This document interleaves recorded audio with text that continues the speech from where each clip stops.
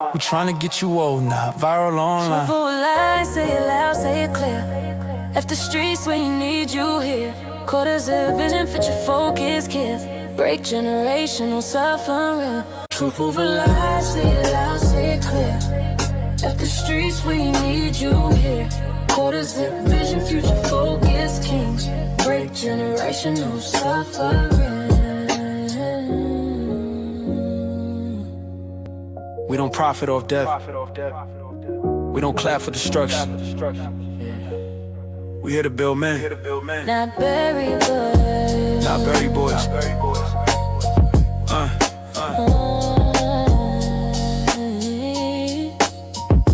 Truth over lies.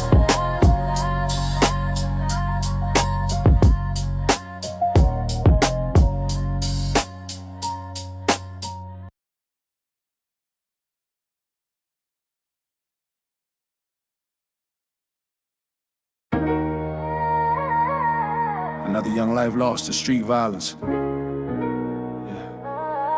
This ain't entertainment. This is an invention.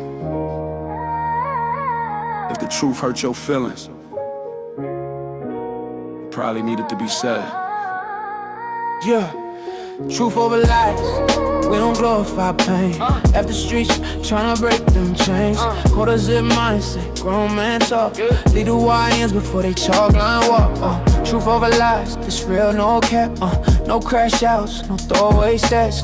OG's back, put order in place. Say to you, left the streets, left the case, yeah. I seen talent die for Instagram stare. YNs chasing clout, no plan, no prayer. Street code outdated, nobody wins. Same block, same cycle, same pen.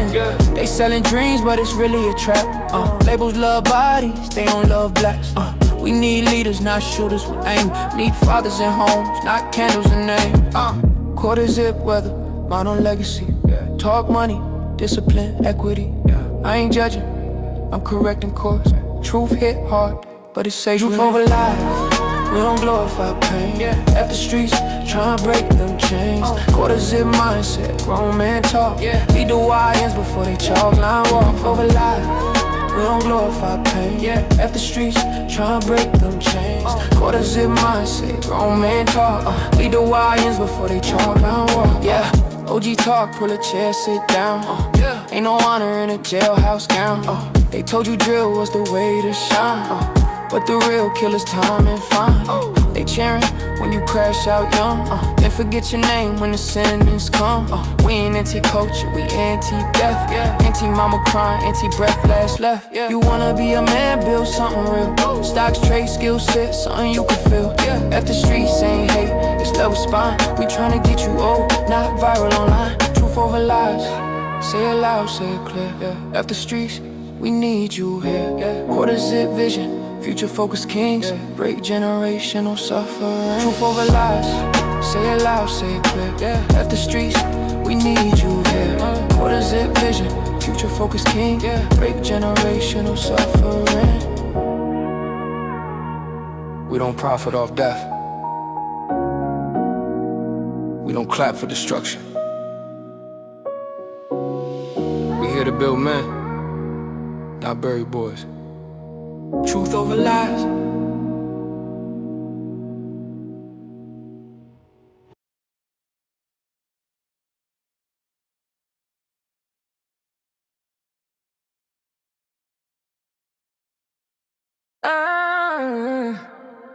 Truth over lies.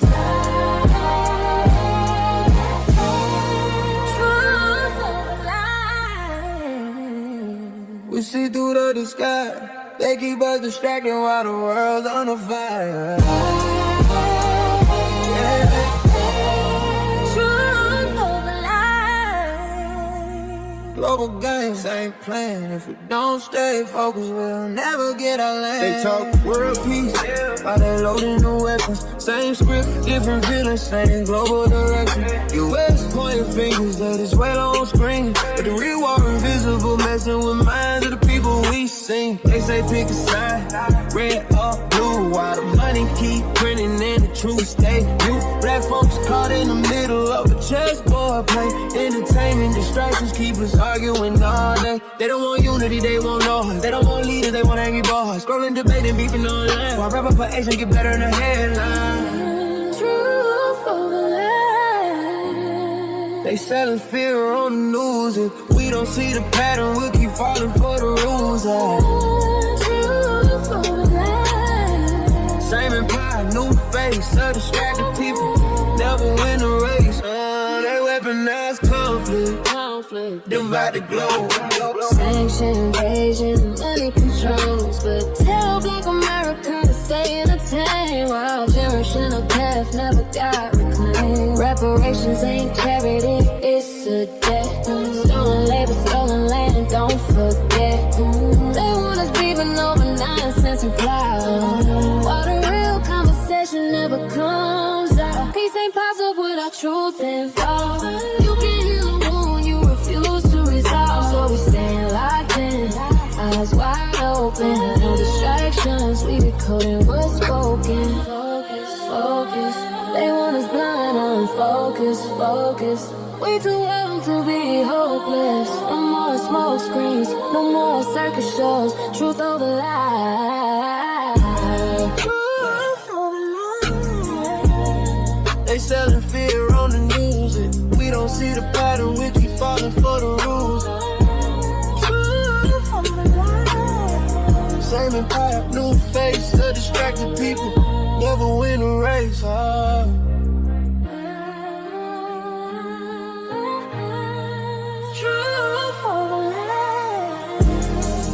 Mr. Walker, truth over lies. World politics. Black focus, no distractions.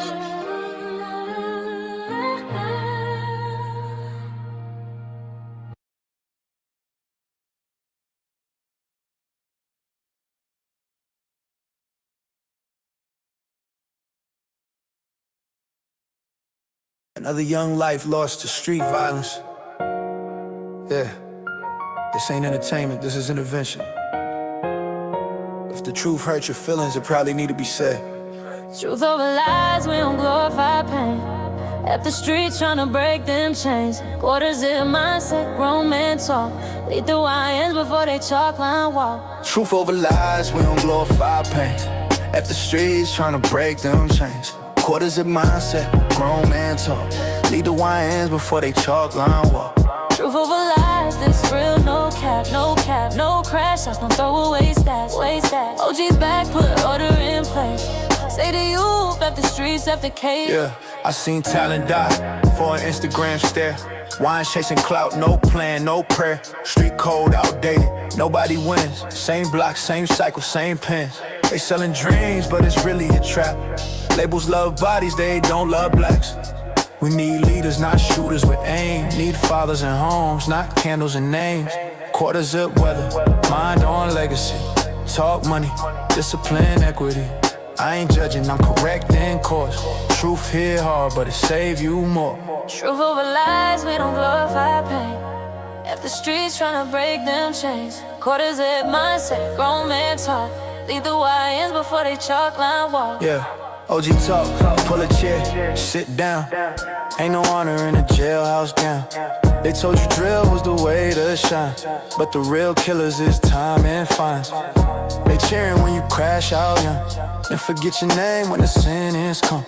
We ain't anti-culture, we anti-death.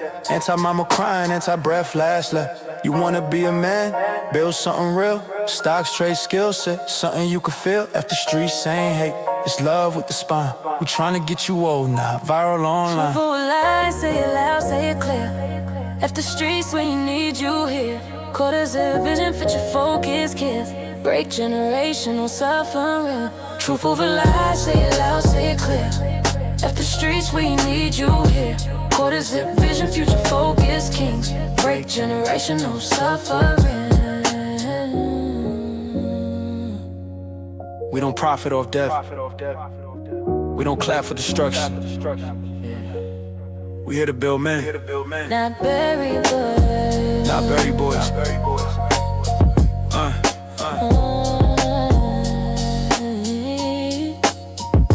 Truth over lies.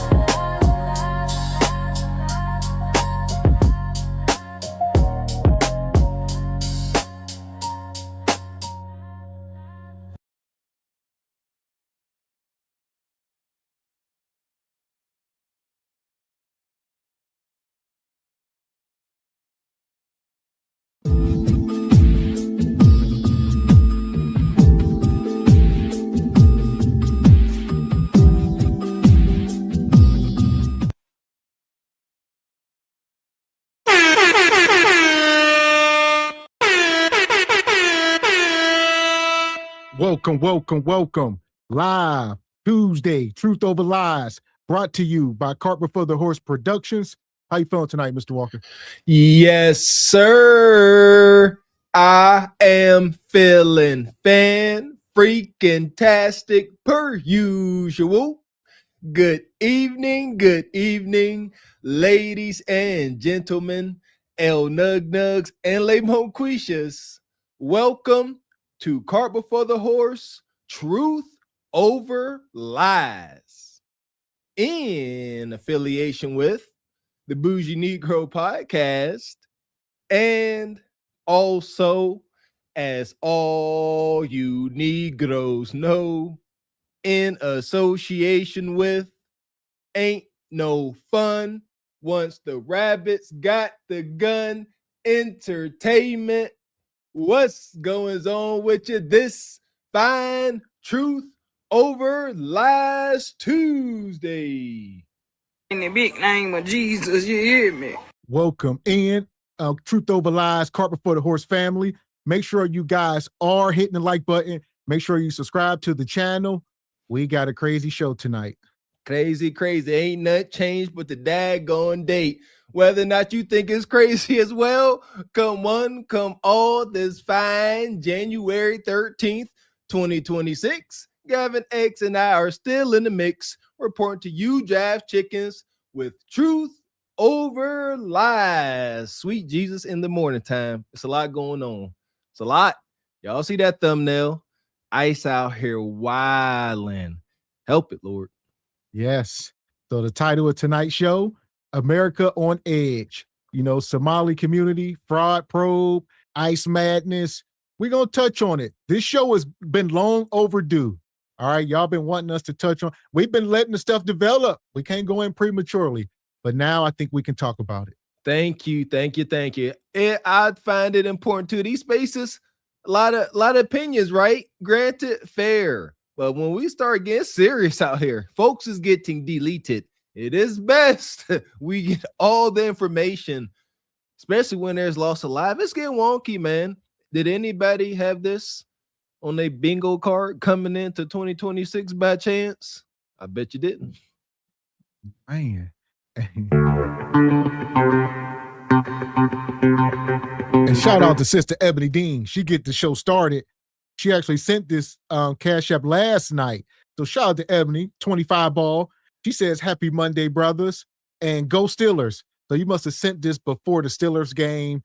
This Cash App did not age well, Sister Ebony. Shout out to you. It didn't age well at all. All right. Oh my goodness, so bad. Shout out to our lovely Freedom Ride Sister Ebony Dean. We appreciate you nonetheless, good sister. Yeah, woo, Steelers took that L, and Tomlin said, he said, I bid you adieu. I don't blame you, dog. Go ahead and enjoy your retirement. Enjoy your family. Well, there you go. Listen, he ain't about to retire. They've been wanting them gone. Be careful what you ask for. So y'all know Pittsburgh. Y'all ain't from here. Pittsburgh is very much so a racist place. So, you know, a lot of these folks wanted him up out of here since he been here. Never been respected.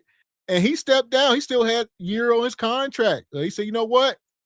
And they was, you know, yelling from all the Twitters and everybody going in. He said, y'all been asking for this for years. I'm just going to step down. I'm going to go work at Baltimore. I go coach the Ravens. They got a vacancy. Yeah. Listen, if he go coach the Ravens. Yeah. Boom, Huh? Any takers? Huh? Shout out to SBC Casino. Not yet. My goodness. I can see that. Shout out to Tomlin. It does seem like he could bring the best out of a quarterback. I sound like one of these sports analysts. I sound better than you, G Honda, and I'm sports illiterate dang near. Golly. But shout out to Mike Tomlin. I might do a sports morning show. That felt kind of good. So yes, he removed himself. He said, y'all want me gone? Go ahead. Be careful what you ask for. So this might be the beginning of the end. Either they're going to bring somebody in and do great, or they will forever regret. Ooh. See, I don't know. Is it just when it's your home team? It's hard to always imagine the next coach. You know, I couldn't imagine Tomlin before Tomlin. Couldn't imagine, none of them. But I wonder, it should be very interesting. Shout out to Tomlin. He definitely brought in that melanated swag factor. That's for sure, as we always tend to do. Yeah. So after 19 years, stepped down on his own. He said, all right, I had enough. I ain't about to be done with y'all. His kids got to go to school. He got to live in the community. People talking junk. He said, you know what? Y'all got it. There you go. I think it was very smart. Step down before you truly become the villain. They had a little playoff run last time. Be done. He got a Super Bowl, right? Or two. He got at least one. Be done with good. You're good to go, man. Take that on the chin. That's a good ride off into the sunset. Better than being fired halfway through the season. And there we go. And shout out to Major Drama. Come through. Gift of the membership. Appreciate you, brother. Loving that hoodie. And he come back. Been a member 2 months. Says this intro be fire. Where can I download these? Woo, you know what? We're going to upload them. Shout out to the people on Patreon. We're going to start uploading the music to the Patreon. And y'all can, you can download it or listen to it from there. Cart Before the Horse Records, huh? Woo, 360 deals for anybody and everybody. So there you go, brother. Everybody who's a part of Patreon, which I believe you are, we'll start uploading it and catalog it over there. I love it. There you go. Cart Before the Horse Records, soft launch is in the Patreon. So you guys to join the Patreon if you want access. Appreciate you, Major Drama. Yeah! Boom, shakalaka! That part. And we will also there is a Patreon show this Friday. So we're going to see. We're going to try to go live this week. We're going to try to come back tomorrow. What's tomorrow? Wednesday? Wednesday, yep. We're going to try a midweek rumble. So we'll see. Maybe around the same time. Set your notifications. We missed this Saturday, so we're going to pull up. There we go. Y'all know we always going to make it up to you, Jive Chickens. Huh? Don't know why. Yes, I do. Because we love y'all. We appreciate y'all. So that's a full schedule. So we pretty much up here for the rest of the week. Thursday, SBC. Friday, Patreon. Saturday, Regal Rumble. Sunday, back up here. And like I said, tomorrow, we're going to pop up on y'all. There we go. Stand by. Straight like that, straight like that, straight like that, straight. But until then, tonight, we're going to talk about it. Where my guy, the hustler's philosopher. You know what? Because he wasn't the first guys to talk about this. We could have broke this story months ago. All right. But we here now, I guess. Facts. Here we go. That's fine. Like you say, Miss X, let's let all the data collect, and so that our opinions are at least educated. So we're going to start here in Minnesota. Let's see what's going on. Minnesota. In December of 2021, the FBI installed a surveillance camera overlooking this building just off Lake Street in Minneapolis. At the time, it was Safari Restaurant, which overall took in $12 million in federal child meal payments through Feeding Our Future. Safari's former co-owner, Salim Saeed, is on trial alongside Amy Bach, the Feeding Our Future executive director. Safari claimed to feed 4,000 to 6,000 kids a day. Its invoices and meal counts shown to the jury alongside the video. An FBI agent testifying that an average of 40 people came and went during the 6 weeks it was surveilled. The FBI set up a total of 12 cameras at sites claiming to serve extraordinary numbers of meals. Another was at a deli in St. Paul, also registered by defendant Salim Saeed, which claimed 1,800 meals per day. The video shown to the jury showed an average of 23 people a day coming and going. I remember when I lost my mind. They've been running up a bag like never seen before. We're going to document it. All right. Listen, it's a lot. Massive fraud. Allegedly, allegations. They claim to feed 6,000 kids a day. They say it's more like 20 to 40. So they investigators say they fed 40 kids in 6 weeks and pocketed $12 million in cash for feeding 40 kids. 12 million. Sound like a case of cooking the books to me. Just overcooked. Yeah, fried to a fricassee. They is point. See what I'm saying? Cook, you know what I'm saying? Don't do it. Because often you see white man gonna come get his pay. You know, if they would have said, you know what, your numbers were a little off. You know what I'm saying? You feed roughly 100 people a day. You claim 150. That's still fraud. However, you know what I'm saying? I'd like to think a certain complexion can get away with certain levels of fraud. He the wrong color. As Mr. X say, Somali, African-American, African. We all the same shade, baby. Yeah, that's egregious. Ain't no way he overcooked them books by thousands. By millions. Yeah, hell. Wow.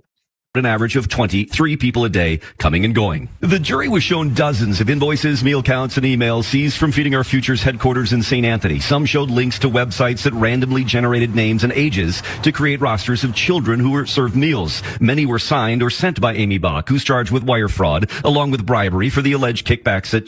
And that's the thing. If you start working your way up this scheme, it's all white folks at the top. So yeah, the Somalians is on the news, all of that. But what we see with Amy Bach sitting there, Amy was the head, all right? And she used them. And she like, look, but when it all came down, just like now with the governor resigning, stepping down, and some of the white folks are stepping down trying to run. It's too late. Y'all involved.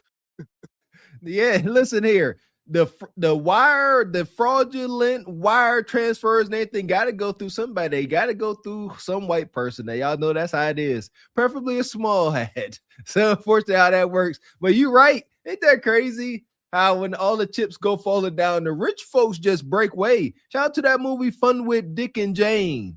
Yeah, that was a good one with Jim Carrey. They hired, it was like Dinner for Schmucks. They hired him as an executive just so he could take the fall, and they went and ran away on their yachts. Yeah, I wonder who's. There you go. Conspiracy. The Somalians are the face of the fraudulent acts. Well, who's really in charge? She received.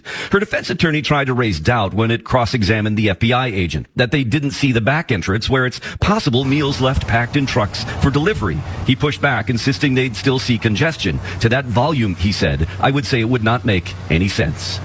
That case became one of the biggest COVID-era frauds in America. And the kicker, Minnesota's own Department of Education had red flags, massive spikes in reimbursement requests, impossible meal counts, and they still rubber stamped the paperwork. Now, this new audit proves what everyone with a brain has been saying for years. Incompetence starts at the top. When the governor's own office is sloppy with receipts, how can he possibly keep his agencies in line? Republican Senate leader Mark Johnson said it perfectly. Quote, sloppy accountability at the top breeds waste and abuse everywhere else. And he's right about that. You cannot preach fiscal responsibility when you are overpaying employees, losing state property, and mismanaging vendor payments. And it's not just the Feeding Our Future mess. We've also got the Autism Services fraud case, another multi-million-dollar scam in the same state involving clinics billing for therapy that never happened. And to make it worse, some of those same providers were linked to the Feeding Our Future network. It's the same pattern: inflated invoices, non-existent oversight, and zero accountability. That's it. So it's wild. We're going to mine through it. But the thing is, they was doing it on so many fronts. I would see that the daycares, the food restaurants, little grocery stores, and, you know, it was all going hand in hand. They had a whole, we're going to mine through this. And even down to the doctor's appointments. A lot of these people, they were getting doctor's appointments and they would say they don't speak English. Therefore, they had to hire an interpreter. And the interpreters get paid $100 an hour at a minimum of $8, 8 hours anytime you call them. So every time the Somalians go to the doctors, they automatically go request the interpreter. So they was in bed with the interpreter people, and they would come. So all of them, they go to the doctors and like, I don't speak English, you know, we need. So they got to hire somebody, pay them $100 an hour just to come interpret. How many years was this racket going on? How many years? At least, they don't know, at least since C-19. So I think that was like, we got about 8, no, wait. Oh, 5, 6 years. Probably more though. They don't know. And it's really been ramping up over the last few years. See, let's give it 6 years. They've been doing this for 6. That's a safe number.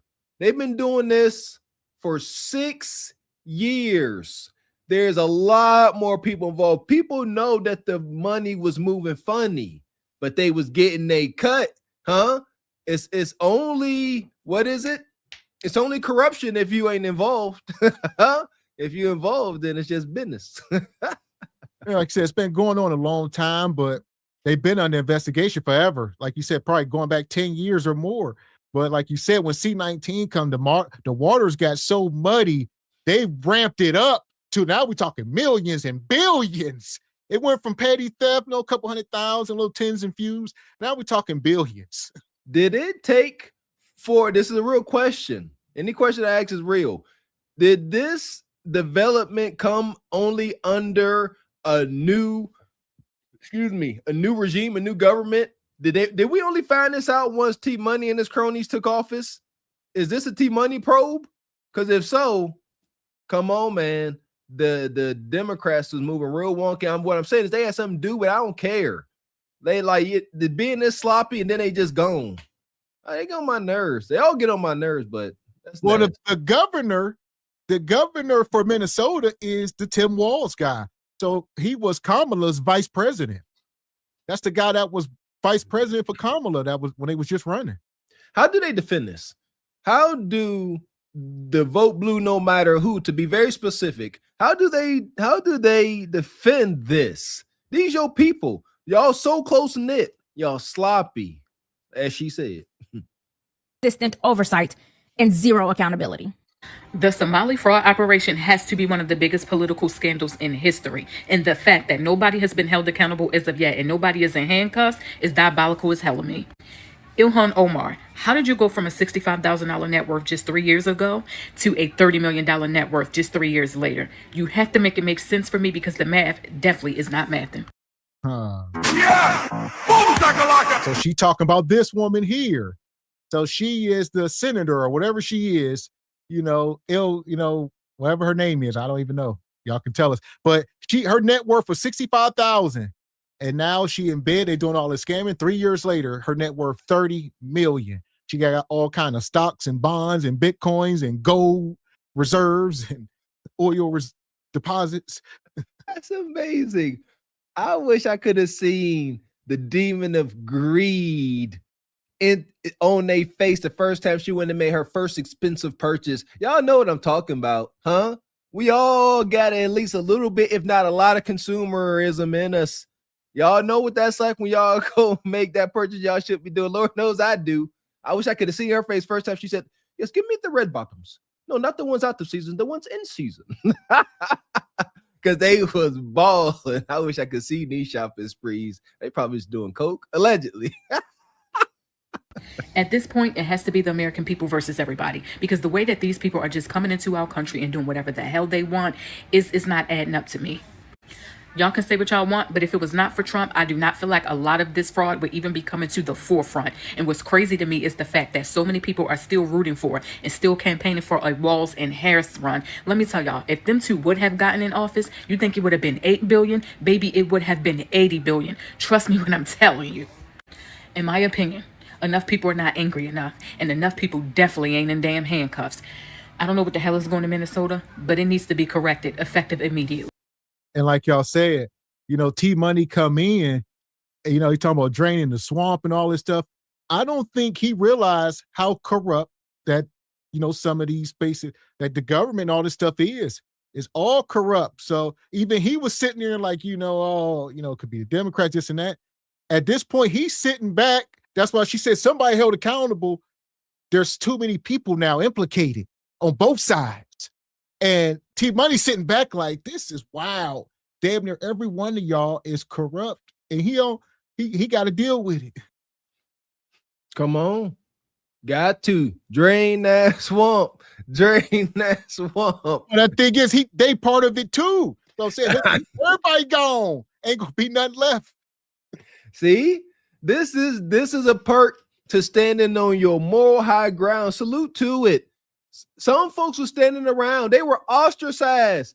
whenever they was making it rain in the boardroom meetings, stealing all these millions upon millions, a couple folks, I like to think, were like, you know what, I can't partake in this. And they had to go outside, get in a broke down Honda Civic with the spare tire on the back, parked in between two S classes, and drive home with their tail tucked between their legs. But now they sitting there when they went home and they like, should I take them millions? Now they're like, you know what? Thank God I didn't. There you go. Corruption does not pay. Not for long. For a short term, but not for long. I mean, look at these people. The amount of wealth they gain while in politics, the Nancy Pelosi's, the Bidens, the Obamas, the Clintons, these people become extremely wealthy by being public servants. And they'll never truly be broke. Shout out to restitution. They'll still, let's keep the number, they'll still 100 million. They're going to most likely spend some time in some jail. It's going to be a camp. Shout out to Martha Stewart. They're going to spend like 10 years in some camp. They're going to be forced to pay back like 20 million.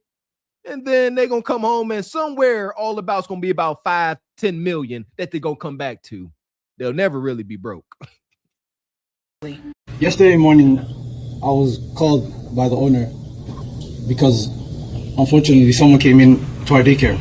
We looked and saw what happened, and we saw that the suspect came in from the back, broke in from the back kitchen, and he also destroyed the wall to come in. As we walked around the daycare, we saw that our office doors was broken into as well. Unfortunately, we saw that there was important documentation, enrollment of the children, and also employee documentation that was gone. There were also checkbooks that were ripped from our check papers that were ripped from our book. Oh, here we go. You a lie, and the truth ain't in now, you. Debney. All right. So I've been seeing some people reporting on this. He's lying. He's trying to say Nick Shirley broke into his thing. Like this happened right after. This the guy from the Leering Center. They spelled it wrong. It was supposed to say learning, but it said Leering, and it's been a nightmare. Then they changed the sign up and corrected it to learning. And he said somebody broke in from through the wall. They did an investigation, and they did it themselves allegedly. So they botched it. They staged a break-in. It made it look like, the other Nick Shirley and them broke in and stole stuff. But then they start looking, they say, they didn't break in from the next door. Y'all broke this wall from this side. You start damaging the wall from the inside, broke the door, tried to make it look good. And here we are. No, y'all see, y'all, thank God I'm not a criminal. I swear it is a divine act to God that I stayed on the right side. Because no, you got to actually do it. You got to do it. You got to actually come in. You will watch too much CSI. Where my CSI folks at? You got to actually break in from the outside and complete the job. Because they came in and was like, y'all was hammering from inside here. Case closed. They didn't have to go no further. And this ninja is the worst liar. His outfit make him look like he lying. He got on a dark blue, light blue, and white top with a black hat. Dude, well, not so fast. They stressed that them glasses cost $2,500. I've been hearing everybody saying it. That's why they calling them out. They start, they say, how you come do a meeting with $2,500 glasses on? Yeah, so this the guy from the daycare. He work at the daycare with $2,500 specs. I'm so over this, did you? This is awesome. Did you hear the stuff he said they stole?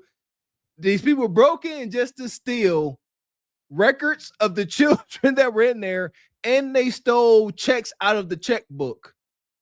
Imagine that. Wicked. And shout out to GT. Says Somalians hustling and Umar still ain't got a school. Come on, that is kind of embarrassing, brother Umar. Doing something wrong. Yeah, the way they would there you go. You got to get in bed with the white folk. Look who back there holding the check. Look at Karen, always around.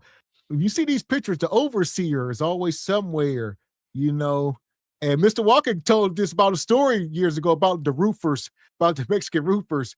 And you thinking these people be on their own, like people, the foreigners that ain't the illegal immigrants. No, it's always going to be an overseer. And the moment you think he ain't, he going to pop up.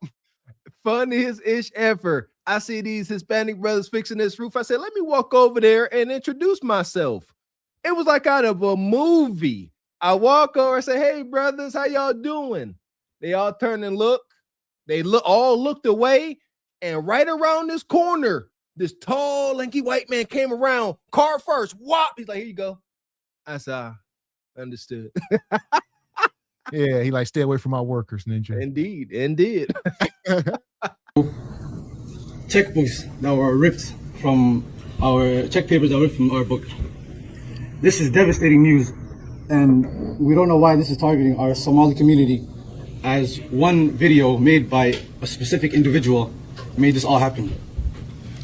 We've been receiving hateful messages through our voice notes threatening us in the past couple of days, including one that happened yesterday morning when after the break-in. This is frightening and exhausting because this is happening to us Somali communities as Somali Americans. We are supposed to stand with each other and help each other through everything that's happening. This is also sad that a video can cause all of this.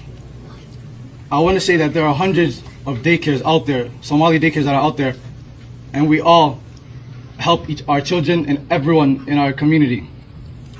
We have high quality daycares, and this is very sad news that one individual who made a false claim about fraud that is happening in the daycares engaged everyone else to come and do this to us.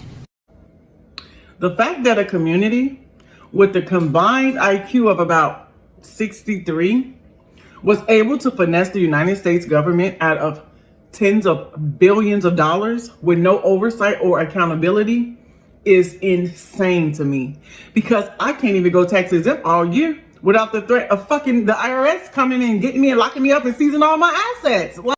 Like what? Oh, there we go. Like I was just saying about the Dr. Umar stuff. They are in bed with higher powers all the way up to the governor of the state. Y'all must understand this ran deep. All right. This guy was just running for vice president. So they know the ins and the outs.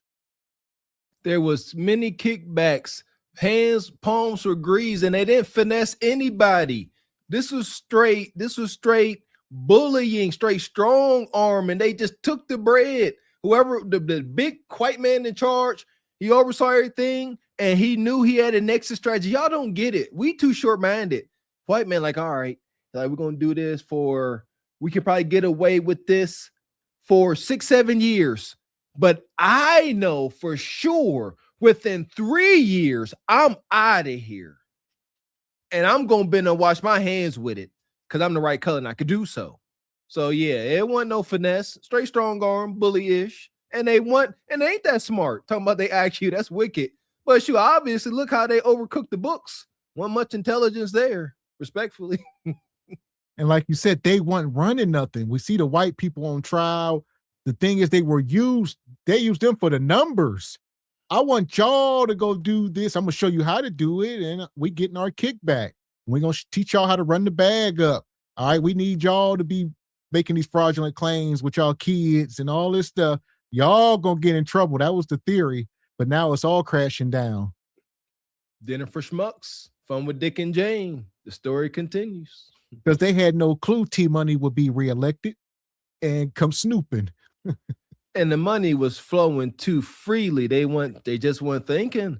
She went from $60,000 a year to $30 million. Couldn't see straight. Couldn't see past the Prada and red bottoms. Wicked.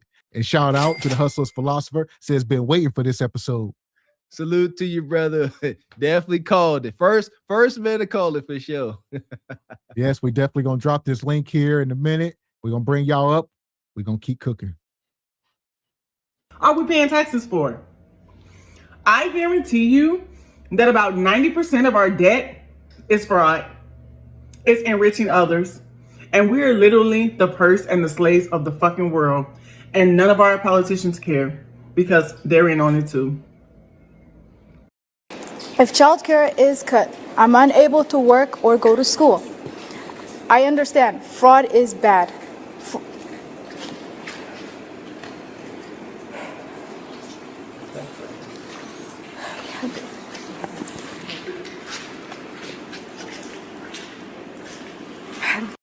Yeah. That was in the middle of a live interview. So they are not, listen. To work or go to school. I understand fraud is bad. Now that's her acknowledging the fraud. All right. She understands it's bad. They've been doing it. Y'all ain't supposed to acknowledge it. Y'all saying y'all know nothing about it. These are all lies. Y'all do everything right. Now it's conflicting. This is why I say I can't lie. This would be me. I speak freely. I don't know what else to do but be me. That's why I'm a terrible, terrible liar. Can't do. I don't even try to look stupid, just like she did. Good for you. I mean, God, you got a lot of heavy conviction, and you don't be a tell the truth, shame the devil. But I don't know Somali, culture. Is she still breathing? Respectfully, if she had a mission, I know they got Somali pirates and stuff. I don't know how gangster they are. Different cultures, different consequences to having these mishaps. You messing up the church's money or the daycare's money.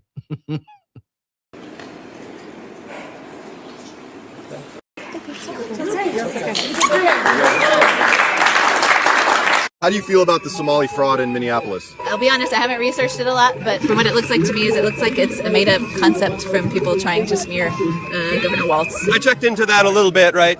There's nothing going on there. There's like this edgelord going around stirring up his mega conservative base, but none of this stuff is rooted in truth and reality. And I think if you just go out, do your own research, like actually do that. Like go out and just like look at video evidence, come to a realistic opinion about what's going on in the world. Oh, here we go. So these white folks, these good white folks here saying ain't nothing happening, no fraud.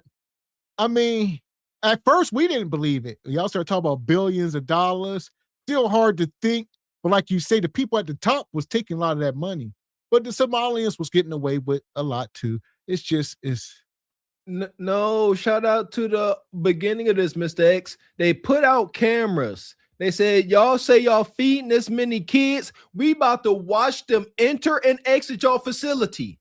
We ain't got to take y'all word for it. Y'all say y'all doing it. We simply going to put out cameras and watch it for ourselves. They said they was feeding 6,000, 24. 24 folks. Not saying they even fed 24 kids. 24 people went in and out.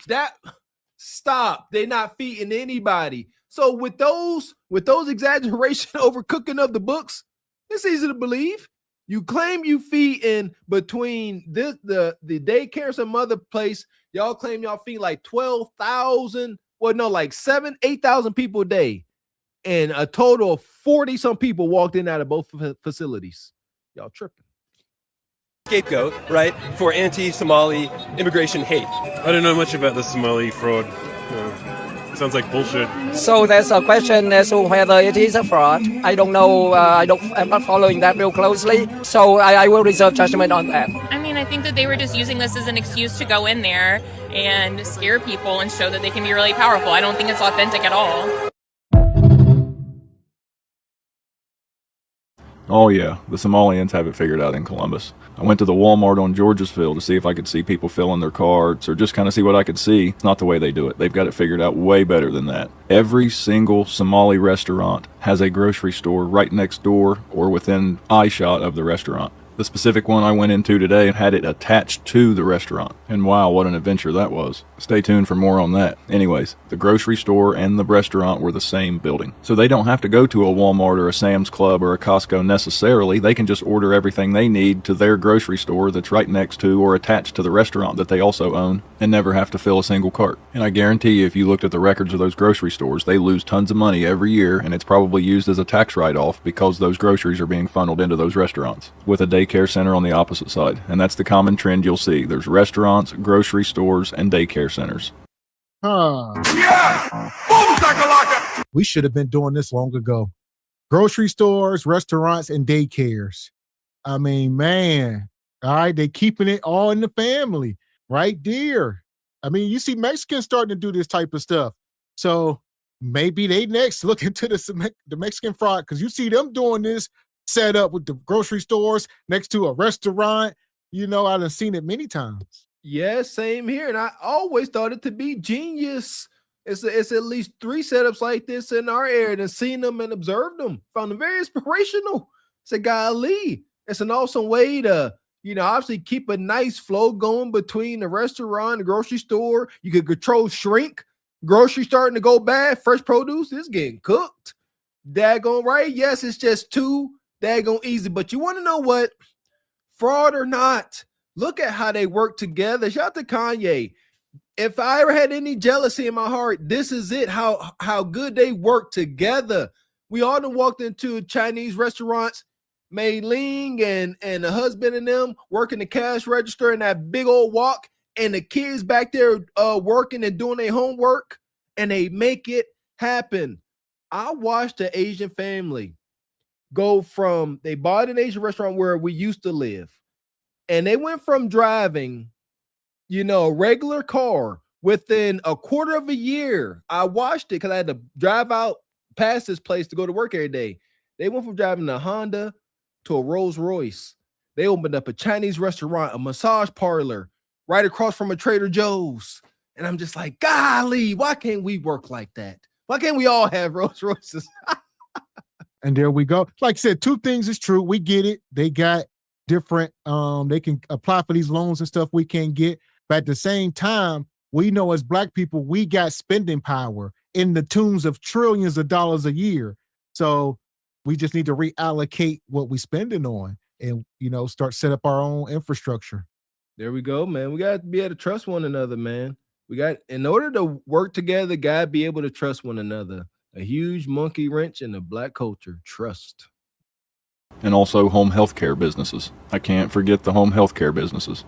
Nakia was absolutely right. And the reason for the daycare centers I found out while I was at Walmart. 3/4 of the workers I saw working in Walmart, especially the cashiers, were Somali women. You got to figure if you have 2 or 3 wives that you don't have to claim, these women can go work at Walmart full time for $15 an hour and still qualify for food stamps, grocery stores, and daycare centers. And also home health care businesses. I can't forget the home health care businesses.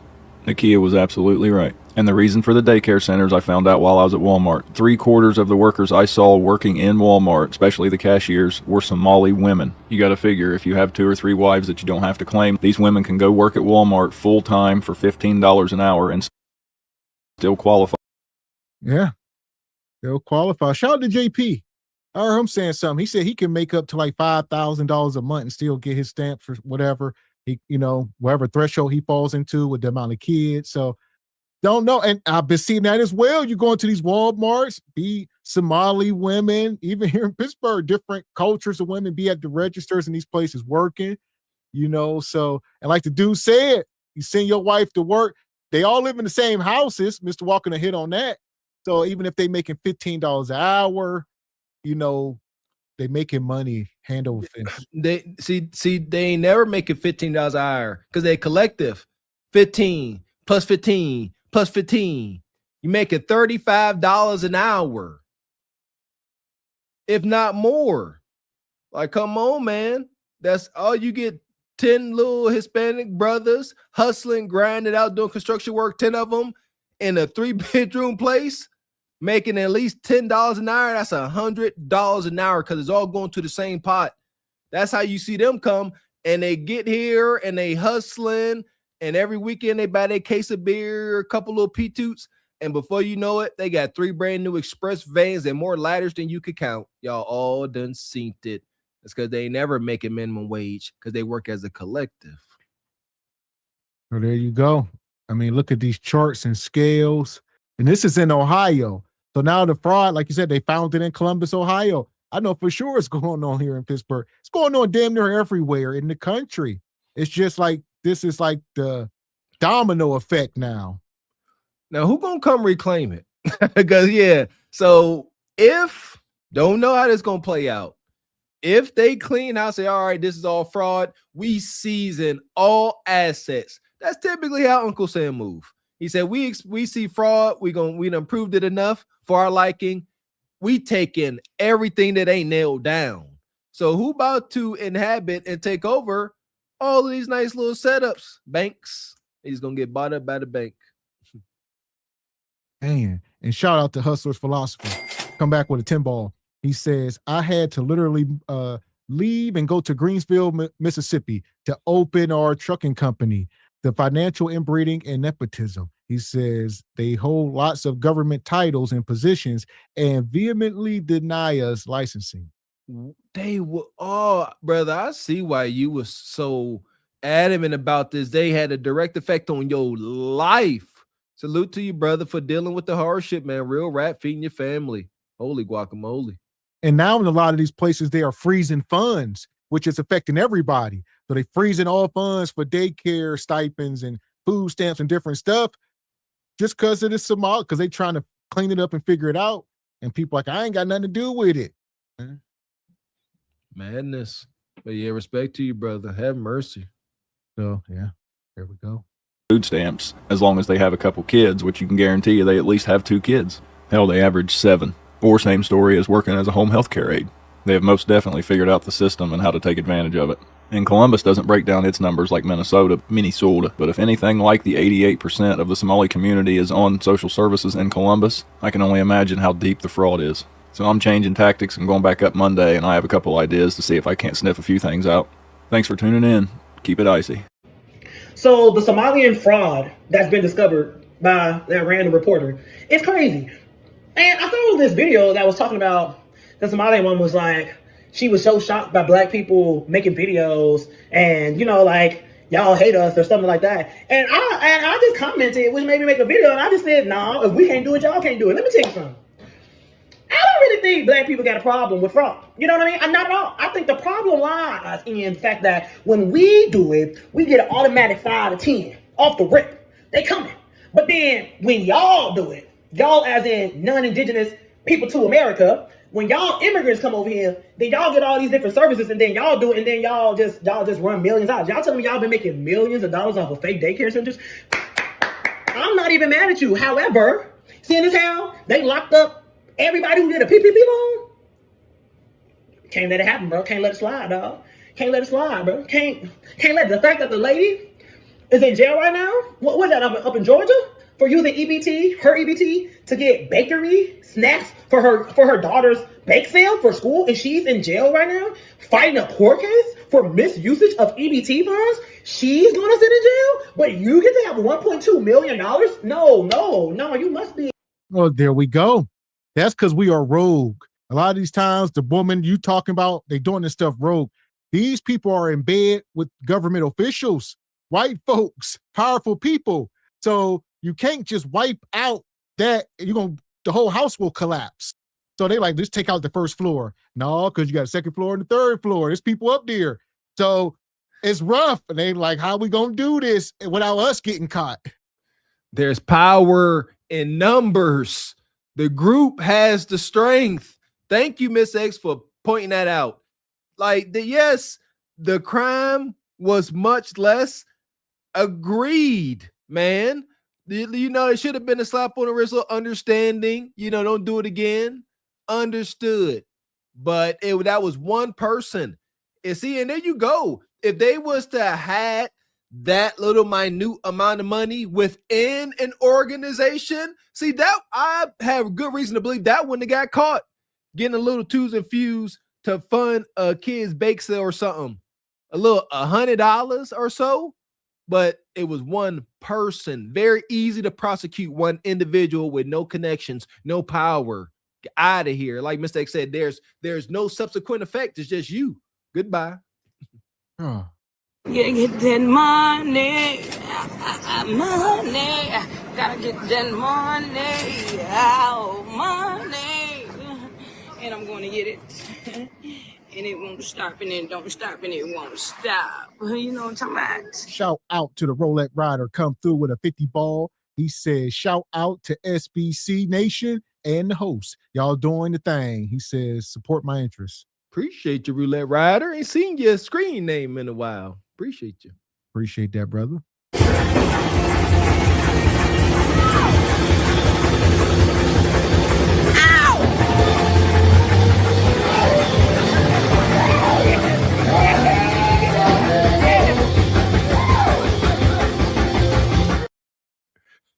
Foolishness. I appreciate you, Roulette Rider. Some of y'all like, what was that?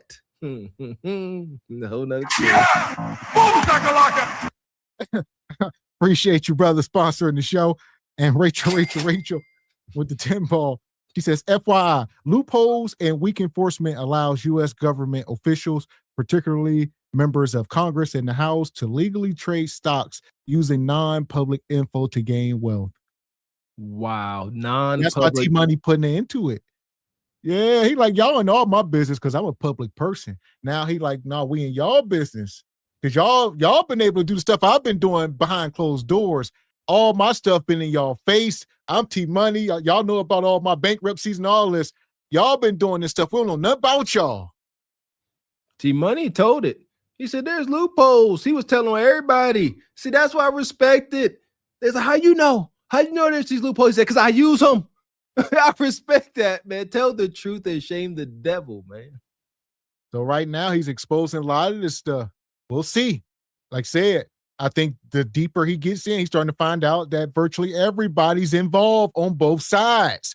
That's what I'm saying. Getting there, he like, even his hands become tied. He's like, everybody involved. And right quick, did y'all also see T-Money that supposedly the income or dividends we're getting from these tariffs is going to substitute income tax? It's a rumor. Shout out to T-Money. He doing stuff a little unconventional, a little bully-ish, a little narcissistic, but stuff is happening. This is wild. And Rachel come back. He says the representative Ilhan Omar and husband worth $6 to $30 million. Yeah. So this is the woman on the thumbnail tonight. So she is the state representative. All right. That went from 65,000 net worth to over 30 million in 3 years. It's a bad woman. Amazing investments. Salute to her. She should sell a course. That's a daggone investment masterclass. Well, here we go. She the state representative of Minnesota. She is in bed with the governor, who is the Walls guy, who was the vice president with Kamala. So these people are all in bed, from her to Kamala to Biden, all of it. To like I said, even the Republicans. So they all getting the money. Shame on corruption. Bring back morality, dare I say?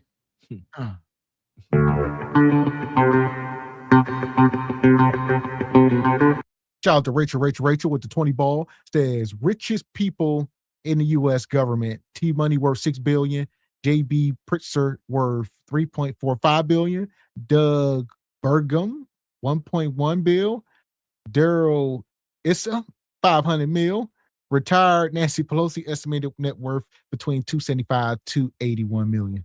Tell all the business, Rachel. Appreciate your sister. Conspiracy? Alization. Shoot. Asterisk. Ain't Nancy the one that's always drunk? Allegedly. We appreciate your sister, Rachel. Yeah! Boom, shakalaka! Here we go. We ain't done. Exposed, dog. The little football player, the white man, Brett Favre or whatever, $200 million out of EBT to build a school gym for his rich kid's school already. Did he go to jail? No, he didn't go to jail. 200. You talking about Brett Favre? There you go. People forgot about that. Brett Favre with that $200 million down in Mississippi. He scammed the welfare system. He didn't go to jail. Something happened. He was charged with something, and it got swept under the rug like it never happened. He was moving sloppy trying to steal land. He didn't know the ins and outs. He became a white statistic. That's wild. Yeah, I didn't forget about that. I remember that. Yeah, taking that land. That's wild. Oh, get on my nerves. See, that stuff I be wanting to complain about. I be wanting to raise heck, but what is that going to do? Got to do what we can do to acquire our land, to acquire our peace. Shout out to Sister Ebony Dean. Reparations. However we can get it. $1 million. They knew he did it. He's just living his best life. So if they do it and they get away with it, but when we do it, we can't get away with it. Then y'all do it, then y'all can't get away with it. That's simple. That's simple. I mean, yeah, that's simple. That's all I want to say.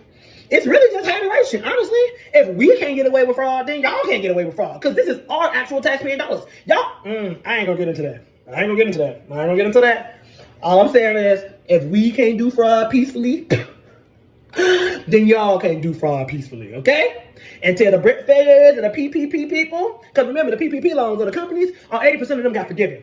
They all got forgiven. But all the black and brown and everybody else who did the PPP loans, as if the PPP loan application went all of 35 seconds in a time of need where people were completely broke and didn't know what the money was going to come from, and they just sent that out and just said, oh, here goes some good old money. And people took that. Nah, they went to jail. They going through IRS to find you 10 years later, track you down. But the companies, Coke, Toyota, forgiving, billions, forgiving. We sent $630 billion over to Israel. Israel, taxes, our money. No. Here we go. You got to get in position of power. I get it. Shout out to the PPP. That still is like one of the wildest times in history. I'm thinking like, man, I forgot all about that. And it's like, that really happened. They were sending you ninjas tens of thousands of dollars, 20 grand, 40 grand. And like she said, the application was all of 35 seconds. You could just be fraudulent as you want to be. So easy, a caveman can do it. And cavemen were doing it. Yeah! Boom, shakalaka! Cavemen and crackheads. I never forget my buddy Terrence called me. He lived in Braddock. He said, hey, man. He says crackheads riding around in new cars. What's going on? And this was like when it first happened. Like nobody understood the weight of the PPP fraudulent madness. And it was while we saw so much. Oh, that we could do a whole show on that. We saw our peers we know to be broke down, need $5 to every Friday. All of a sudden, they in Cancun in hot tubs. I was like, what's going on in the world?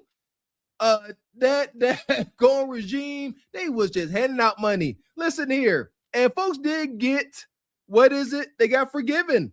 They made a list and they show who got forgiven. If you were able to legitimize it, the PPP was what?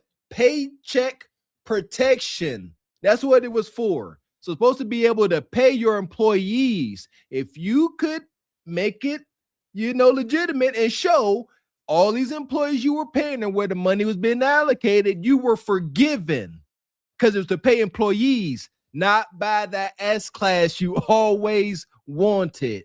That was not what it was for. That part. So wickedness. And shout out to Rachel. She says, for my super chats, can I please see my favorite drop?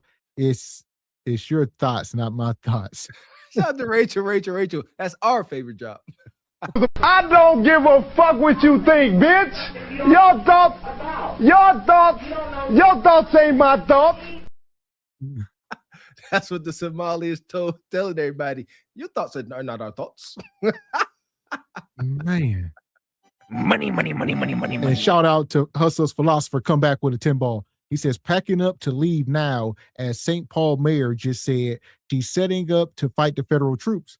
So yeah, I seen that. Minnesota said they are about to sue. A lot of these states said they're suing the Trump administration for bringing ICE in and, all this stuff that's going on. He says the corruption is unfathomable. And he says, and they are begging FBAs to join in the immigrant tomfoolery. Absolutely not. Absolutely not. This is up here ain't making too much sense. But yeah, we need to learn how to pick our battles. We got too much going on to be worried about other folks. And I mean, seriously, we are inviting to a daggone fault. Yes. So yeah, right now up there, they talking about martial law and stuff like that. Be careful up in Minnesota. I know Squeegee. I know you up there. Yeah. Squeegee, I forget you up there. Minnesota, Duluth. Yeah, it's mighty cold. Y'all out there wilding in the cold. I know y'all mad. Yeah, they out there freezing, the snow on the ground. You see the fog coming off the breath. Everybody out there just mad as hell and cold. That's Minnesota. That's a bitter cold. Absolutely not. Yeah, we got beat down by a team, Minnesota Duluth. It was cold as heck. We in the deep playoffs.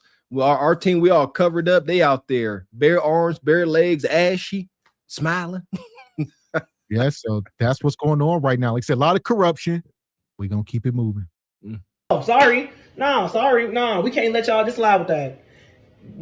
Let everybody do fraud peacefully. This is America. This is nothing but a Ponzi scheme. America is a Ponzi scheme. All we asking for is for us to be a part of the Ponzi scheme and for us not to go to jail. That's it. And until we get to be a part of the Ponzi scheme, then everybody else who are part of the Ponzi scheme got to go to jail too. That's simple. That's all I got to say. Peace. On top of it, so they don't pay for their food, they're not paying for their housing because they're all on welfare. Meanwhile, they're getting cash because the money they get from CCAP, from these daycares, for instance, is all tax exempt. And just wait till I tell you guys about how they're moving millions of dollars to the airport and sending it back to Somalia. Airport? Yes. I had a whistleblower come on my new video that we're creating, and inside the Minneapolis airport, for years now, you can even see it, Fox News covered in 2017, they have been funneling millions of dollars in cash through TSA. Through TSA? Through TSA.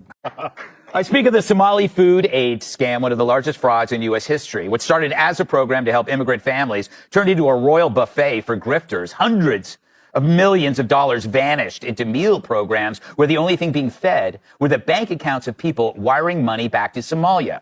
And according to investigators, some ended up in the hands of the terror group Al-Shabaab. We now have suitcases full of cash going to the airports headed to Somalia. Authorities have discovered suitcases containing hundreds of millions of dollars in a Minnesota airport. Now, in the meantime, Republicans are working to cut funding for Somali-led organizations with alleged ties to the massive fraud scandal. Now, as the FBI pushes forward with its own investigation, one key question arises. What does accountability even look like in this case moving forward? So joining us now to talk about all of this and more is New York Congresswoman Claudia Tenney. Congresswoman, thanks so much for being with us tonight. Great to be on with you too. What a crazy. So here we go. Authorities are launching a formal investigation after reports up to $700 million in cash through the airport and hidden luggages. They say they were sending out at least $1 million every week, and it was making it through TSA. So it was an inside job. It wasn't like it was one score, like they did it once or twice. This went on, I think they said, for 20 months or nearly 2 years. For almost 2 years, every week. For 2 years, they were going to the airport, sending millions of dollars in a suitcase through TSA. So whoever was working at that checkpoint in TSA was a part of the team. All right. And they was like, nothing to see here, scan it through. And it was like clockwork, I guess, every Wednesday at 5 p.m. Bring it in. Hey, how Bob, the TSA manager, how is he driving that new Corvette with the engine in the back? How he got the new goddamn Lingenfelter Corvette working TSA? Oh, he real cool with the Somalis. Man, oh man, the greasing of the palms. That's tough. When I was becoming a state trooper, I remember I asked an old state trooper, he's about to retire, and I was dead serious. I said, what if you pull over? This was a real, this is for real. I said, what if you pull over a guy? He got a lot of money in the trunk. You got him dead to rights. I said, all this money. I said, what do? You know what he said? He said, don't get caught. That's real. This was a state trooper. I didn't say his name. I don't even know him. He was a stranger to me. I just met him. And I was becoming a state trooper myself. And I was asking real questions because they big on that. They big on having a moral compass. And still then, hey, it's wicked out there. Money make folks do strange things. I'm about to say, yeah, you can talk about money. Hey, they know by all morals out the window. I would say even your mama and your kids in most cases, be careful. We talk about lots of money. We talk about millions of dollars. Yeah, be careful. Then $1 million, this money was being through the airport back to Somalia and then in the hands of allegedly terror groups and stuff. So it was making it all the way to another country. They were shipping out straight American cash. What does that do? Like to our, I don't know. That's got to be sketchy. 700 million American dollars just over across seas. That can't be the best for our economy. I don't know. Yeah. Well, yeah, like you say, it's going to boost up the economy over here. So now they are able to build up infrastructure in their own countries.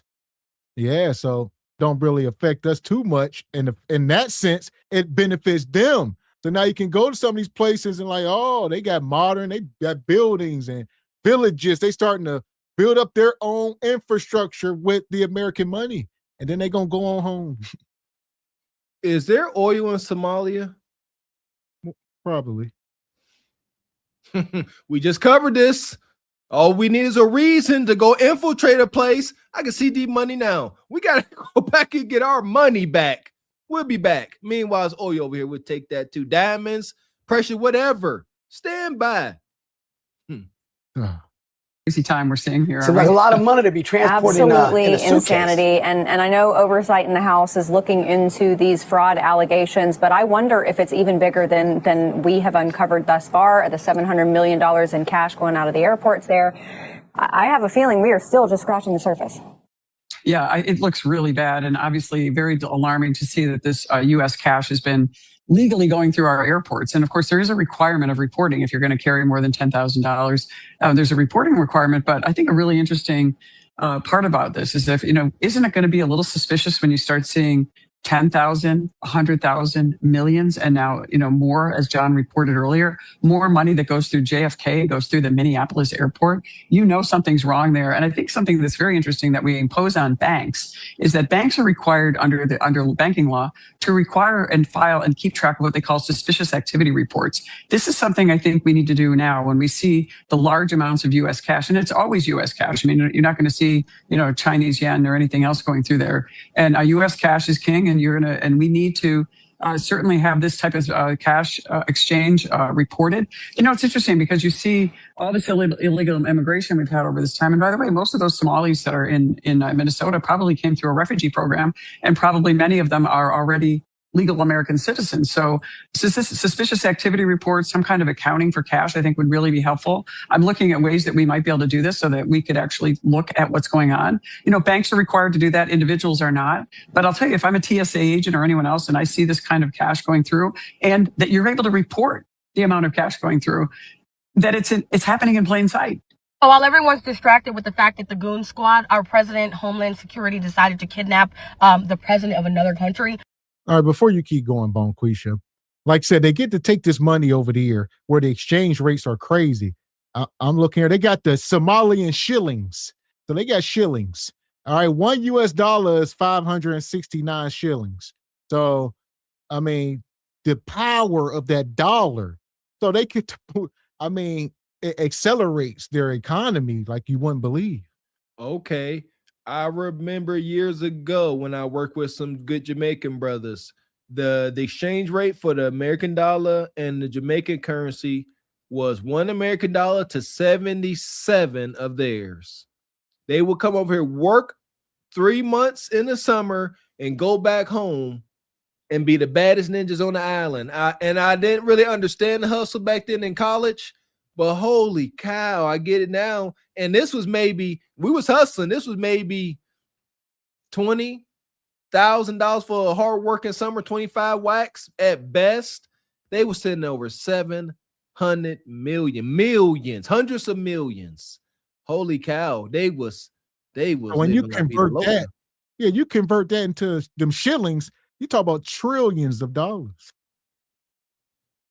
Like they was living good. I had to imagine crime typically begets crime. Like somebody had to get hurt on the other side. Like that's too much money for poor, impoverished people. Somebody got shivved or, popped. All that. And shout out to where we at. Onyx Black says, this wasn't community fraud. It was a network exploiting a broken system. The scandal is how easy it was, not who did it. There you go. Huh. We may never find out. It might get redacted like the you-know-what files. Yeah. And shout out to Unc. He says, the modern day actual pirates. Why are people surprised? Huh? They the captain now. Man. And Rachel says, yes, Mr. Walker, Somalia has big untapped oil and gas reserve, estimated to 30 million barrels offshore. Count it. Next stop, Somalia. I said it first. Activity reports, some kind of accounting for cash, I think would really be helpful. I'm looking at ways that we might be able to do this so that or not. But I'll tell you, if I'm a TSA agent or anyone else and I see this kind of cash going through, and that you're able to report the amount of cash going through, that it's happening in plain sight.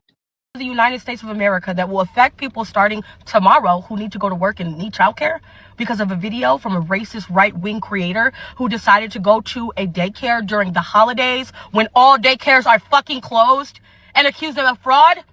It was all fake. Go to a daycare during the holidays, which, by the way, when there is public child care funding through the federal government, they do not get paid for holidays. They are closed all the way from before Christmas to the 5th of January.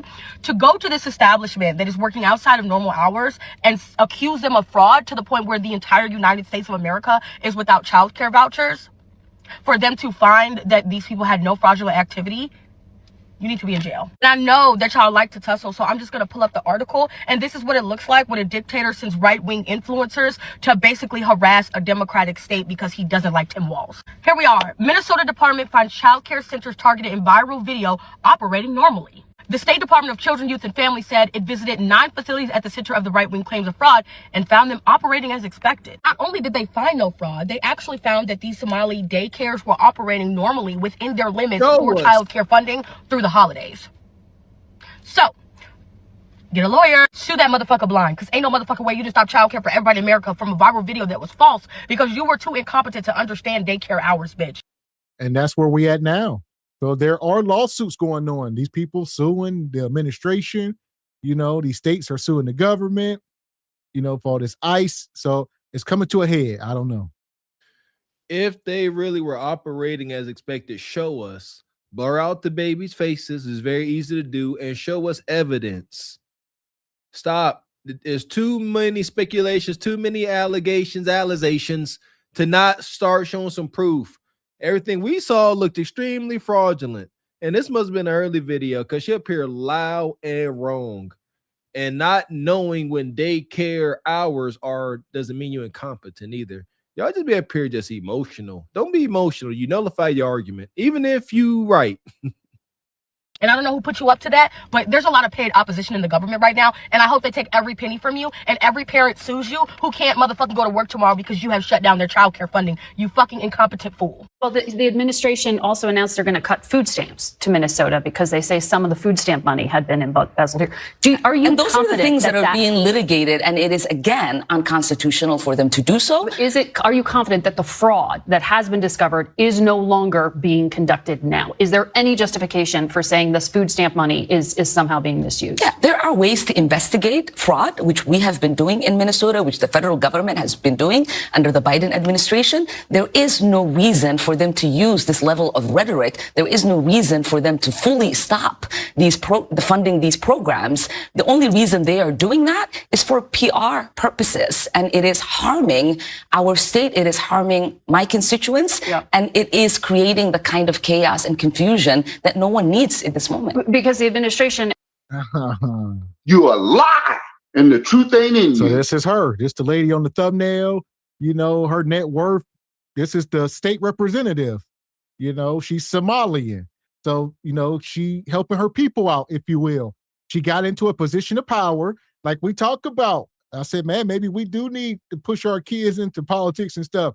You got to get around the money, know where it's at, I guess. You don't need to be frauding and stealing. That's a whole nother story. You need to know how to do it right. But they don't have good intentions.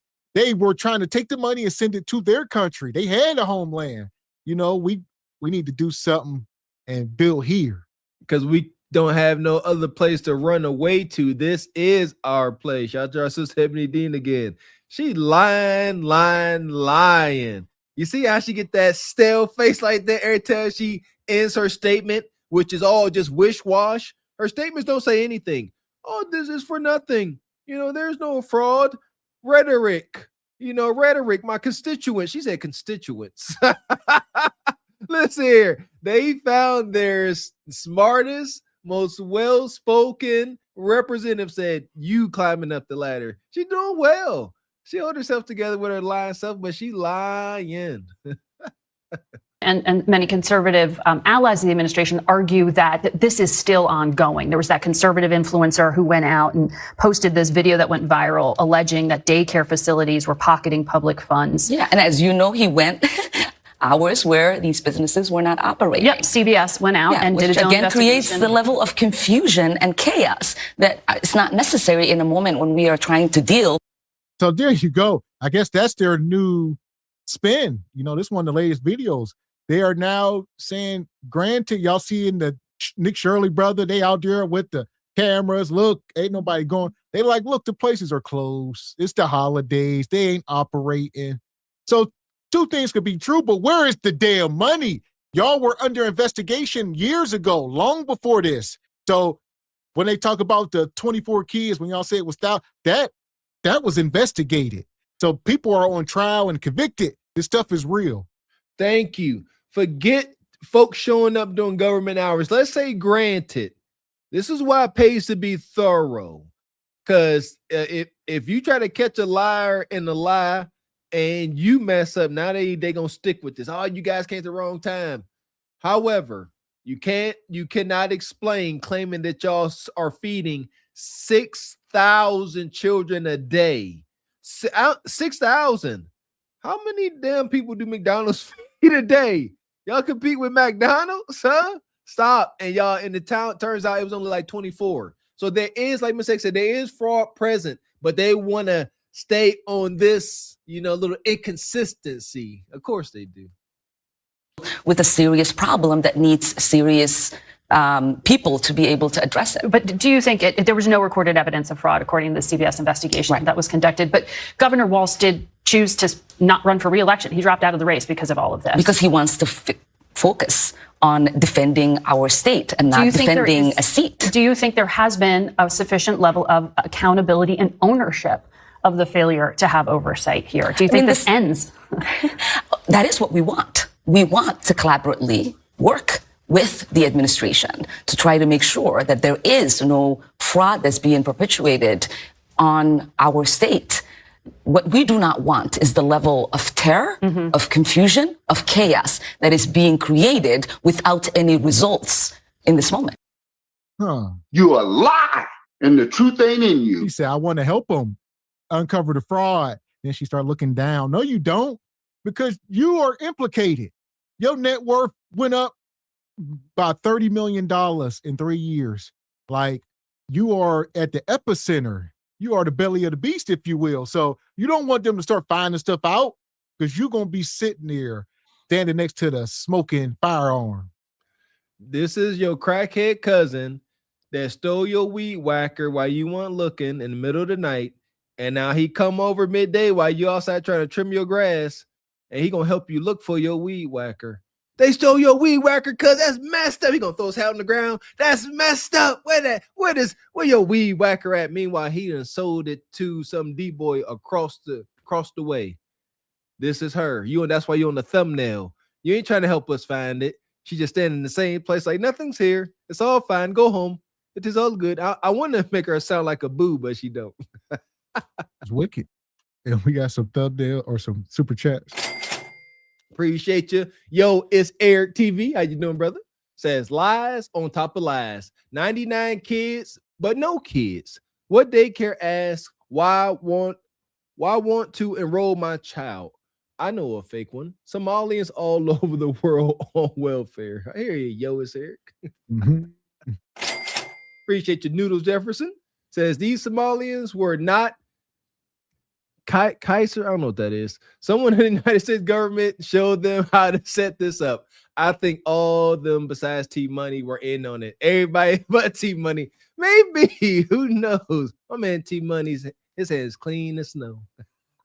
Yeah, maybe as far as this, because he's not a politician, but he got other atrocities. Well, I said they all got stuff. For sure. You're not about to make $1 billion on U.S. soil and you ain't had to stomp on somebody. That's just unfortunate truth. Appreciate you. Rachel says Rep Omar standard annual congressional salary is $174,000, but his worth is $6 to $30 million. Shaking my head. Great investments. Don't be jealous, Rachel. This is wicked. Appreciate you. Onyx Black says Senator Omar married her brother to fraudulently get to the United States, allegedly. So is it surprising that she is protecting this fraud? This is wild, really. Okay, it's a lot going on. Allegedly. So who knows? It's so much. This rabbit hole is deep. Goodness. I get it. A lot of money. The more money, the deeper the rabbit hole. Safe to say, no? So here we go. We talking ICE. We definitely gonna drop the link if some of y'all want to come up. We far from done though, because now we get into the second part of the show, right? The first part, we talking America on Edge, Somali Community, fraud probes. Now we got to get into the ICE madness, because that's what led us here, Mr. Walker, is all this fraud. Now T-Money sent ICE to Minnesota, and that's where we're going to pick it up. And now ICE is out here wilding. Who is ICE? What personnel makes up ICE? Does anybody know? It's not, just law enforcement. They went to different boroughs. They're federal agents. So the Immigration Control Enforcement or whatever. So they are federal agents. They can roam in all 50 states. So they got that kind of power. My question is, where did the individuals spawn from? Was ICE just on standby in the Pentagon? I don't know. Who are these in there? Are they retired police officers? Were they active police officers? Okay. Border Patrol, a lot of them Border Patrol guys. Just all branches of law enforcement and military, I would imagine. There you go. And that's my thought and reason for asking. Shout out to the military. But it appears from what a little bit I've seen, seemed like T-Money got a whole bunch of retired military that's done served this country, maybe a little bit of PTSD, and they out here dealing with these civilians, and it's getting real wonky, baby. There we go. So, man. Appreciate you. Project Leroy says Omar is married to White Zaddy. Appreciate you, yours, Eric. Appreciate you, brother. Says Somalians were saying we no black, bragging about riding Mercedes on Section 8 and food stamps. They're saying they ain't no black. Now they black. Yeah, come help us, you blacks. Come help us. Don't we look the same? We'll give y'all a couple twos and fews. God damn. So here we go. Make sure you guys are hitting the like button if you just came in. Like I said, we're going to pick it back up. Where we at here? Yeah, we're going to pick it back up. We're in Minnesota now. We're in Minnesota. ICE is here. Yeah, it's about to get wonky. Uh-oh. Appreciate you, yours, Eric. Says they are part of the Coast Guard. Okay. Fair, appreciate you. Hit the like button. Take a second. Make sure you all hit the like button. Make sure you all are subscribed to the channel as we are on this journey. And make sure to support the channel by hitting the Cash App, hitting the Super Chat. Please and thank you. Please and thank you. So here we go. I'm about to drop the link. We're going to keep moving. Do you have an ID on you, ma'am? I don't need an ID to walk around in my city. This is my okay, city. do you have some ID then, please? I don't need an If ID. not, we're going to put you in the vehicle and we're going to ID you. I'm gonna ID you. Huh? I'm not going to take out, you take out your ID. You don't have an ID? I'm not going to take out an ID. Hey, man, I am U.S. citizen. I am U.S. citizen. All right, can we see an ID, please? I am U.S. citizen. I don't need to carry around an ID in my home.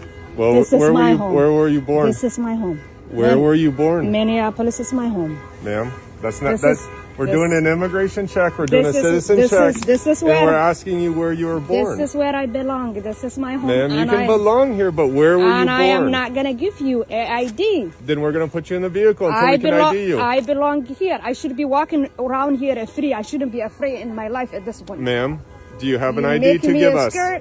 Yes, you're correct. You're making me a scare. You're making me a Do you have an ID? This is my home. Ma'am, where were you born? I am U.S. citizen. I am U.S. citizen. And I don't think so you have a right to picture me while I am in my home and walking around in my home. This is not acceptable. You guys, you're terrorizing people, and it's not acceptable. Where were you born? It doesn't matter where I was born. I belong here. I am U.S. citizen. What else can I say? I am citizen. This is my home. You realize that if you lie that you're a U.S. citizen, Minneapolis is my home. Then you can get Minneapolis federal is my charges. home. I belong here. I'm sorry. They beeping at I belong here. I'm not gonna take out an ID. What the fuck? This is so damn nerve-wracking. I don't know how they doing it. It's freezing cold. Everybody hitting horns. This woman, she said, it don't matter where I was born. This is my home. I don't care. I mean, at some point, you're going to have to pull out something. You got to act. Like I said, is it right? Probably not, but they got a job to do. They were sent there, so And she went out. A lot of these people go out and walking like, I wish y'all would run up on me. And she effed around and found out. Listen, I understand. Pride, ego, folks, I get it. Trust me, I do. However, if he's sitting there walking and they like, hey, let me see some ID here, look, buy. Here you go, buy. How hard is that? Is that asking too much? Welcome in, Brother Trav Life, Sister Ebony Dean. Just show your ID. Like, ain't these laws, you part of the United States, ain't that a law? I could be wrong, but if law enforcement, for whatever reason, asks you for ID, don't you have to present it? I don't know. I could be wrong. Well, they under different laws, but yeah, go ahead, Ebony. What you got? Yeah, I think so. I think once they ask you, it's required that you have to have ID. But this just goes to show you guys, they're just getting a dose of what we've been going through for the past decades and decades, hundreds and hundreds of years. So you're getting a taste of it. And this is just what it is. They're coming to swoop all y'all up. Y'all were over there frauding and talking about that we don't work hard and we don't do all these things and get like us, nigga, and all that. Okay, well, we got our popcorn. Look, I got my popcorn. I've been having my popcorn, eating it for the last couple weeks as all this unfolds, because right now it is a great time to be FBA. Since we've been delineating and everything, all these crimes and things that people are doing, it's not getting stapled on with us anymore. They're calling out people for their own crimes, Haitian crimes, Jamaican crimes, Dominican crimes, like all that stuff. They're no longer stapling it to us. And that is what we want. And I don't know if everybody's on the Patreon, but I did post that crime stats are down to historic lows. As of December of 2025, all major FBA cities and everything, all the crime and deleting and all that is down to historic lows. Why? One of the reasons why is because we've decided to delineate. They're no longer stapling things onto us. People are being held accountable for their actions. And now that they're getting everybody up out the paint, that's why these crimes are going down. So it's a great time to be a FBA. And you know what? We're getting our names and stuff talked about in the with the politicians and everything. They're recognizing who we are and all that. So get y'all popcorn. It's all about to go down and reparations is coming. Yes, Lord. You're for it. So what you got, Brother 10? We'll get you in. Welcome in, brother. Hey, man, how y'all doing? Peace and blessings. Good, brother. Good. Always good to see you, man. Hey, good to see y'all too, as always. I like it. I love it. Like I told y'all last time, I love that everything's starting to come to the forefront and we starting to realize that these people's hands are dirty as well. Like they always made us seem like we're these barbaric criminals and we're doing all these atrocities to the world, but the whole time they've been doing their dirt behind closed doors. And now I'm glad that like the older people who never were privy to like the internet and stuff like that to go down these rabbit holes. I'm glad that now it's all coming to the forefront. So even my mom, when I first started going on a path of enlightenment, my mom thought I was crazy, telling her certain things were going on in the world that she didn't believe. Now she realizes that, yeah, I think you might have been right, son. So it's beautiful. Hey, shit. Hey, that's a victory right there. I know exactly what you're talking about. Well, yeah, I'm down with this level of pettiness. This is righteous pettiness. We know black. We know Afro-American. Yeah, we Somalian. Keep that. Ain't no help coming from us. We need to stop and focus on us. I get it. You know what's wrong with us black folks why we're so inviting? Because to a fault, we don't want folks to feel what we felt and still feel. No, that's a good sentiment, but sit y'all butts at home and they already separated themselves from us. We know black. Then stay no black. They made it easy. There we go. So what you got, Brother Leon?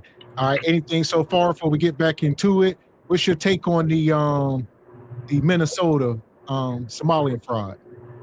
Well, if you know your history, when the United States was segregated, Africans were treated differently.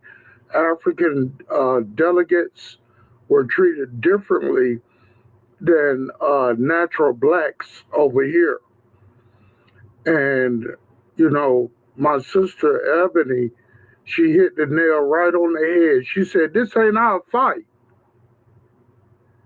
And if we know it ain't our fight, we need to go to work, raise our children, get our groceries, and stay our ass home. Because if they would if they were unalive a gay white woman, they don't give a damn about your black ass. Talk about it. Talk about it. Yeah, talk about it, Leon. So, and I'm glad to see when I see these crowds out here in Minnesota. I hardly see a black face out here. A person whose ancestors were brought here from Africa and been over here 200, 300, 400 years.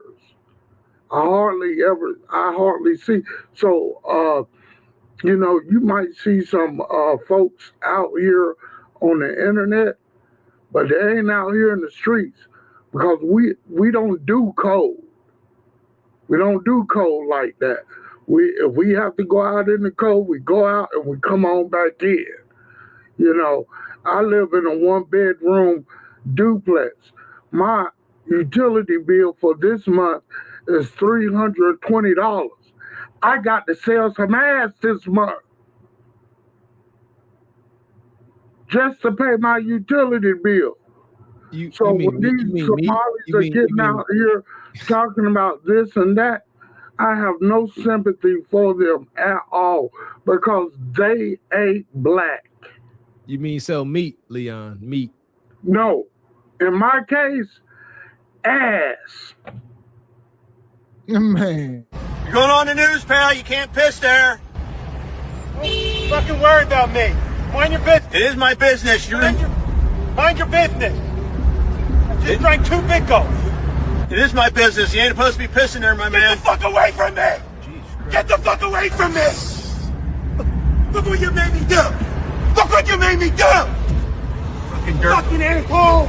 You fucking asshole! Oh, shit. You see that? I see it. So relax, Leon. All right. Calm down. Be not pissed on yourself. Listen, let me get Black Onyx in here. First time seeing you up here, bro. No. What you got? You got something else, Leon? What you got? Ozzy got banned from Texas for pissing on the Alamo. But they rescinded it some years later. But no. I'm old, but I can hold my water. Yeah. I can hold my water. That's awesome. Welcome in, Black Onyx. How you doing? Unmute yourself, brother.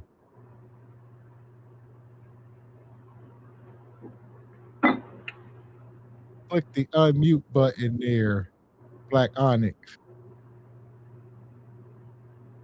It should be on your screen, a little microphone button. Yeah, we can't hear you. You muted. Well, you unmuted now. But still there you can't go. Say something. Yeah, still can't hear him. You got that G-Honda Wi-Fi. G-Honda, can't we hear you, Ninja? Still can't hear you, Black Onyx. What you got, G-Honda? We can't hear you, Black Onyx. You might have to go out and come back in, brother. Go ahead, G-Honda. What you got? I like them, your shiny headphones. Salute to the panel. Salute to the panel. Ebony Dean. I'm disappointed you, Ebony Dean, but that's another conversation. But salute to y'all, man. How y'all doing tonight? Nah, man, all this is, can y'all hear me loud and clearly? Oh, okay. But nah, I mean, this whole thing it's madness, and like I don't want to deviate, but like that whole that whole $1 million scam that they had go through TSA, I think that's a front to a degree, because I think they're smart enough if that Elon representative chick, if she's smart enough to have all that stuff in her name, and for them to be allegedly sending millions through the airport, that they said they caught, I think the administration just using that just to go up into Somalia, because Somalia probably have a whole lot of advancements now and trying to go over and take over just like they're doing Venezuela right now, because Trump, he allegedly got American representatives on his staff running things in Venezuela while Maduro is in custody right now. There you go, G-Honda. Shout out to Mr. X. Yes, the United States is, corrupt as it is. However, they like to make their corruption look good and honorable. We're not just going to go into Somalia and extract their precious resources. We're going because they stole over 700 million of our American dollars. We got to go get that back. Shout out to Leon King, put it in the chat. They got oil, natural gas, other precious metals. It's over. But what's that stolen? But are those stolen items, or were they naturally there? Because we know Somalia are pirates. Well, I don't think they stole oil and put it in their ground. Who knows? Shout out to Gianna. And we got some super chat. Appreciate you. Yo, it's Eric. Appreciate you coming through. We got that one. They part of ICE, part of the Coast Guard. Appreciate your chat media. Appreciate your OG. Says immigration and customs enforcement, ICE, is not an arm of the U.S. Coast Guard. Both are distinct agencies under the Department of Homeland Security. The more you know. Yeah, and they were also... Oh, go ahead, Emmy. I was going to say they were also created after 9/11. So ICE was created after 9/11, and then Leon was saying along with TSA and all that. So this was all established after 9/11 happened. And I think Mr. Walker's, I think part of his question is where did these influx of people come? Like these departments have been set up, like ICE and all this stuff. But now, where are y'all getting 10,000 people from? And it's not, they ain't just been sitting around for the last 20 years doing nothing. Like they've been picking them and pulling them from different places, and that's why they all masked up and go out there. There we go. Yeah, they vigilantes, federal vigilantes. Yeah, but ICE has been around because I know I have friends who are immigrants and stuff, and when they come over and they get their green cards and everything, they still have to check in with ICE and stuff. So there's agencies they have to report, they have to show proof of what they're doing and documentations of what they're doing while they're here, because they're not citizens yet. So there are a lot of things that they're doing, and I know they were really probably busy with 9/11 and all these. All the times these countries have gone over to other countries to get people and everything. So I think they've been plenty busy, and now it's just to the forefront. They were working on those borders and stuff, the southern borders with all the Hispanics and everything, and they deal with stuff with Canada and all that. So I think they've been plenty busy, but their asses is all in some Minnesota with them Somalians right now. So it's all at the forefront. Yes. So be careful if you're in Minnesota. It don't matter where they came from. When you see them coming, you hear them whistles blowing, you better run. Here's my ID. I am American. Appreciate your hustler's philosophy. Says, I'm in these trenches, and I'm telling you, ICE has no interest in FBAs. Pause, Leon. At least not yet. So, like I said, two things is true. They do need to have some type of resistance out there. You don't want to see them doing this type of stuff with no resistance. Then they're going to start conjuring up other ideas. Then they might try to round up FBAs. So let them good white folks go out there and keep standing on the front lines. Round up FBAs. What that look like? Where you going to come? Man, please. It's time to go. It's just time to go. I see y'all on the other side. Yeah, well, here's the thing. Where are they going to take us to? This is our homeland. This is our country. So we're not able to, how immigrants come over, and a lot of times they come over with whatever kind of record they have, whether it's good or bad. They come over here, they get a fresh credit score, they get a fresh social security number, they can apply for homes and businesses and schools and everything. We can't go and get any fresh start. We start off at 18 and, a lot of us kind of blow our credit. We have to learn the hard way, but we can't go anywhere and get a fresh start. So we wonder why they have all these businesses and they can apply for all this stuff, because they come and get a fresh start. We don't get that. So that's why it happens that way, because there's nowhere in this world that we can go and just press the reset button. That's big facts, Ebony Dean. And they not gonna ship us, not even attempt to ship us nowhere. The United States can't function without us. Yeah, I don't keep us here. At best, they're gonna try to make us work for free again. There you go. Won't be me. I can see some ninjas. That's it. Look, I can see some ninjas getting coerced back onto the plantation and picking cotton. I was just watching Sinners again. I can see it. I can see it. Dumb. Won't be me. Absolutely not. But yeah, don't get that thought out your mind. America cannot afford to ship us away. We are baked into this American cake down into the core. So that ain't even a thought. Not even a thought. Let's say, oh, they're gonna take us and drop us all off in the Sahara Desert. The United States will fall. That's a fact. Shoot. Yeah, and a lot of these jobs and stuff that the immigrants have when they come over and stuff, there were jobs that we did before immigration was passed and everything. We were the farmers and we were, building the homes and doing all that stuff. So, yes, after slavery and everything, they cut us out of our reparations and all that stuff. And then they brought over a lot of immigrants to kind of undermine us in these jobs and everything. And so now, okay, people are getting sent back. But we know our worth. We built this whole entire country. So you're not going to be paying us under the, little butter biscuits under the table, because we chopped the wood to make that table. We built the table. We grew the food that is prepared on the table, and we cooked it. So no, we're not getting crumbs. You're going to pay us our worth. And that's just where we're at with it. Amen. Yeah! Boom, shakalaka! Appreciate you, OG Richard. Says former police, ex-military, and other race soldiers. Appreciate you, Rachel. Because Jihanda, crude oil is a natural resource, even in Somalia. Jihanda said they stole it. No, I was speaking in the context of surrounding countries infiltrating, coming in, because you had other countries that, like, people that come in and take over. Because I can imagine, I don't know if Somalia was originally always a pirated country, but I'm just saying other people from surrounding areas could have came in and took over the land. Okay, that's what I meant. My fault. That's true. Yeah, I agree with that. I don't know how Somalia was formed. I'm a bit ignorant there too, but yeah, all I know is that the pirates said, well, I would say they're a pirate nation. That's wild. Are they a pirate? Wicked. Yeah, you saying Captain Phillips?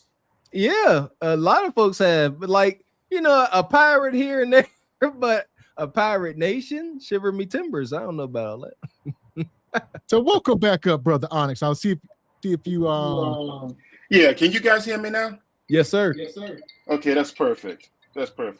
Yeah, I just wanted to say, trying to figure out how to make this thing work. So don't want to disturb the podcast or whatever, but yeah, once you guys get it going, I'll have something to say, because I just came on. Well, I'm gonna pull this up. I see you come up. You get some kind of background noise, but I'm gonna pull this up. We're gonna keep it moving. We're still in Minnesota, so we're just gonna go right over to the hot story, to the sister here. This is why it started with the Somalians and it end up here. All right. This is why ICE is here, because of the fraud. But now we get this. Chaos and anger in the streets of Minneapolis after a woman is shot and killed by an ICE officer. Shame! Shame! Shame! This is video of the purported shooting, captured by a bystander. The video shows ICE officers approaching the SUV, telling the driver to get out of the car. The driver then reverses and appears to speed away from officers before one of them opens fire. The SUV then crashes into a parked car as bystanders and officers run towards the driver.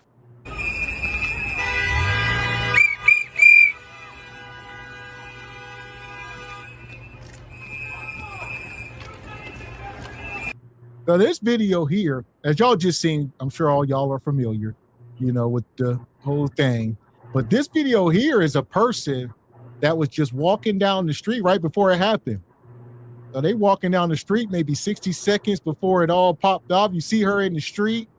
All right, you see The cop is in this white Ford that just pulled up. Or not that one. It's going to be another truck. Is it this one here behind him? There's going to be a truck pull up, and get in front of her, and one get behind her.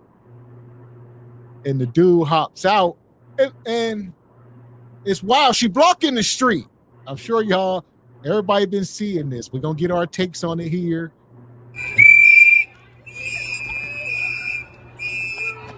Why they blowing these whistles? To let the people know ICE is coming.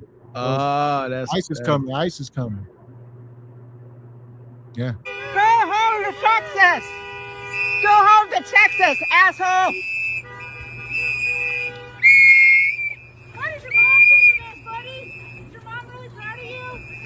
Yeah, she probably is. Why won't you let your face be seen? Yeah, we don't show you my face. I see that pretty smile, big boy.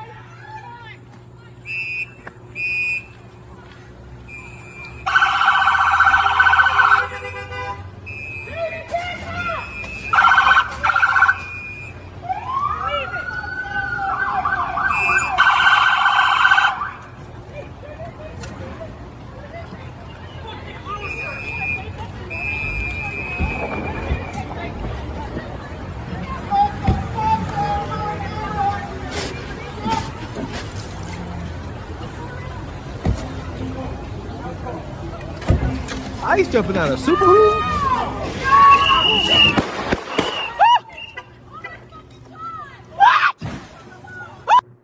Everybody, this is wild. There's a lot going on. Yeah, I'd be trying to figure out, how do they mobilize? Are they driving state to state? How are they mobilized? This one say California on the license plate. So how are they mobilizing these vehicles? It's a lot. It's a whole operation. But we can start here, Mr. Walker. We're gonna get our introduction takes before we go deeper on this. Woman got shot messing around with ICE. Pew-pewed. Here we go. So I remember when I first found out, I asked a question for a reason. I said, what was the race of the person that got deleted? And I think that's significant because we all tend to care more about our particular race. But here we go. Even though this was a white woman, we gonna sit here. I'm gonna pretend like this is one of my folks. Now I'm gonna analyze it from there because I really don't too much care. So I'm going to put somebody there so I do care. I think law enforcement was too gung-ho. I do. At what point, it's my understanding that law enforcement carry weapons to protect themselves from harm. I don't see where the law enforcement was in lethal danger. I just don't see it. I ain't seeing it. I think they're wrong. Well, they're saying that he got hit by the car. So there's other angles. I'm going to get you in, G Honda. I want to get internet passport in first. But there's other angles, saying he got hit, maybe his hand or his arm. He definitely was in that front quarter panel, and I was watching it. He didn't draw until she started going forward. But like you said, he gonna get away with it. It's definitely justified. But could he have done something differently? Probably. What you got, internet? Me unmute you. Hey, salute chat, salute panel. And that's the first say the loss of human life in this manner is very sad. If you ask me, it's how things had to come to that type of conclusion. In my own city that I live in, it was protests that was set up there to go against ICE. And when I learned about the location, I went in the opposite direction. Because if you could have went to anybody FBA, ADOS, could have told you something could jump off there. So unless you're really down for this, be prepared for things to go left. And from the different angles, I wish it could have been like some of those shows, CSI.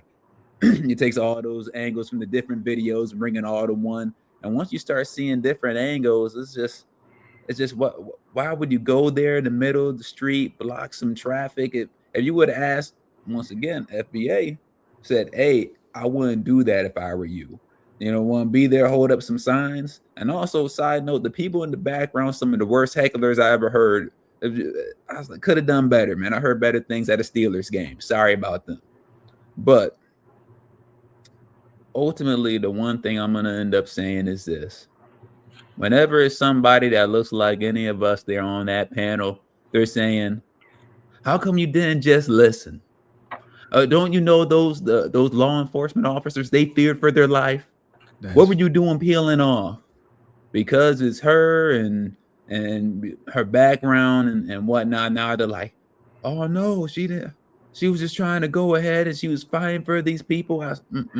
We know the game.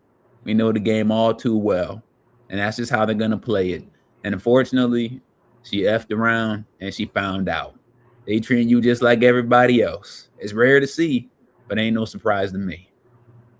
Yes, because if y'all can see, I'll pull another video up real quick. I'm gonna get you in, G Honda, but just so we can drive the point home, because this wasn't, here we go. This wasn't so isolated. So here's the body cam. This is the body cam from the cop.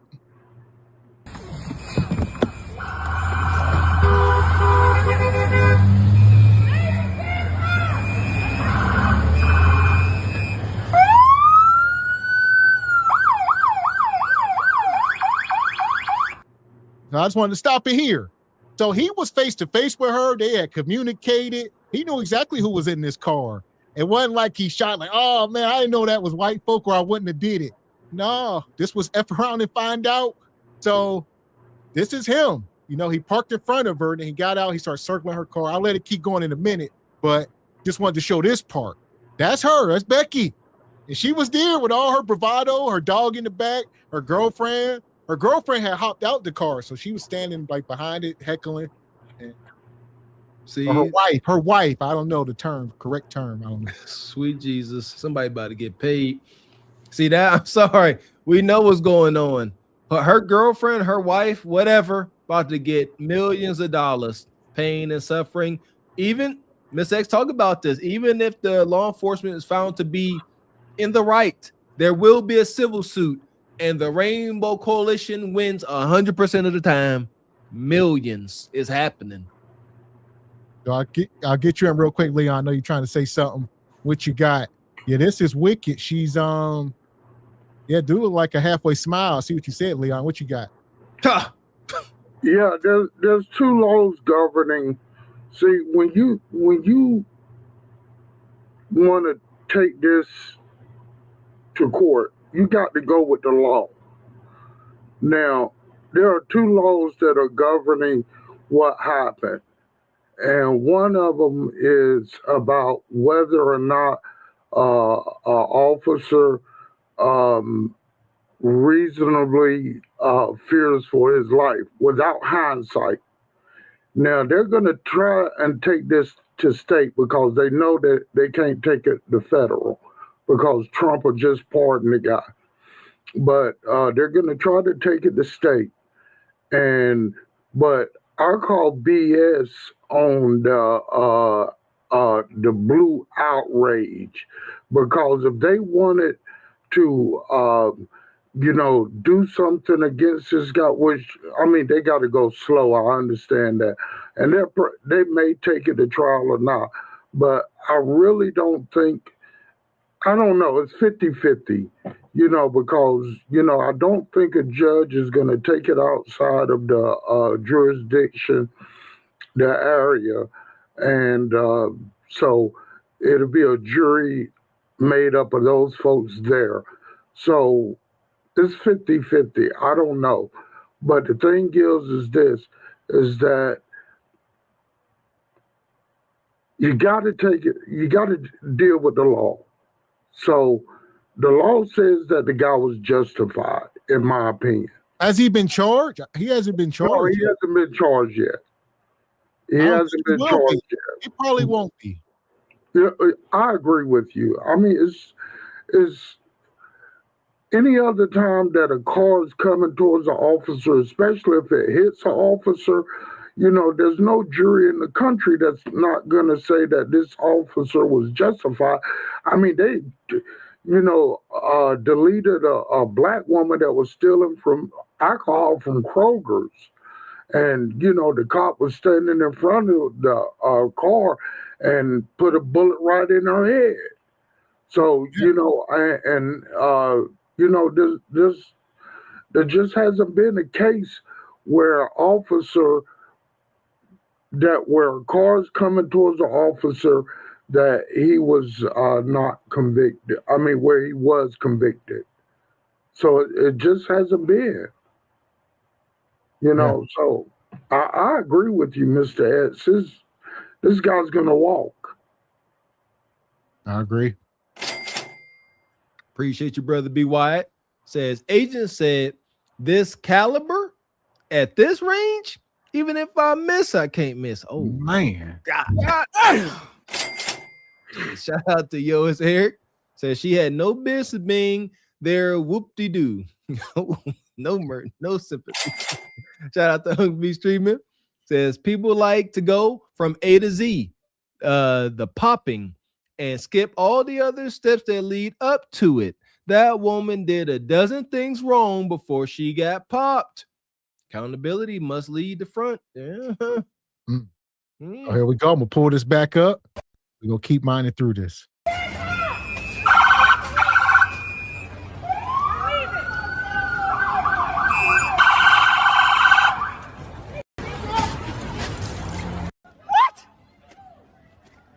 They just shot at somebody. This car crashed. You're criminals. You're criminals. What the fuck are you guys doing here? What are you doing here? What did you do? What did you do?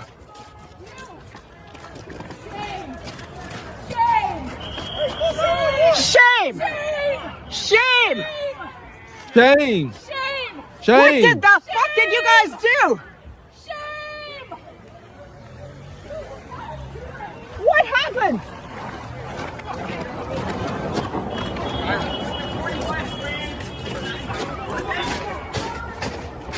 Get my back! Come on, my back! Hey! Step back! This guy has a gun. They're firing guns. Get out of the way! You made a crime scene! You shot someone! You shot someone! You shot someone! You shot someone! You shot someone! Get him, Karen! Get him, Karen! Ain't no white rage like Karen. Karen got the rage of 1,000 banshees. And this is the guy here. So this is the guy in question. You know, I see they have raised a GoFundMe for the brother. So where we at? I'll pull it up. You know, white folk gonna take care of each other here. And it's closing in, I think it's over 600,000. So yeah, the agent, then this was probably a day or so. So he closing in on $1 million. He gonna raise $1 million and be sitting somewhere. Man. They make movies about folks like this. He gonna buy him a couple acres in the middle of nowhere, get him one of them slipstream campers like the woman off Kill Bill, and just gonna be out there living off of government money, chilling, drinking beer, doing H, and ordering P-toots for the rest of his life, living good. Yeah, and I guess he is. I think he is a married man with a family. I guess he said they getting threats. His wife, his kids is getting threats. So okay, yeah. So I guess they must have doxed him. They found out his information. They leaked it, and yeah. So no P-toots and a nice big trailer then. What you got, Ebony? Yeah, well, here's the thing, you guys. When Trump, told ICE and all that to go and infiltrate the, Minnesota and all that, he told them to do whatever it was going to take for them to get things under control and to get people. So they already got the green light to do whatever. Karen messed around and she found out, unfortunately, I hate to hear that people, were deleted or whatever. She was a mother and a wife and everything, but we kind of see the Karen tactics that are going on here. She's, like a liberal woman. I can just see her, popping off at the mouth. She had several warning signs because they were told to, to leave and to do all that stuff. And she was probably running off at the mouth. We just don't know, but they were already told to do whatever it was going to take. And she shouldn't have been there, and she shouldn't have been trying to cape for all the things going on in Minnesota. That's why we're telling everybody to stand down. This is not our fight. and she was going there trying to cape for everybody. And unfortunately, that is what happened. And I know online they're starting to kind of say that they're trying to compare her to George Floyd and all this stuff. This is nothing like that. So we're not going to even compare the two or whatever. You didn't have no business being there. And you had ample opportunity to leave the place and you didn't do it. And it's unfortunate. Like I said, we hate to hear that people lost their life or whatever, but you should have left. So you got to think about your families before you enter into these, protests and things. That's big. Like, I ain't going out there and risk my life knowing I got a family. Got to be mature. But I want to see the autopsy reports. Where did the projectiles enter? Like, it's her head and her face. Hell. Yeah, back side, towards the back, towards the front, because they got to defend the deceased. Understand, they are going to defend the heck out of this deceased woman.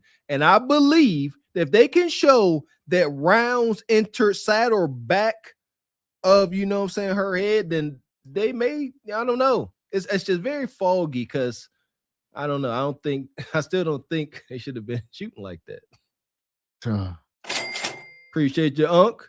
Says y'all pulled in the libs in the chat today. I see you, Unc. Appreciate you, Unc. Says Shane, they watch too many Game of Thrones.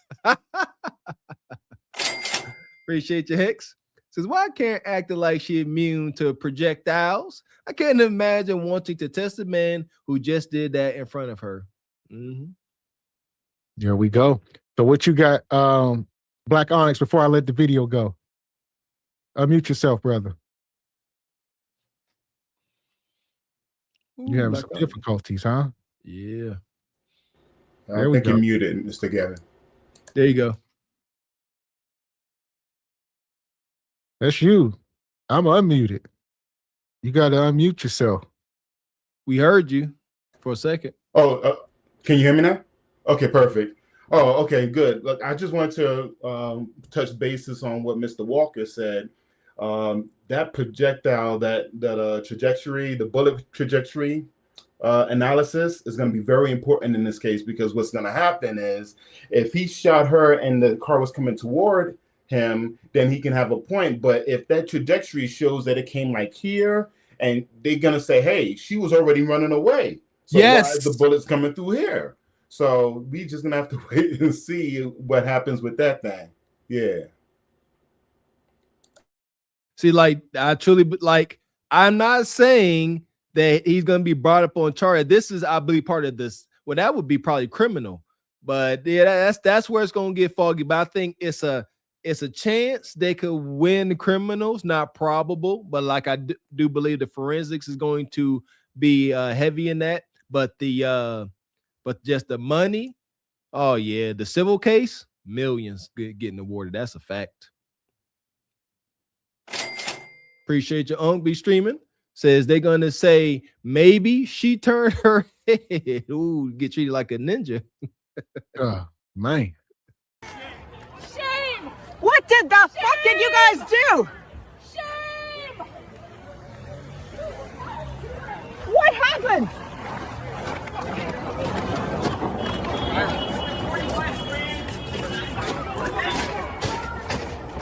Get my back! Come on, my back!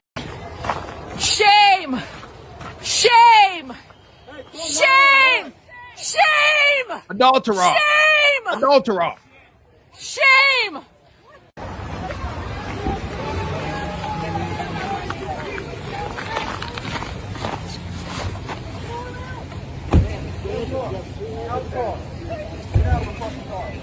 No!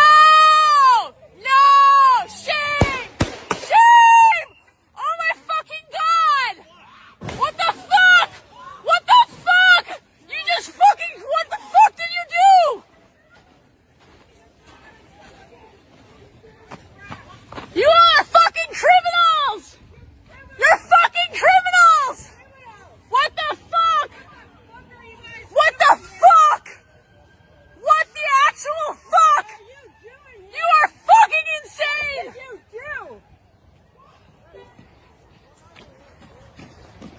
What did you do? You! Shame!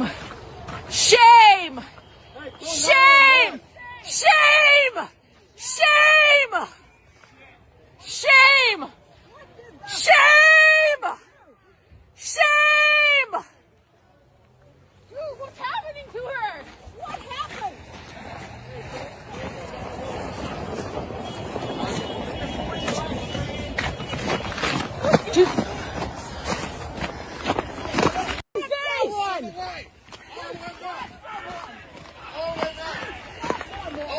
should have a conscience!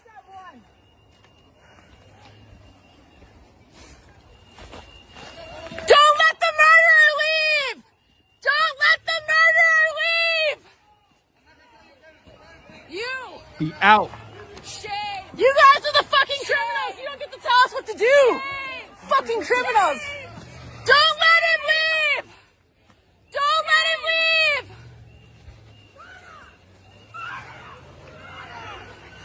Pussy motherfuckers, man. No! Get the fuck out of our neighborhood!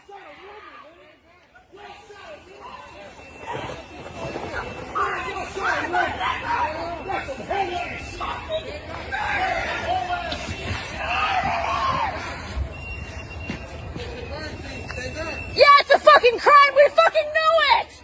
We're here!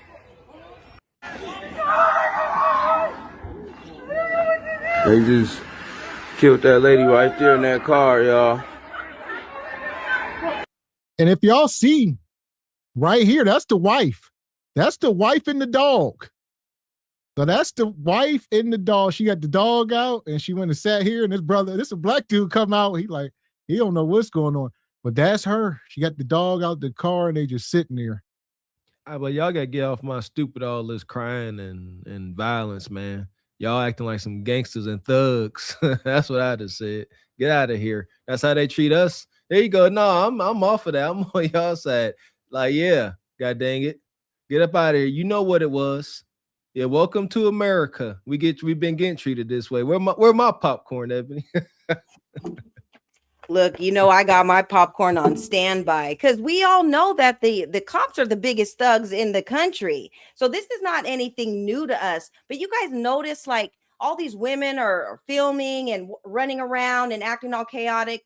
There's no men around. Where are these husbands? Because if she had a husband or something, he would have been like, no, we need to go home. Let's spin the block. Let's go around to get home and all that. Talk about it. So this is what happens when you're not under any instruction, or you're under your own instruction or Becky's instruction or whatever, because we see the results. So this is not a good look. And then the nug that was on the side kind of cape, and he needs to take his ass in the house too, because this ain't our fight. So that part right there, that go right. Let me let this go real quick. Now this is the body cam, and that's the dog. That's the dog in the back. Y'all see the dog. I see Leon said the dog okay. The dog, he survived that crash. They got him out, you know. That dog a chump. He ain't put in no work. Man. Man, my dog better do something.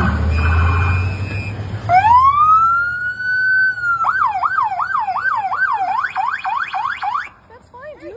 I'm not mad at you. Show your face. I'm not mad at you. That's okay. We don't change our plates every morning, just so you know. It'll be the same plate when you come talk to us later. That's fine. U.S. citizen, former fucking veteran. That's the wife. That's the wife. She walked.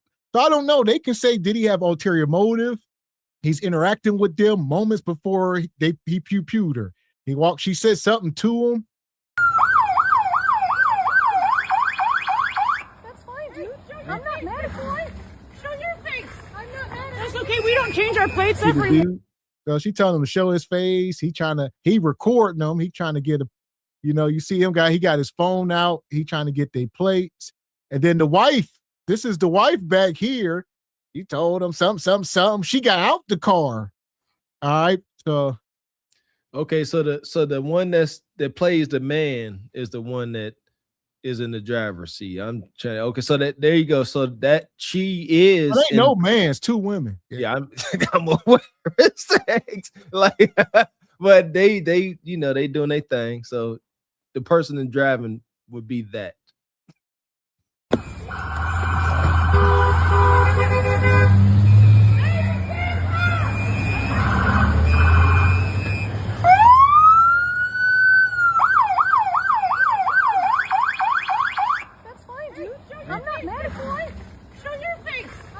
That's okay. We don't change our plates every morning, just so you know. It'll be the same plate when you come talk to us later. That's fine. U.S. citizen, former fucking veteran. You want to come at us? You want to come at us? I say go get yourself some lunch, big boy. Go ahead. Out of the car. Get out of the fucking car. Get out of the car.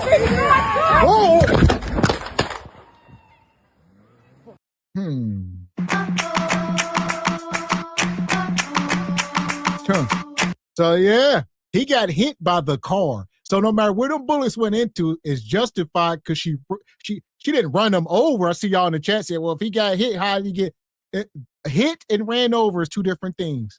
All right, he didn't go up under the car, but y'all heard it. He clearly got hit, and at that point, it's up in his stomach, and it's the wife.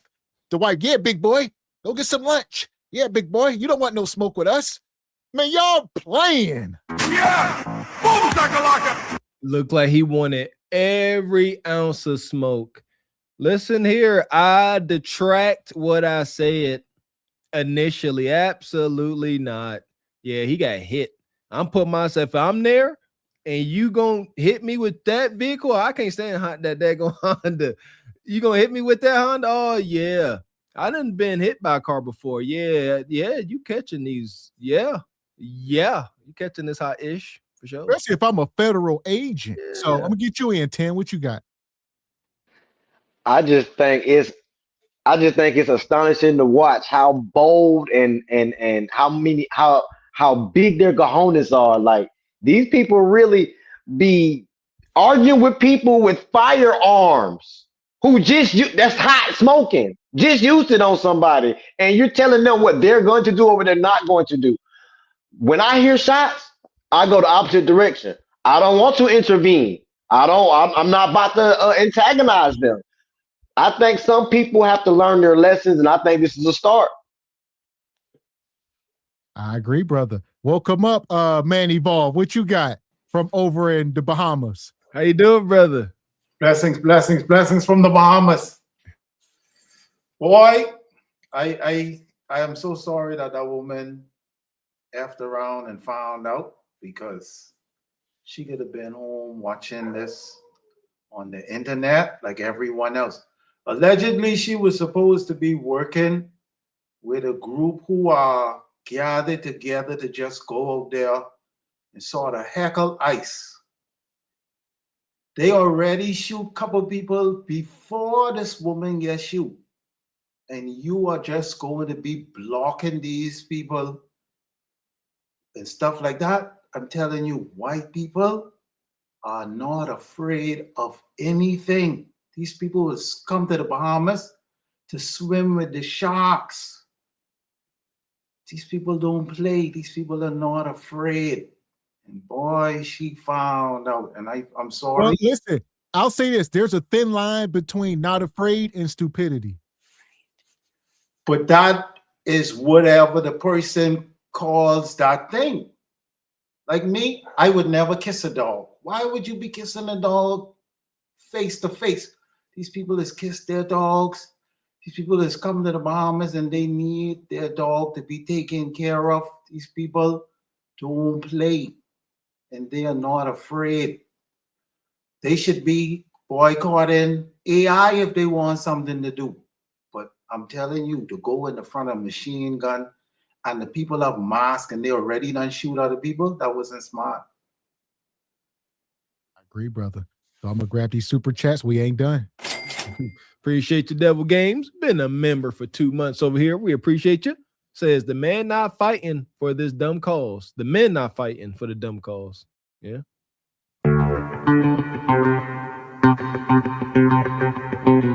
We appreciate you, Mr. Incredible. Says, what up, you jive ninjas, panel, Truth Over Lies, and the exquisite Ebony Dean. Just showing some love. I'll catch the replay. Appreciate your brother always coming through. Straight like that, straight like that, straight like that, straight.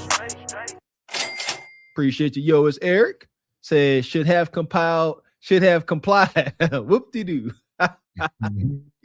Money. Appreciate Young V streaming. Says, someone asked me, what if this was your loved one? And I told them my wife wouldn't have been there doing that goofy ish. They was like, oh yeah, I forgot, your wife perfect. I said, nope, she not stupid. See what? perfect. So you got me, your wife got me perfect to listen to your loving instruction, not run in front of armed federal agents. That's how effed up the world is. Shout out to Ung B Stream. You got me triggered, man. Y'all tripping. Well, like you said, perfect is, not blocking the street. So this woman literally parked her car and blocked the street as ICE agents were trying to make their way down the street. I mean, so if your wife, if there's a line between this and being perfect, like, where are we? Man, that looked like Chad right there. That's wild. So I'm gonna let this go one more time. Goodness.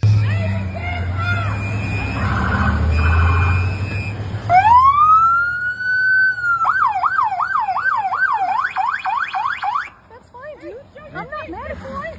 Show your face. I'm not mad at you. That's okay. We don't change our plates every morning. Just I'm not mad at you. It'll be the same plate when you come talk to us later. That's fine. U.S. citizen, former fucking president. You want to come at us? Yeah, see, I'm U.S. citizen, former effing, Air Force or whatever, or, National Guard, wherever the hell she was. Go sit down somewhere, Becky. Like, y'all literally have had a conversation with this man before he deleted her. That's grim. Like, man, like seconds was conversating with this man. Took you up out of here, sent you to the upper room. That's wild. The wife person was actively talking to him as he was doing the deleting. Not so tough now. This is goofy. We will hold our own people just as accountable. Don't be out here doing stupid ish. She's like, I'm not mad at you. All that bravado. And now it's over. This is like the definition of F around to find out. She did not have to be there. I guess she was supposed to be at work. Now you're in the upper room. They had just dropped the kids off at school or something. Yeah, something wild. So I want to get you an internet. I know you're trying to go. What you got? What you got, brother? The whole thing that ends up, personally, I hate watching some of these type of videos just because, someone ended up, losing their life during the whole thing. But it also, a part about it is that after it happened, well, seconds after it happened, you still had some people there still recording. I didn't hear many people say, somebody call 911. Someone call the police. Everyone's still there on the sidelines holding their phones while the people are there still with the guns after shots fired. I hear any shots, doesn't matter where I am. I'm going in the opposite direction. I'm leaving. I'm getting out of there. That look she had on her face when the cop pulled around her, she's kind of turned over her shoulder, looking like exactly there, smiling. Like what's the brother's name? Said Manny Bob said, I don't think it's the stupidity. I just think it's, and I don't want to say ignorance. I think they honestly thought nothing was going to happen to him. I could obstruct this person's way and think nothing is going to happen. And then when something people are so, okay. And people end up being so shocked that they don't even know what to do. You run away, you call the cops, you call the ambulance. She's there. I don't know exactly where she's been shot. Maybe if time could have been, instead of being on the phone, videotaping the whole thing, could have been calling, getting her some help.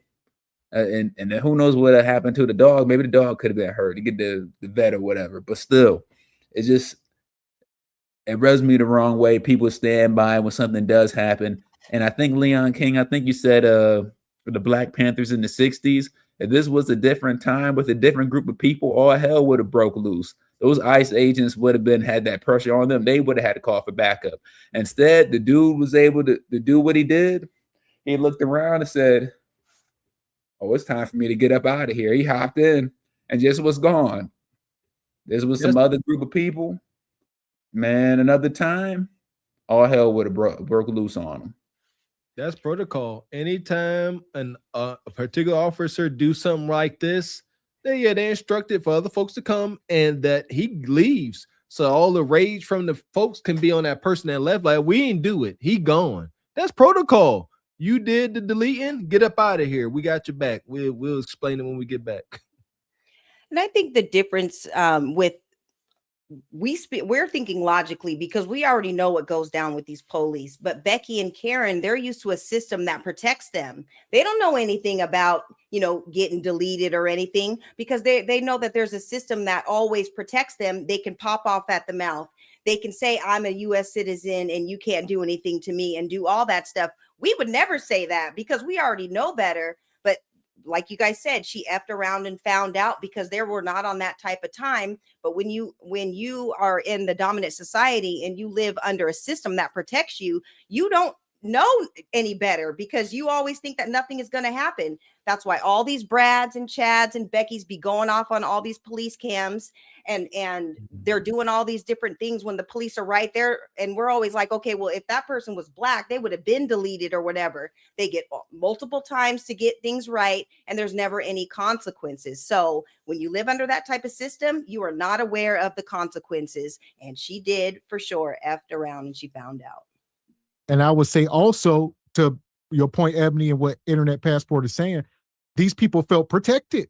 So, like you said, we're speaking from our point of view, but these white folks are out there around. There was cops out there. There was police cars. There was mixed in with the ICE agents and all that. It was a whole convoy. So they're like, why call 911 when they right there? They like, you're supposed to be protecting me. I'm white. What the hell going on? So it was that kind of thing going on. It's messy and bloody. Let's see how this plays out. What you got, Leon? The Bible says a living dog is better than a dead lion. See, now take it from me. Good white folks don't have their talk with their children about trying to make it home. See, they go out at midnight, 2 o'clock in the morning, 4 o'clock in the morning, and just hang out at the graveyard, and get some coochie. I know.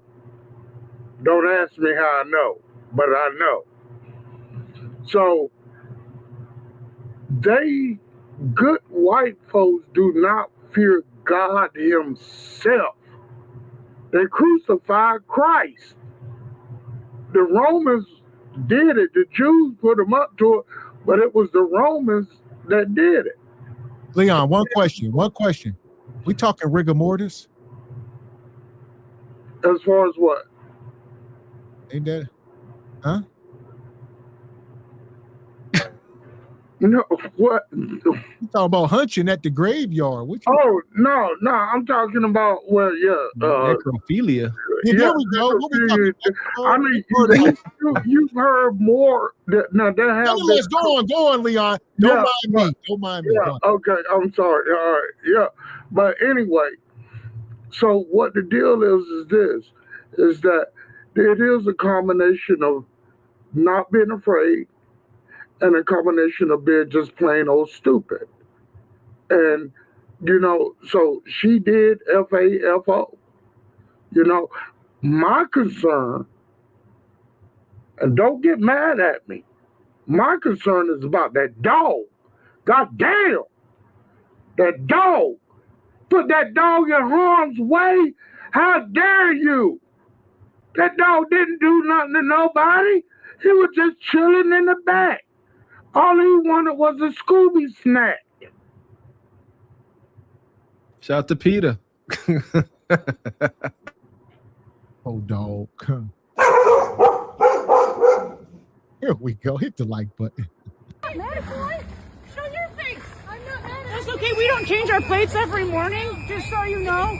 It'll be the same plate when you come talk to us later. That's fine. U.S. citizen, former fucking veteran. You want to come at us? You want to come at us? I say go get yourself some lunch, big boy. Go ahead. Out of the car. So tough. Get out of the car. Oh! That happened so fast. Yeah. And you just hear a douche in the back just go. And what was her girlfriend saying? Her last words was drive, baby, drive. Get out of the car. Oh! So she told her to do it. Drive, baby, drive, go. You should have been saying, stop, babe, stop. Relax, babe. She responsible. No, I don't care who being a pretend husband. You told your significant other to go. See, y'all don't love each other for real. Ain't no way heck. If it'd never happen in a million years. But if I was to walk up on my wife in this situation, I'm like, don't move. Please don't move. Cause listen, we all go something go awry. I'm for sure ain't gonna say hit the gas, babe. Now I got blood on my hands too, just like she do. Yeah, so that happened so fast, man. Huh. Man, appreciate your Project Leroy. Says we need to see her toxicology report for wilding out. There you go. They always drawing our blood after we get deleted. Yeah, let's get all that blood. See what's going on. Little fatty. See what's up in it. Something in there. Money. Appreciate your Noodles Jefferson. Says, I do not hate white people. White women have been sowing chaos in the United States since the 60s with no consequences. Now one of them were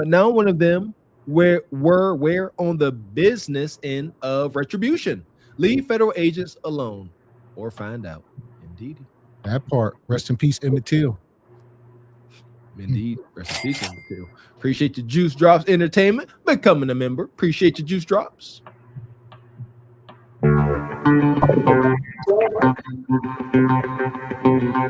Appreciate you. Who's that? Baba T come through. Says good evening, family. Mr. X Mr. Walker, much love. Welcome in, Baba T, just in time.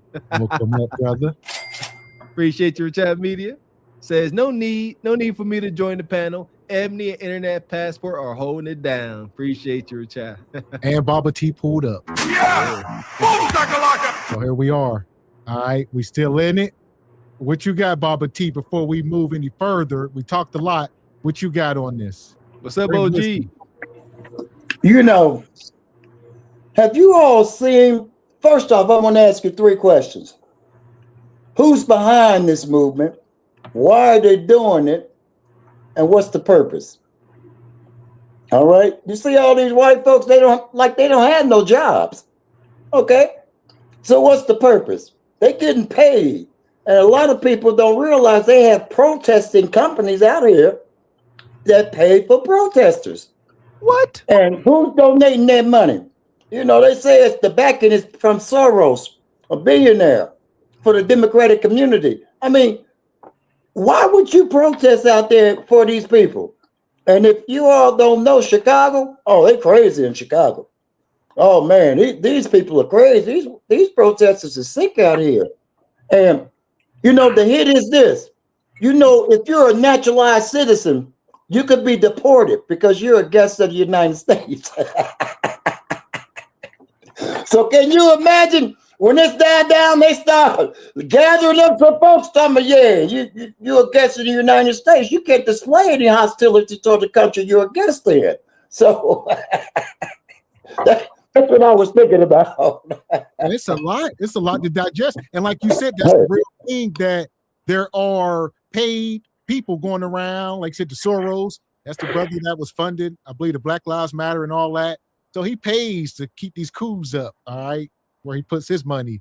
He likes to watch it. He a billionaire. He like to spend money on this stuff and sit in his penthouse and watch the destruction. Squid Games, Hunger Games.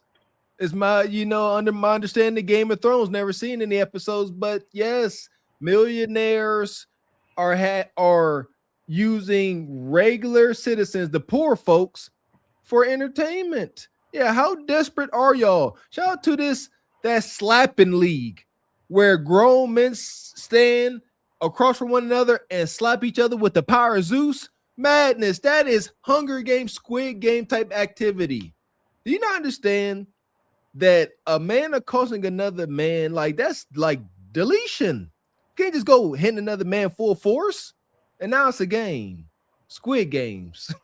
I'm gonna let this keep going. If you're just coming in, hit the like button. They just killed that lady right there in that car, y'all. Killed. Man, I just smoked this lady right here, cuz. I just smoked this lady right here, bro, hearing her shit. Her wife was in her car. Her wife up over there with blood all up over her face and shit, bro. Like, they had just really came out here tweaking, bro. I was in the crib chilling, just heard some shots. Come out here and these motherfuckers done did this. It's cold as hell. I'm shaking this shit, folks. And I'll leave the camera. Hold on. Yeah. That's her. Okay. Y'all. Yeah, they carry her up out of there. So they say she passed away at the hospital. I don't know how true that is. Couple slugs to the head. They said she, passed away at the hospital. They carried her out the car, as y'all see here. They carried her out and off to the, I don't know where. Why ain't the paramedics just pull up? But they carry her somewhere. I don't know. Out of camera view. They're like, we gotta Yeah. They're like, this is too much. Too many phones is out. We got to get her out. And they just carried her away. This is gangsta.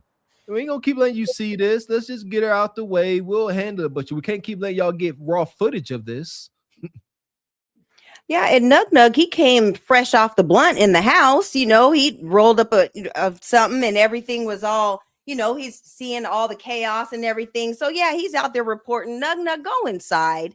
Again, y'all, this is not our fight. We don't have no business being around here because for the longest time, they were saying that that they weren't black and all this stuff. This has nothing to do with us. So stand down, everybody. Just stand down.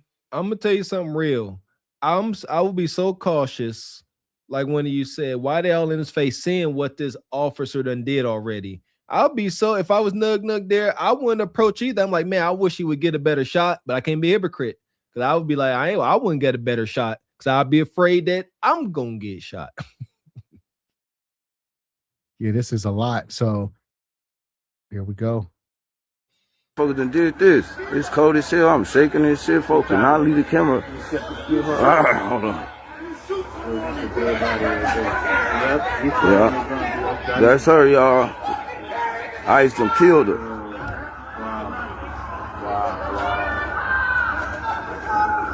Man. Fucked up. It's too cold out here, though. Motherfucker, can I keep the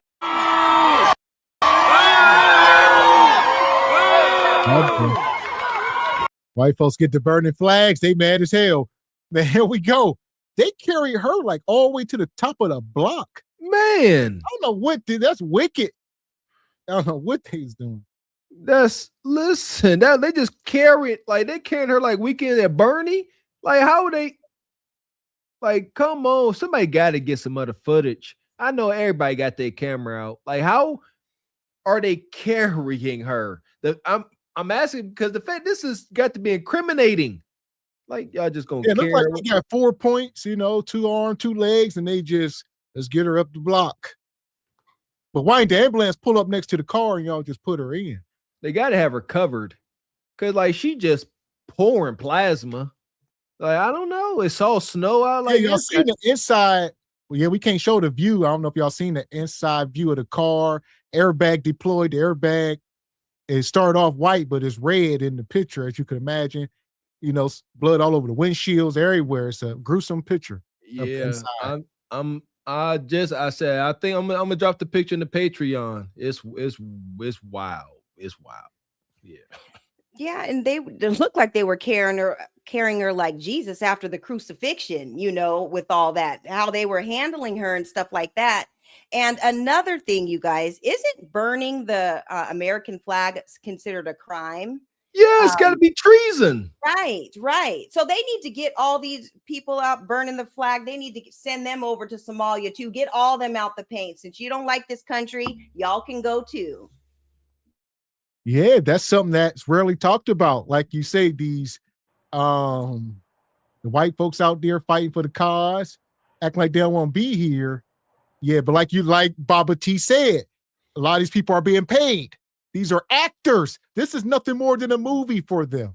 So burning the flag is not a crime. Burning the U.S. flag is generally not a crime. Generally not a crime because the Supreme Court has ruled it as a form of symbolic speech protected by the First Amendment. Okay. F around and find out.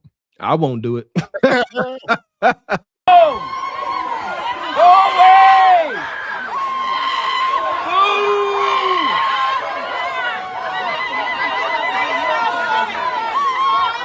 Trust that shit!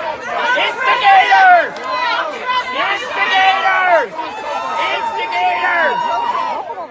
Instigators! And here we go. The only black man. We keep saying black folks, this is not our fight. The only FBA person I've seen so far on the front lines. Watch how dirty they do this black man for this right after the pew pew. You know, black man out here. Look at this. Instigators! Get back! Get back! Let go! Whoa! Ta! I remember when I lost my mind. Oh, just about to lose my mind. Go sit your ass down somewhere, boy. Get out of here. Look at that. Look like he got smacked by the might of God. Like God came out the heavens, was like a pow. Sit your ass down. Man. He shot him. He hit him in the face, point blank range with a pepper spray grenade. Holy cow. Foolishness. Pure fool. This is what I like to. How do you explain this to your respected peers? That kept me out of a lot of trouble, man. Shout out to Mr. X. Before I do something to, I say, now, how do I explain this to Mr. X? Guy be like, hey, what happened to you? Why your eyes all leaking? You bruised up? Man, I got hit in the face with a pepper spray grenade. See that? Now I feel stupid. Yeah, and that was like the ancestors reminding him, giving him that good slap, like sit your black behind down. That was the ancestors talking to him with all that smoke. That was ancestral smoke that he had. Got him. He looking dumb and said, yo, that agent pulled that thing up and aimed at his grill piece. That was personal. He went in and he went. That's a glorious day for him. Get back up! Man. Let me get you in, brother 10. What you see, 10? What is this? Man, I think people better take Bobby T advice and ask the important questions: who, what, when, where, why. Like, this ain't no time for us to get involved. They already got. That's like you got siblings. You got a sibling that's acting up, and you already got your butt cut earlier, and you come tease them while they get their butt cut. You think you ain't about to get your butt cut again? Like, they already got built up animosity for us. So I'll be daggone if I go out there and try to put my life on the line to protect other people who really want to hurt me, but they got a task at hand to hurt these people first. I don't know. If I was that brother, I think he got what he deserved. Like Miss Ebony D said, that's the ancestors letting them know, yo, go home, son. Oh, this is wild. What you got, internet passport? This is wild, brother.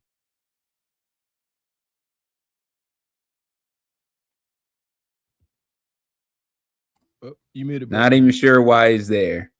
Man got close to him. He said, move out the way, pushed him out the way. I think he thought maybe he caressed his projectile gun weapon thing that he has and said, you know what? I'm going to let this off. Point blank, pushed him. He said, hey, get it. He grabbed it. Yeah, go ahead. But yeah, I didn't even catch that, bro. Oh, good eye, brother. Yep. And that's why he got it. He said, move out the way. He said, oh, you touched it. That gave me enough reason. Right in the face. Except it wasn't the 5 fingers. Oof. They are trigger happy. Be careful. They ain't playing, man. They already take somebody down and, well, they're ready just to exercise the power that they do have. Well, listen, the whole time he's doing that, the dude in the back is spraying. He's shooting the pepper spray bombs at his feet. If you listen, he's doing that the whole time. Watch. Instigators! Get back! Get back up! Let go! Whoa! So you hear them? They are popping the pepper. They got all kind of little devices, all kind of pepper sprays. They shooting them at the ground so it can come up and irritate you, shooting at your feet and stuff. So you gotta burn them clothes. They just ninja. Yeah. Kill someone else! And he taking his coat off like he wants smoke. And the white man, like, come on, bro. You ate this. You down for the cause. This dude gonna be on National Geographic somewhere, man. That was a hell of a shot. That was crazy. Listen here, they talking about delete someone else. Go for it. That's insanity. Y'all really trying to F around and find out. Y'all can't smell when the Reaper is near. Y'all like, delete someone else. They will. They already popping y'all in the face with mustard gas and stuff. Y'all better go home. What you got, Ebony? Yeah, and another thing is this is why you don't be down there with yourselves, by yourselves without some other brothers and sisters there to look out for you, because see how they were already trying to go ahead and delete somebody else. No, that's why you need to make sure that you have people who are on code with you. You don't need to be at spots like this, but it just goes to show that they were not vouching for that man's life. They were telling those police to delete him too. That's why you don't have your black ASS out at these protests, especially not by yourself. And this white man, he get to archive this forever. He gonna show his grandkids. Look what I did to this ninja back in 2026, playing around. Yeah. But that was you, Grandpa? Yeah, he effed around and found out. Yeah. That's gonna be in training videos.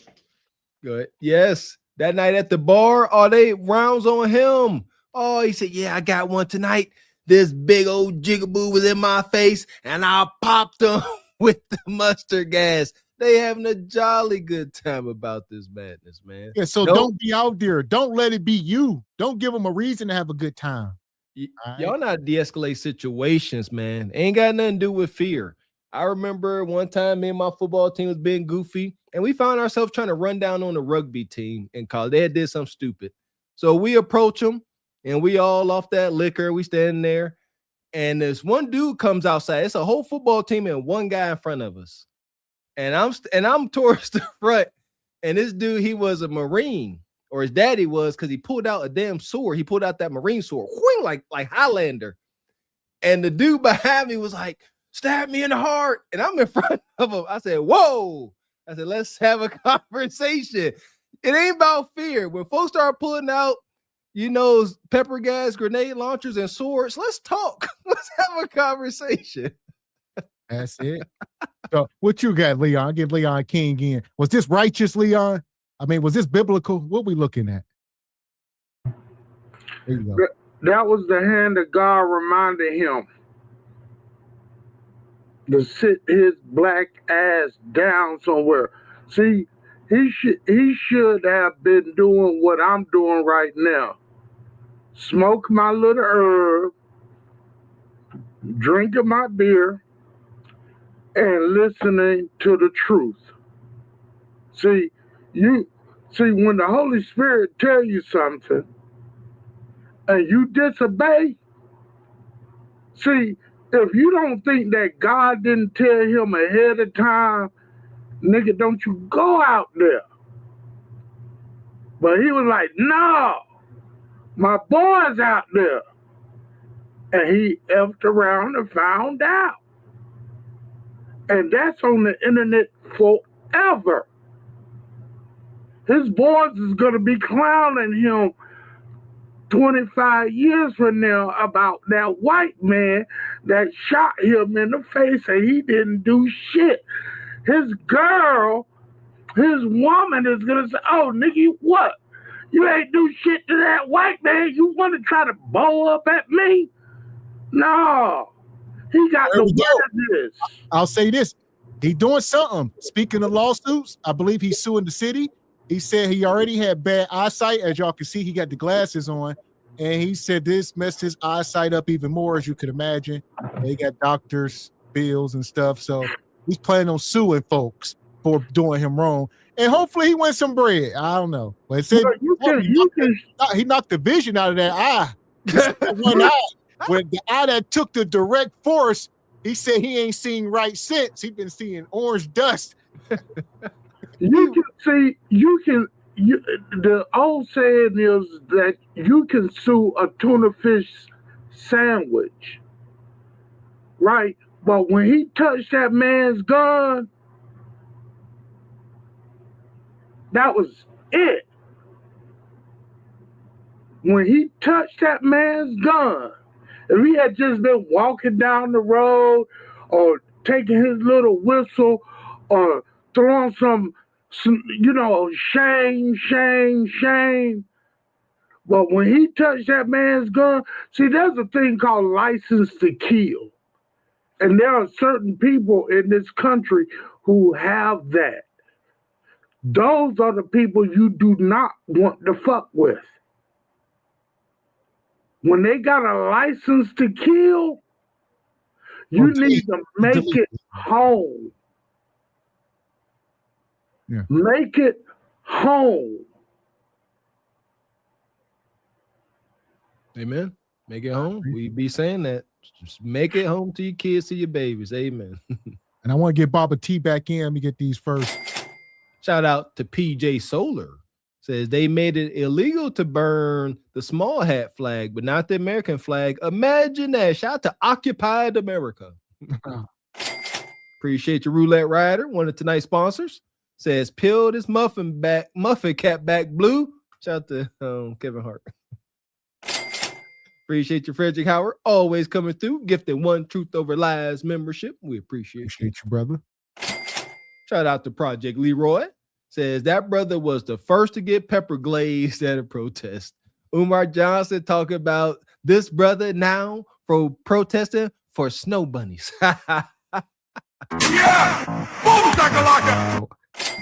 Appreciate your Black Unity. Said he deserved that ish. Stay on code and out of business that ain't yours, ninja. Okay, so that's where I want to get you in, Baba T. Did he deserve it? He deserved it. You know, when you throw your hands up and you make any aggressive move, man, toward a federal agent, let alone a police officer, you know, you get the repercussions what might happen.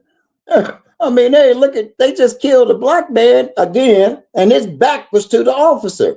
The kid had his hands out like this, and they told him to stop, turn around. You know, I mean, they've been having the license to kill us, you know, with less things we've done. So, you know, and really, that white woman's not going to win a civil case, okay? Because you have to understand with the federal government and with Trump and the legislation, man, what they've been doing to these ICE agents is pathetic. I mean, I couldn't be one. I'm telling you. I mean, they have it in Chicago. They protested, running up on agents, hitting their cars, stopping. Man, they made an area for the protesters to stand, and they ran over the area. These folks crazy, man. Why are you messing with them folks? Okay. They can lock you up, and the Supreme Court will go along with them because you interfere with federal government business. Just like these mayors and governors talking crazy. Don't you know you're that close to sedation? You know what sedation is? Plotting to overthrow the government. You're that close when you start doing stuff like that, and you're a government official. So, hey, it ain't our business. I always tell folks, if it ain't us, leave it alone. We ain't got nothing to do with them people. They don't even like us, like these Venezuelans. They don't like us. All these other folks don't like us. These Israelis, they don't like us. These Arabs, they don't like us. I agree. I just want us to like us. That's all I want. I want us to start liking us. Okay? Amen, OG. And like you said, that woman, more than likely, people got to understand these these are federal agents. So they are backed by the U.S. government, no different than the FBI or any of these other federal agencies. So got to understand who backing them. There you go. They got power. Understand the rules of power. That's one thing as a community we having a hard time grasping. Power. Power is what gets stuff done. Back to the one sister making an argument about one person getting prosecuted compared to the group of the Somalians. There's power in groups, even if it's fraudulent. It just is. Appreciate your brother Frederick. Says I'm late. Was watching Smell of Roses. Shout out to Raquel. Says trash CJ or watching Raquel trash CJ for acting 5 years old. He got heated. Oh. Shout out to Frederick Howard and Sister Raquel. And this is what I'll say. As far as this brother, because look at him, he gonna try to take his coat off. What is this about? Kill someone else! Y'all see that? He took his coat off like he was about to go fight. He is. He tough. And this white dude trying to hold him back. And look at the news, CNN, all the people back there. He gonna be on somebody's local news trying to tell you. You gonna mess around and be on somebody's podcast. And today we've got the guy that took a pepper spray grenade straight to the grill piece. Here's his story. Right. Or they could be trying to film it as outrage. Like, look what they did to this black man to try to get us to come out there and protest. But that's a lone wolf. We already know what it is. We got our popcorn. Leon has his blunt, and we're just sitting here watching the show. There you go. No, don't be trying to trick us. I like that, Ebony Dean. This is not our fight. There you go. These are rogue individuals. They don't even sound like us. Y'all wouldn't invite that ninja to the cookout. Y'all heard how he talk. Go for it! Kill someone else!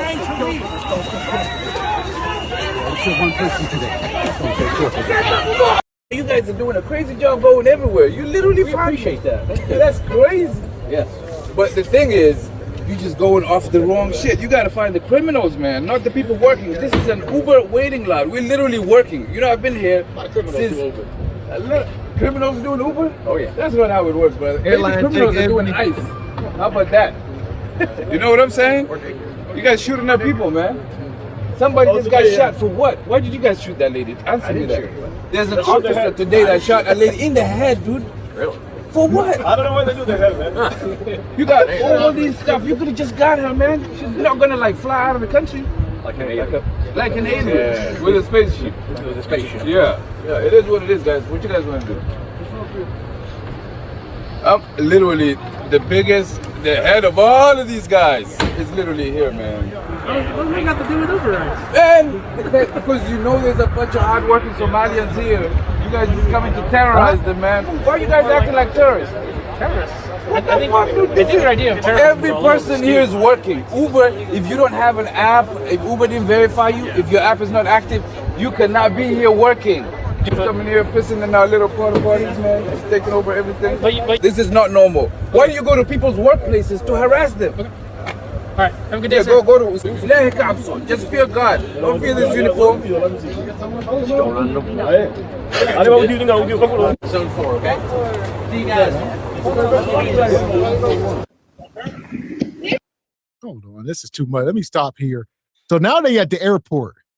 So ICE just run up in the Uber waiting lines at the airport checking the drivers.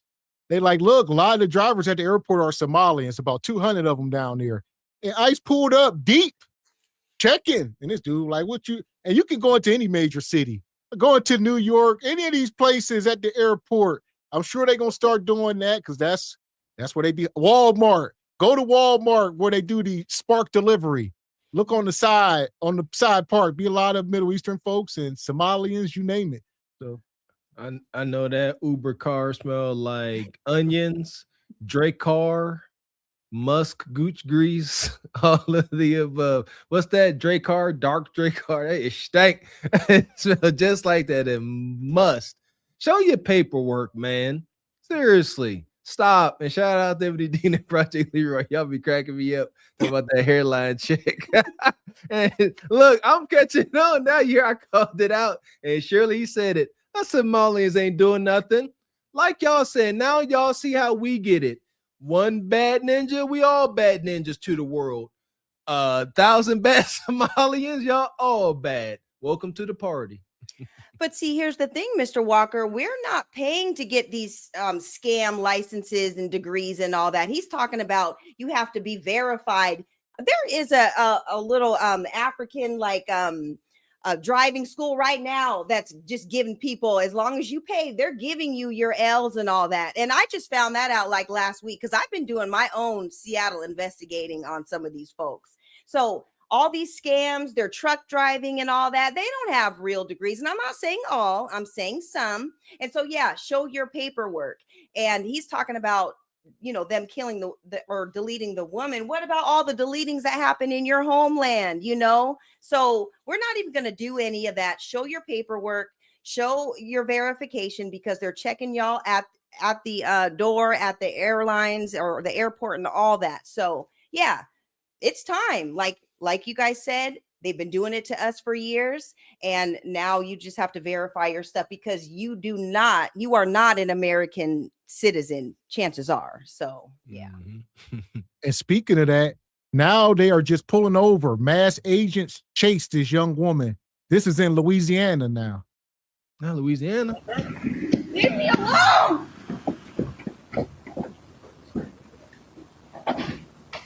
No, you're the woman. We weren't even looking for you. And her stepdad came out. So ICE driving down the street, they saw a woman. She looked suspect, like she was maybe from south of the border, and they just hopped out on her, and she ran back in the house. And then this is wild. As a man, one of the most effective and intimidating things you can do as a man, trust me, I done it, is be extremely calm in front of law enforcement. Look, this is a big old brother. He flailing his arms. You are showing that you are overly concerned. Something is amiss. When you remain calm, they gonna remain calm, and they gonna view you as being under control and powerful. I'm telling you what I know. You could be dead wrong in what you're doing. Be calm and get a desired outcome. Don't be flailing your arms as a man like this. It ain't gonna get you nowhere. Don't do it. Leave me alone! And she wrong. No, you're the woman. We weren't even looking for you. So get the here. Why? So what are you looking for? This is a public area. Okay, so you want? I don't want to speak to you. Well, I don't want to talk to you either. You're the one. Hispanic people against Hispanic, bro. Well, there you go. A lot of this stuff is the same thing going on in Minnesota. We seen the woman was walking down the street. They ran up on her. Where your ID? She like, oh, this is my city. The dude said, where are you born? She said, it don't matter where I was born. This is my home. Get out my face. And like Baba T said, if you ain't from here, and you get to acting like that, something gonna come on the back end. Y'all keep playing. I don't know. I ain't too proud to show my ID, even if they did wrong. Oh, the Constitution said you don't have to show. Here, you ain't hurt my pride. You ain't gonna do nothing to me. That's what you ain't gonna do. You can see my ID. Here you go. And I'm going about my day. I'm not that. I don't know. I've been there. See, I understand the sentiment. I've been there as a youngster. I ain't showing you nothing. F you. I'm already getting beat down by life. You ain't doing nothing. I get it. But what is that going to get you but more heartache? Now they putting your name to, okay, they taking your picture. Are we gonna get back to him? See, or back to her? Just let's get this over with. It ain't I'm sorry, it ain't it's that bad. Show me your ID and go about today. Show the white man your walking papers. So welcome up, Richard Media. I know you've been in the audience. What you got, brother? Hey, can you guys hear me? Yes, sir. All right. So I came on because of that last video that you showed with the woman running. So all last summer, I live in northern Illinois. It's called Lake County. And Lake County has the only naval training center in the U.S. It's called Great Lakes. And that's where federal agents were stationed when they first came to Illinois. Okay. And within Lake County, there's so many retired veterans. They all over the freaking place. Active service members as well. But I digress. So anyway, during the summer here in the city I live, it's a large Hispanic community, especially within Lake County. Lake County is about 40 miles north of Chicago.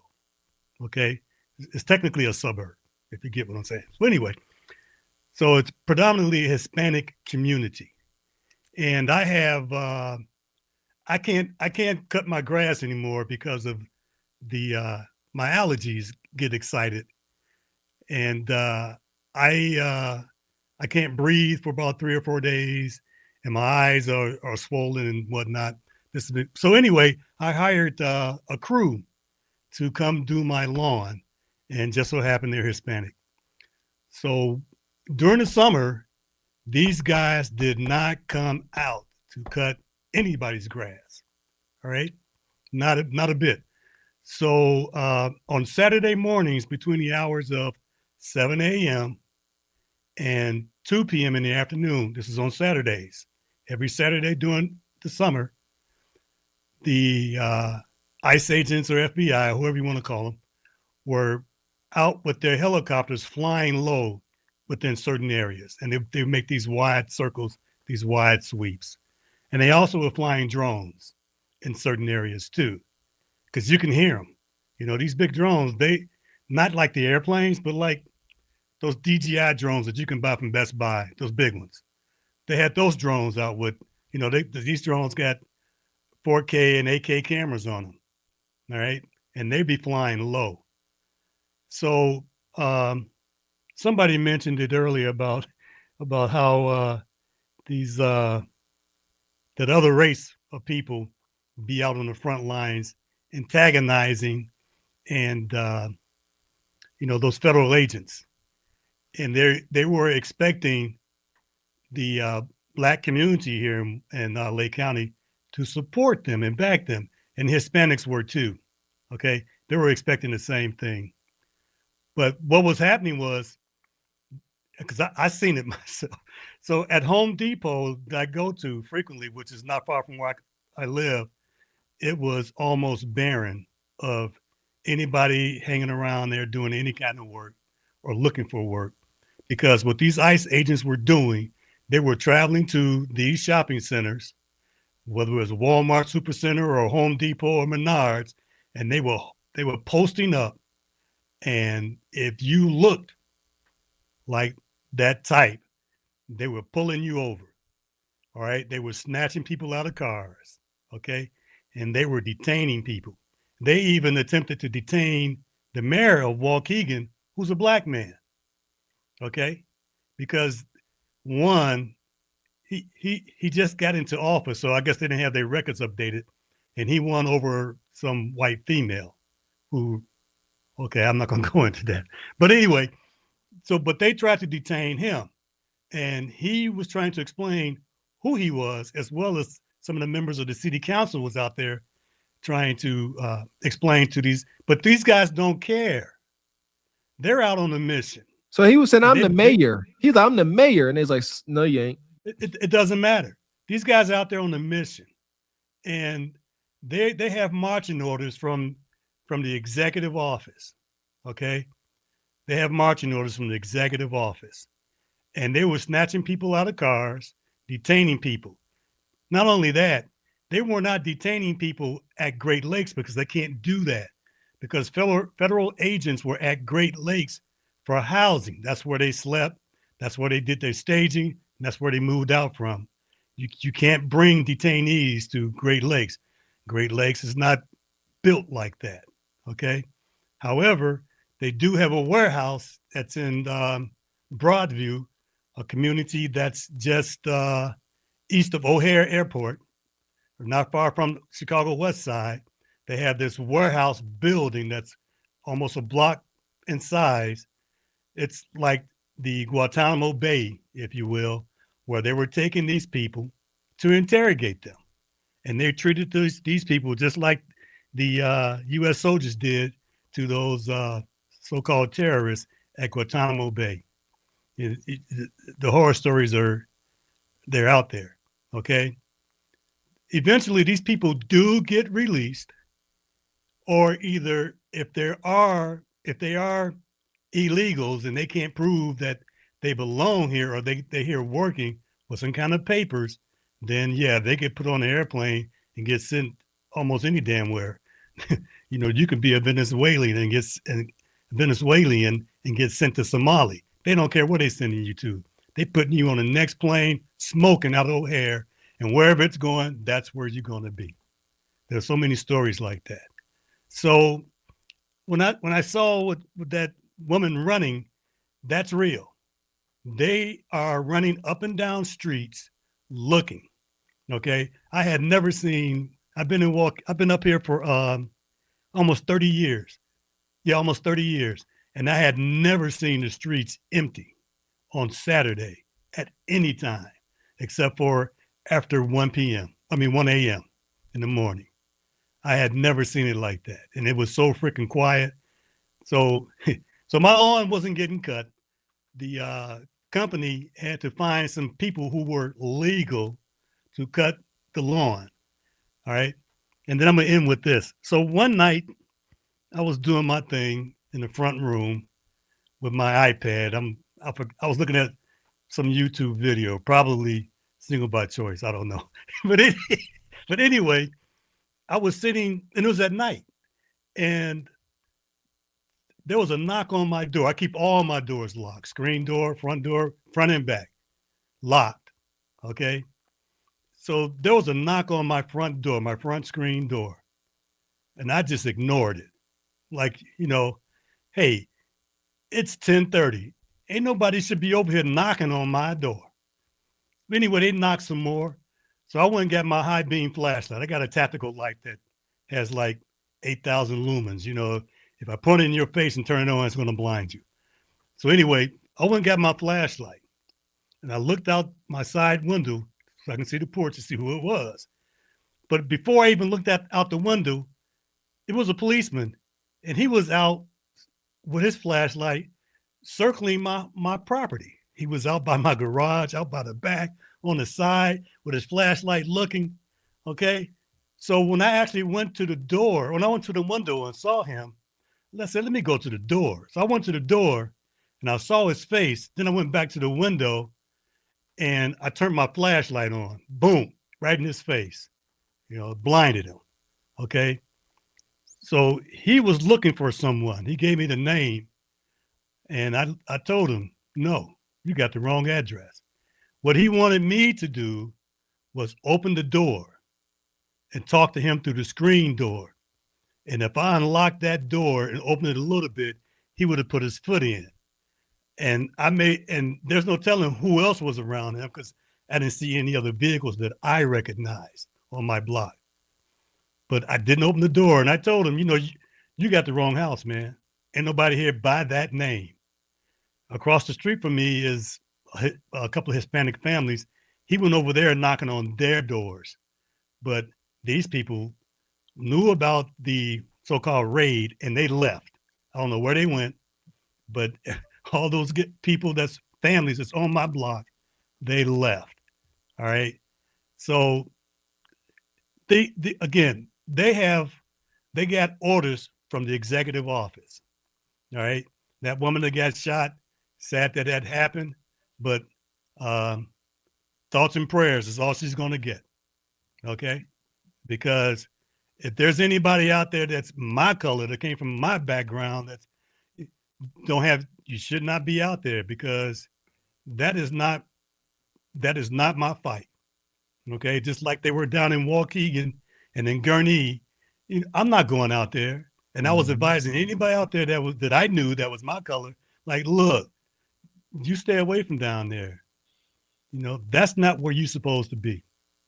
You should be at home protecting your family. So anyway, that's what's real. Okay. And my whole community is on terror alert and watch alert. They're terrified. Now that it's cold, not much activity is happening right now, but wait till it gets warm. They're going to heat back up again. So that's all I got. Brother Richard, that's exactly why I'm hell-bent on getting me some land, because of what you just said. You minding your business in the tranquility of your own home, and somebody that invited they sell right outside your door, that irks my spirit. But that's why Billy Bob and them got acres. It's a long way to get to the front of their house. It's a long way to get off their land. See what I'm saying? That's intimidate to law enforcement. You are acre in my land. I'll do whatever I want to you for the most part. Yeah. Shout out to Frederick Howard.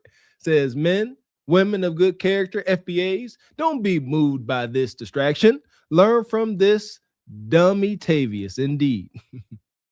Money, money, money, money, money, money. Appreciate your roulette rider. Says, there's so many points to hit on. Wish I could come up on the panel, but I work for Uncle Sam. Also, sorry, Ebony, but reparations not coming. At best, state level incentives. Don't get Sister Ebony Dean fired up. Y'all better stop. Us as FBAs, we're in a great position right now. So we're getting people up out the paint. We're exposing all the fraud, and we're exposing that there is money for us to get reparations. So roulette rider, reparations will happen, and when the check comes, it's just gonna come. That's just what it is. He can sign his over to you. yeah, sign yours. Get my information from Gavin X and Mr. Walker. Sign yours over to me. That's it. There you go. And I was gonna say, yeah, we dropped the video the other day. The woman, who was that? Amanda Seals. She was going in, so she was calling out the FBAs. Amanda Seals went in. Amanda Seals, please. But nonetheless, Triple X come right on time. We get they calling out reparations. Triple X pull up like, hold on. Hold on. Hey, Here, you rang right. Clark Kent Superman is here. You rang. Hey, what's going on, everybody? Salute to you guys. Nice seeing you guys. Nice seeing everybody. Yeah, as far as the girl is concerned, that was extremely unwise and unsmart thing to do. She needs to let ICE cook, let them work, let them cook, and take care of business. She doesn't have really any real reason to be out there in the way. Clearly, she's co-opted and funded to be out there being a disruption. And that's how that works. Otherwise, she wouldn't be out there doing that. She's basically treating this as a job, so there's funding involved. It's an unfortunate situation, but you don't charge police officers, and you definitely don't charge them with vehicles like that. You're asking to get capped. Let me ask y'all this. Yeah. Should he be arrested? I would say no. And he very likely won't be found guilty because of the situation. It's highly unlikely he'll be found guilty. Okay, so what you think? I get you in, Manny Ball. Should he be arrested? No, he should not be, because he did that in his job, as a part of his job. Now, if they find something that they feel he should be arrested for, that would be different. But I'll be honest, right? Like I say, I'm an outsider. And so I don't want to sound prejudiced when sometimes I say American, because like I say, you guys have an issue where in America, you have a lot of different sects of people. In the Bahamas, everyone is Bahamian. Yeah. In America, there's Black American, there's Hispanic American, there's Ucho American, you get this one, you get the Native Americans. So, and then everyone is sort of divided, especially when it comes down to Trump. You just get some people hate Trump. Like there was this thing, they say, if Trump cure cancer, they'll say, we don't need it. He can keep that. Because some people just really hate Trump that much, even though the fella done come in and in 1 year, this man done do more stuff than I've seen any president do in sometimes 4 terms, and then he's coming to stats, so he's scary on bad. But I'm saying to you guys, again, as Black Americans, y'all need to stay in your house, because you have this thing as an unseen thing that most Americans don't really recognize. Sometimes Americans just come here and I used to drive taxi, and they ask you like, and it starts to rain or they need it raining when they come off the airline, right? And they come in my taxi because I was driving taxi at the time. It's like 06. People asking me, I thought it didn't rain in the Bahamas. Could you imagine me trying to stay focused on the road and someone in the back of me asking me a dumb question like that? You're looking at all these green trees all around you. You know, you expecting to see all type of animals and stuff like that, and you can ask me that you thought it didn't rain in the Bahamas. So that means you didn't even take no time to understand where you was going, none of that. So I'm just saying all that to say that this, right? In 1985 in Philadelphia, they dropped a bomb that the police just made on the whim. It was an impromptu bomb that somebody just created and dropped this on a residential building where they believe some black activists were inside of. And it killed 11 people. 5 of them was children. And it burned down 60-something houses at the same time, where this fire just get out of control, right? And so I say all of that to say, just the other day, they were shooting people in Iran, allegedly. They maybe killed something like 12,000 people who was protesting. You carrying on for this one woman, get yourself out in the streets, better really think that over, because you could just die because somebody just accidentally, a rookie, just accidentally just pulled the trigger and you dead. And they want you to be a martyr because that is what it's get. That agenda on fire when someone become a martyr for the cause, and that's what they looking for. That's why they telling you go out in the streets, because they want you to be a martyr. These people want you all to die, you know. They don't care about y'all. They was just gunning y'all down the other day. Y'all better stay focused, because as a community, you guys got to have a voice where you say to yourself, we need to stay home and organize ourselves for, like you say, if y'all want reparations, boy, good luck with that one. But for real, you got to stay in your house and stay safe, because what could happen? And then these people just walk away. It's a serious, serious thing. You guys, you all gotta be safe. Respect. Okay. So what you got, Leon? I'll get you in real quick. What you got, brother? Yeah, and it was and like Baba T said, that was the MOVE organization, and it was a black mayor that was in charge at the time. So James Brown said in '68, when they killed King and the riots in DC, they got James Brown on the radio to try to calm people down. And he told them, he said, look, these people got bombs. All you got is a little 6-shooter. You know how the white man took over the world? With the gun. And he got bigger guns. And now he got the ultimate gun. You know, they got bombs that they can drop on a city and it'll kill everybody in that city. You know, so you got to understand, look, you got to think. Like Mr. Walker said, look, get yourself a couple of acres so the man can't come on your property and harass you. Get out there with the little plow and grow you some potatoes and herbs and things for your family. You know, look, man, this thing is bigger than us. This thing is bigger than us. You know, you got to think, look, you cannot go out here with words against bullets. Bullets are going to win every time.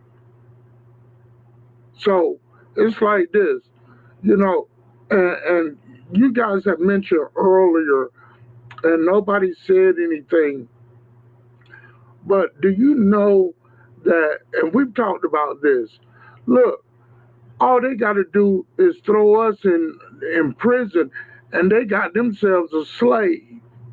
That's all they got to do. They got a slave, you know? So it's like this. The U.S. Constitution allows for slavery, if you're incarcerated. You cross that gun line and you are a slave. I see it all the time. You know, you go out to get a loaf of bread, next thing you know, you're in handcuffs. So it's about, look, 9 Inch Nails got a song called Head Down. When I go out, I keep my head down. I keep my head, on a swivel, knowing where I'm going and why I'm going. But the thing is this: you don't be looking these animals in their eyes. You just keep your head down, keep your mouth shut, get the shit that you gotta get, and get your ass back home. People be talking about they want to be outside. Look, don't be a fool. Don't be a fool. That's all I got to say. Shout out to you, brother Leon. So here we go. I want to pull this one last thing up before we get out of here. I was just telling y'all about this Amanda Seales video. We're going to touch on it since Man Evolve said something a second ago. Understanding that a free Palestine is representative of a free world. It is a stronghold of Zionism that is required at present for it to continue to spread. And if it can be thwarted, then it is a huge blow to the effort of political control of Zionism. 2, I will be bringing with me into 2026 a continued annoyance at African people saying that Black Americans are doing performative Africanism, at West Indian, Caribbean people saying that Black Americans are lazy, and at FBA Black Americans calling themselves FBA Black Americans and saying that anybody else is not Black. All 3 of those gotta stop. All 3 of them are nonsense. All 3 of them are operative behavior. And all 3 of them are absolutely colonizer tactics to shut down any possible ability to shift the axis of evil. So that's Amanda Seales. I want to get you in, Ebony. She said FBA. What she say about FBA people saying are they saying they are the only Black people or what? What is she saying? She was saying that the FBA are saying that the other people from the diaspora are not Black. But actually, Amanda Seales, we weren't the ones that said that. It was actually them who said that. They are the ones who specify that they're not Black. And so we're just like, oh, okay. That's why the delineation movement is so epic right now, because you guys have already delineated from us from jump. And we're just kind of like, okay, we're going to just do our thing, but Amanda Seales, just because you put some dreads and stuff in your hair, it doesn't, your Black card is still revoked because you be saying janky stuff all the time, and the dreads are not helping you at all. So, but yeah, whenever we were fighting for civil rights and fighting for immigrants and stuff to come over to this country, it was for reinforcement for us to, fight against, the white supremacists and the system and everything. And once immigrants came over, they had their own agendas and things, and they weren't really rocking with us like that. So it's taken us a long time to kind of get on the delineation train. But the fact of the matter is, within the last couple years, everybody is on code. We are all for delineation. It's actually helping us with our cause and everything, because we are defining who we are. We're not letting anybody else define who we are. We are foundational Black Americans. We built this whole entire country, and the delineation movement is causing for all other groups to be exposed for their behaviors and their crimes and everything. And everything is not getting dumped on us as just Blacks as a whole. In the hospitals, in schools, and in all national literature and everything, they are putting the boxes for Black Americans, and then they have Somalian, Black Somalians and everything. So everything is being specified right now. Crime is down to historical lows in all FBA cities. I posted a statistic and links to it in the Patreon and everything. Crime is down. We're getting people up out of the paint. We are not the only ones who are incarcerated or committing crimes. Things are getting exposed, and everybody has to hold their own nuts and take accountability for their own people's action. We are not responsible for all melanated people in the whole entire world. We have enough to deal with us being FBA and the crimes that we commit. We do not have to take on other people's stuff. So yeah, that's all I wanted to say. Shout out to Ebony. Yeah! Boom, so there we go. I want to get Brother T in here. I know you want to speak. Amanda Seal, I mean, is that a thing? Do people who are FBA, if we FBA, are we saying nobody else can be black?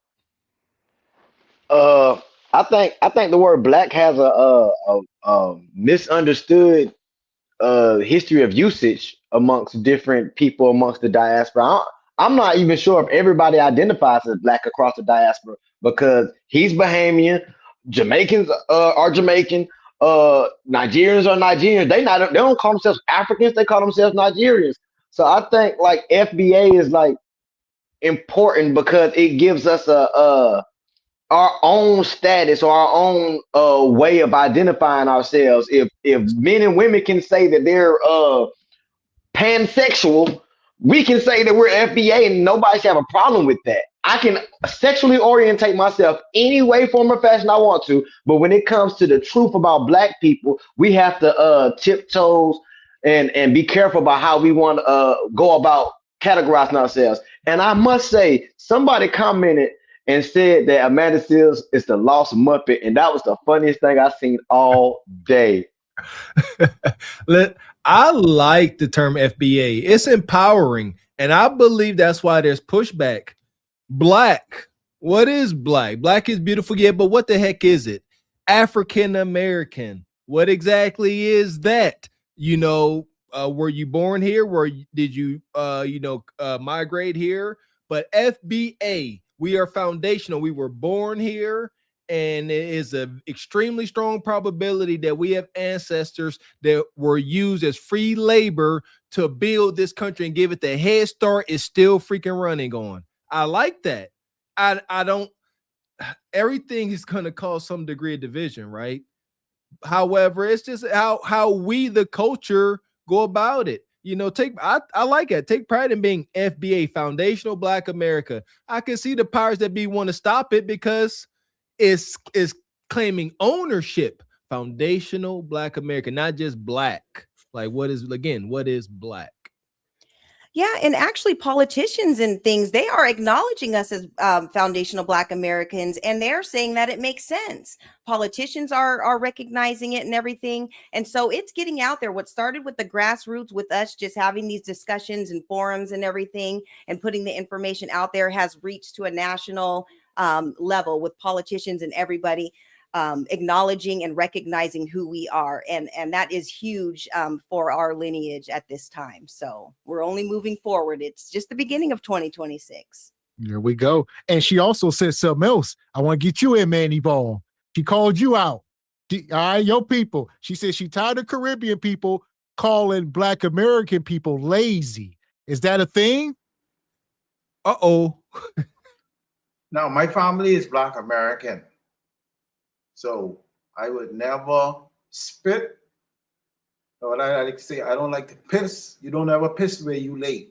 I love America. I've been over there all the time. We only 15 minutes. I will say this. I want to remove you just culturally. Is it a thing people from the islands, do they look at Americans as lazy? American people strange, bro. Black, white. Y'all are some strange people. I tell you some of the things, and especially with Black Americans, you guys have this royalty thing where you guys believe when you come here, like you guys have a degree just because you are American. Because I'm an American, you guys drive on the wrong side of the road. We don't drive on the wrong side of the road. We drive on the other side of the road. But that's pretty much, that gives you an idea of how Black Americans has come off a lot, bro. We drive on the wrong side of the road. No, we don't do something different. We do it wrong because it's not American. And that's how it is feel like a slap in the face, because how you guys is get do by white Americans. Yeah. And then you here now in my country telling me I doing it wrong, when as far as to be Black in America, you can't be right. But yet you want to exercise yourself like that. You have to be careful, because you could say that to the wrong person. So that means yes. Yeah. I want to get with Chai. I know what y'all want to respond. What you got? Yeah. I wanted to ask Manny Ball a question, because he continually said Americans, right? Americans in Jamaica, Americans driving on the wrong side of the road. So no, we drive on the wrong side of the road. Hold on. That's what you said. So when you say Americans, to me, you're including those other people too, along with us. When you say Americans, right? All America, like I say, Chinese is Chinese. No, that's not what I asked you. You mean all Americans? Not what I asked you. Okay, so I'm saying when I speak about Americans, I have to break you up in different. No. You're speaking about all Americans, right? Regardless of their ethnic background, right? Yeah, I'd say all Americans. Okay, all right, thank you. Okay, so now the question was asked to you, and I can answer the question for you, Mr. X. He asked you, is that what the Caribbean people think about Black Americans or FBA Americans that were lazy? Before you answer, the response is yes, Gavin X. That is what they think. No, you can't put words in my mouth. No. That's what they think. No, I can't speak. I can do like how the women is do. No. We ain't talking about the women. For me, I'm jumping. If the women can do it, I can do it. Okay. So I'm not talking, but all women, like how they say, I'm just talking about for me and my friends that are around me. So I can only speak for me and my friends.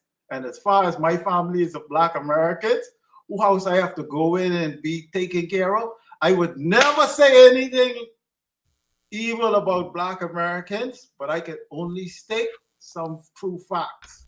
And so let's not mince words here, Mr. Manny-Ball. Okay, you said you're Black American, and I am for sure. I don't have the same accent. Excuse me, I'm sorry. I didn't mean to cut you off.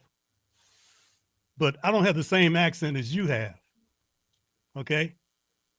But when you say that you're Black American, you must be considering. I didn't say that. Oh, wait, hold on.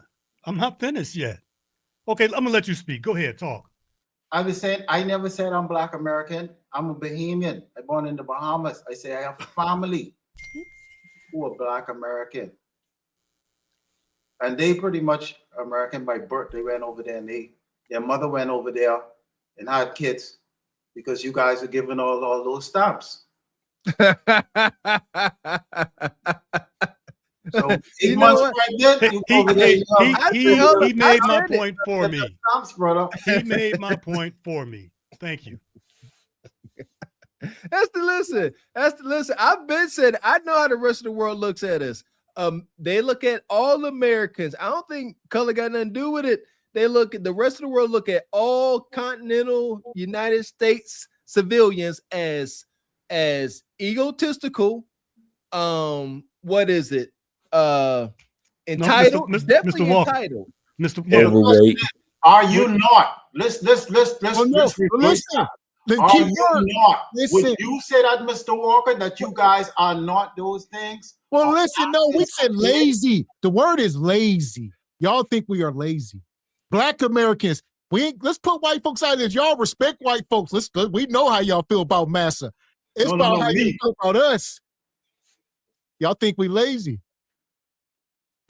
Yes, they do. I've heard a lot of Bahamians say we lazy. Like we, and I've seen it happen a lot in Florida because you have a lot of persons, even right on the internet, use your Black Americans on the internet telling you why should I go to work, right?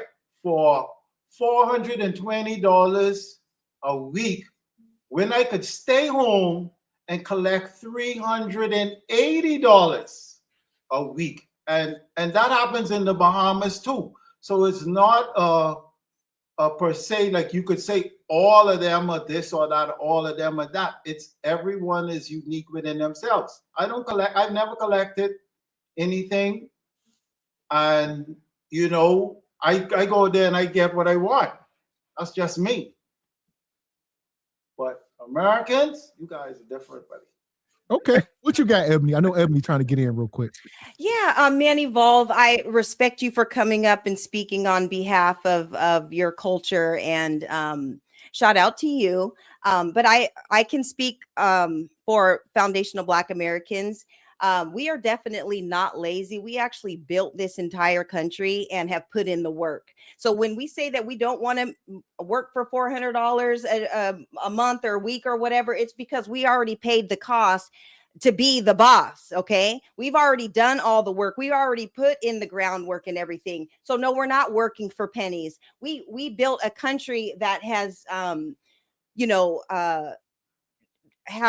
we built this country in order for us to be able to make it. So if people come over from another culture or immigrants or whatever, and they're coming over and undercutting us for these jobs that we created when we built this entire country, yes, we do have a problem with that. It's not about being entitled. I think maybe that's a perception that people from the diaspora actually think of us, because we have created this this country, in order for us to survive in. So I think it's more of a diaspora thought and not so much what we think, because we've already paved the way for us. And maybe if that was something that went on in the other countries in the diaspora, maybe you guys would have a different outlook on things as well, like we do. But we've already laid the groundwork in order to act the way that we do in a country that we created. This is what I mean when I say this is me giving us understanding. Even though we critique our culture day in and day out, when I say we have a unique journey, like there's no other melanated folks from any other place that can understand the FBA, journey. Shout out to us crack babies, the whole crack epidemic. There ain't too many other cultures that have been dealt such biological and psychological warfare. And we have experienced that. And this is not an excuse, but there are going to be subsequent effects moving on from that. Like, I get it. I hate the fact that my folks moved from Louisiana up north chasing steel mill money and club life. But I understand what they was running. I get it. They tired of farming.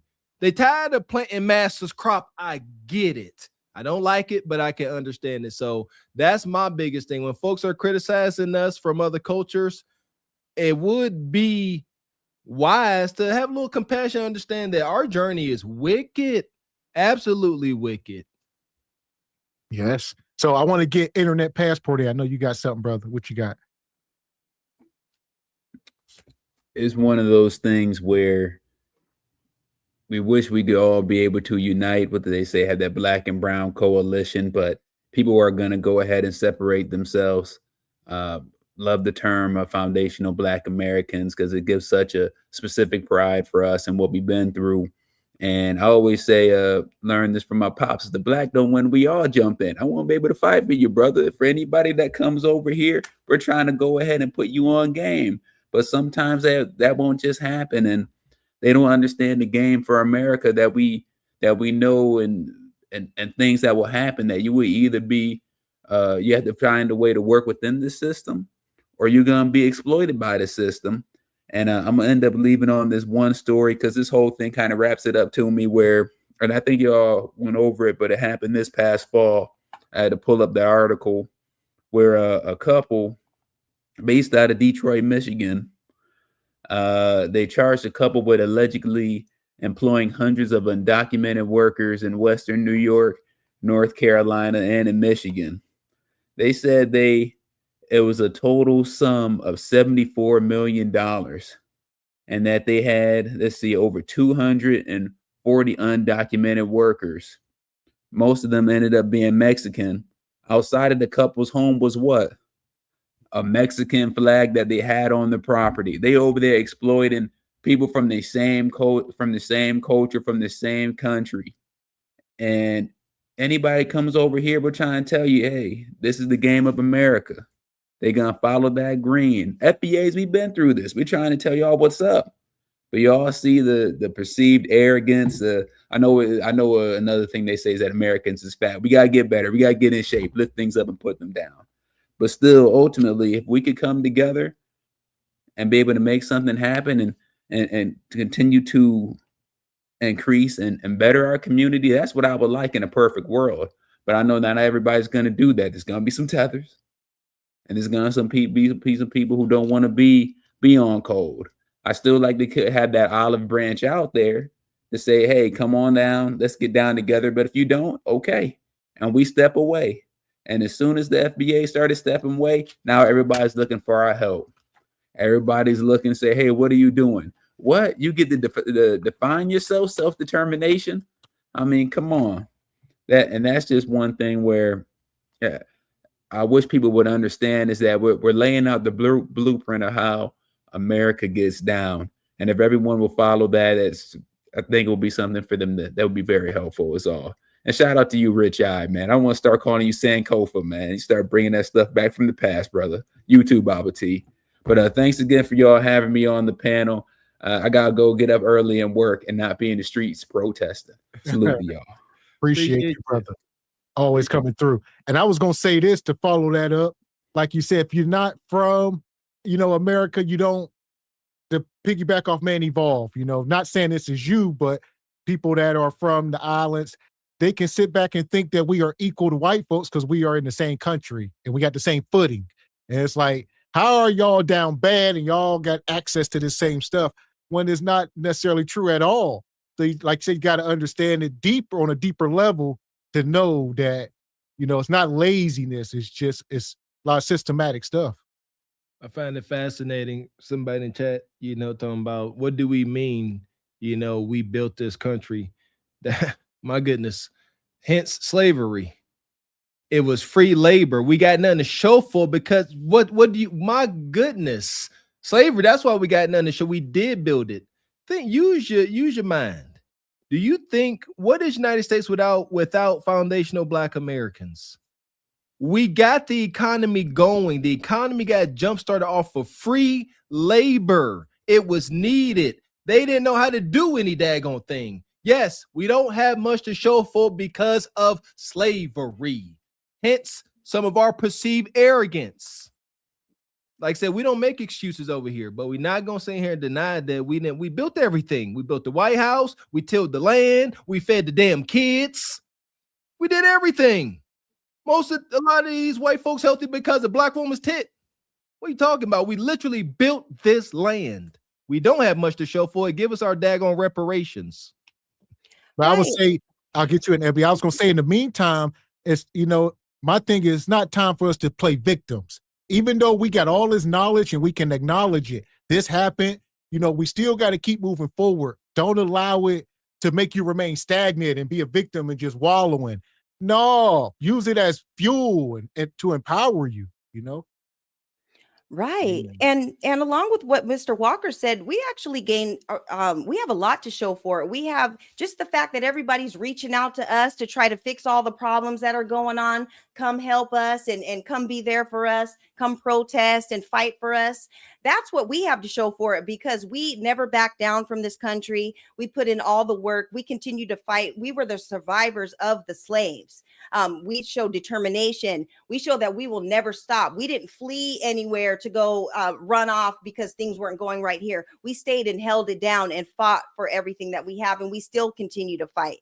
So if you're wondering what we gain from it, it's that determination to still keep going and keep fighting for what is ours and what is owed to our ancestors. And so I think that, just looking at from the outside looking in, that is something that is people actually look to us for because we have that determination and that fighting spirit. It's within us, and it's only, within our group and our culture, just through our ancestors. So that is something that we have to show for it. And we'll continue to show it to get our reparations roulette. So thank you.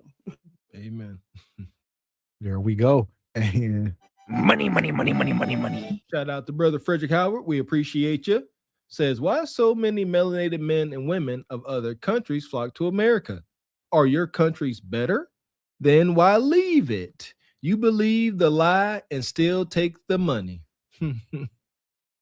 You want to answer that, Man Evolve? I'm not sure.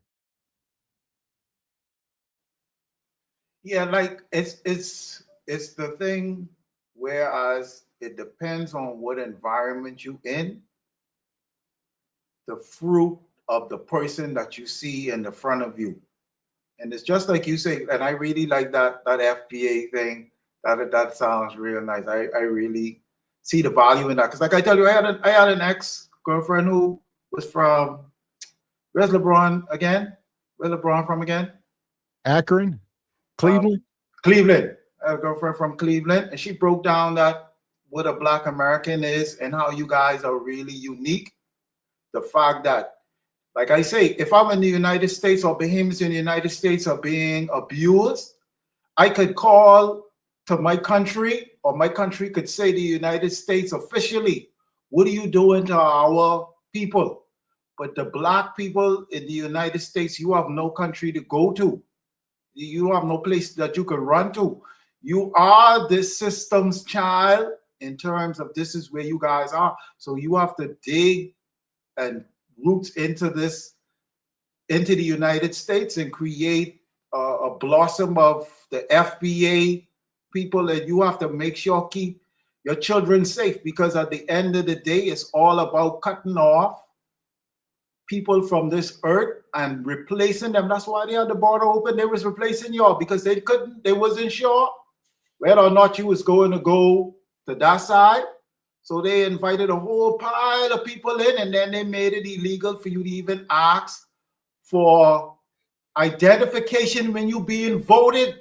When you go to vote, in certain states, it's illegal to ask that person for identification. That automatically tell you that I believe, like Trump said, that they's be rigging these elections. Because that's a red flag right off the top. Like a sister with tattoos trying to tell me she's a homely girl. That ain't gonna work. So you guys got to take care of yourself. Well, I know Richard, I know you got some pushback. I'm gonna let you go.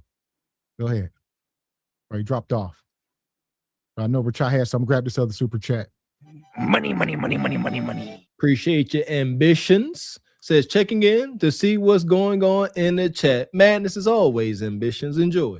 Appreciate you. Yeah! Boom, so until then, I'll get you in, Baba T. What you got, Baba T? You know, I was just thinking about in 1919, when the Honorable Mosiah Marcus Garvey started UNIA, United Negro Improvement Association. And he started a Back to Africa thing to Liberia. And the reason was for it to be a correlation at that time between us and Liberia. That way we have some connection. Now you go forward to 1964, well, Malcolm said, man, you could dress up in the dashiki and come up in one of them restaurants, start talking about ooh-boo-boo-boo. It's how stupid white folks are. Okay? You know, now you get all the way here to 2026. Listen, has anybody lived in South Florida? I've lived in South Florida. Okay? South Florida is a melting pot. And most of the people this is my experience. Most of the people that come to South Florida, they think they're better than Americans, than us. They really do. They really do. I've seen some, really bad experiences with some Caribbeans, which I know you wouldn't do that up in Chicago. You wouldn't do that in New York. You wouldn't do it in Detroit. Much more citizens where they do something to you. I had a cat from Jamaica act crazy to me up here on 71st Street. I said, Batty boy, I'll cut your head off. You know? Okay? Yeah, come on out here. Okay, I got something for you. You know, and it's bad. You know, it is really bad. And I said, man, this is a different world for me. I'm like, this ain't in America. That's how crazy it was down there. You know, but one thing I did notice is that they pay a lot of immigrants cheaper money than they would pay me as a citizen. Okay. You know, that's one thing I did notice. You know, a lot of people they paid that cheaper money to, which, you know, people from Haiti and places like that. So, yeah, you know, but it was wild down there. It was really wild. It gave me a total different perspective, you know. Like I say, what Malcolm said, you can go in there, and they think you're from Africa, and they will seat you down. That's how crazy it is. You know? And like now, we see the delineation. We need to have delineation because a lot of people don't understand that you're here on the backbone of our labor. Okay? All right? And we're not talking about slave. I'm just talking about that civil rights. Okay? That came through. And that gave you the right to be here and to enjoy these things. I never thought about that, Bobby. Okay. Now another thing that's bad, and because it lowers our threshold for reparations, because instead of us talking about civil rights, we should have been talking about human rights. Okay, because that way we could take our case to the United Nations. But we didn't do that. That civil rights is just somebody being nice to you. Hey, brother, how you doing? Come on into the store and spend some money. Sure, sit down and have a meal with us. So yeah, that's definitely needed with us, and everybody need to be on board. You got a lot of these house Negroes that's not on board, because of that money, man, that power, that position, that status where they are, and they don't want to lose that. Really. And please, whenever you talk about locks, do not say dreads. There you go. Because the English use that word as ugly. And if you look in the dictionary, dreadful means what? Ugly. So you calling somebody's hair ugly. That's what they call our hair. Ugly. Okay. Well, let me. Well, actually, I read up. What I read, Brother Bobby T, was the dreads. That was a name given to some of the freedom fighters, I think, in Haiti, because they grew their hair, and the enemy said it was dreadful. So yeah, we shouldn't say dreads because we ain't living that life. We ain't out here with a machete, taking machete to the white man. So we shouldn't call them dreads because we ain't about that life. They are locks. I agree. Dago, right? Yeah, I know I call them dreadlocks a lot, but yeah, I try to correct that. But I'm gonna get you in, Richard. I know you was trying to respond earlier to Man Evolve's point. Yeah, hopefully you can hear me, right? Yep. So Man Evolve, I'm not coming at you or attacking you, all right? But I had to write something down what you said about something that we don't have a country to go back to. And I think everyone on this panel was saying that we're in our country, okay? So before you speak, let me just say this, that when those early settlers came over here, whenever they did, and then what the biased American history books have been indoctrinating us with in America is that these people came off some freaking boat and came to these eastern shores, and they damn near starved. Why was it that they starved? Or it's because they brought seeds with them from a different country that came from a different soil. The soil over here is much different than any other soil anywhere else, okay?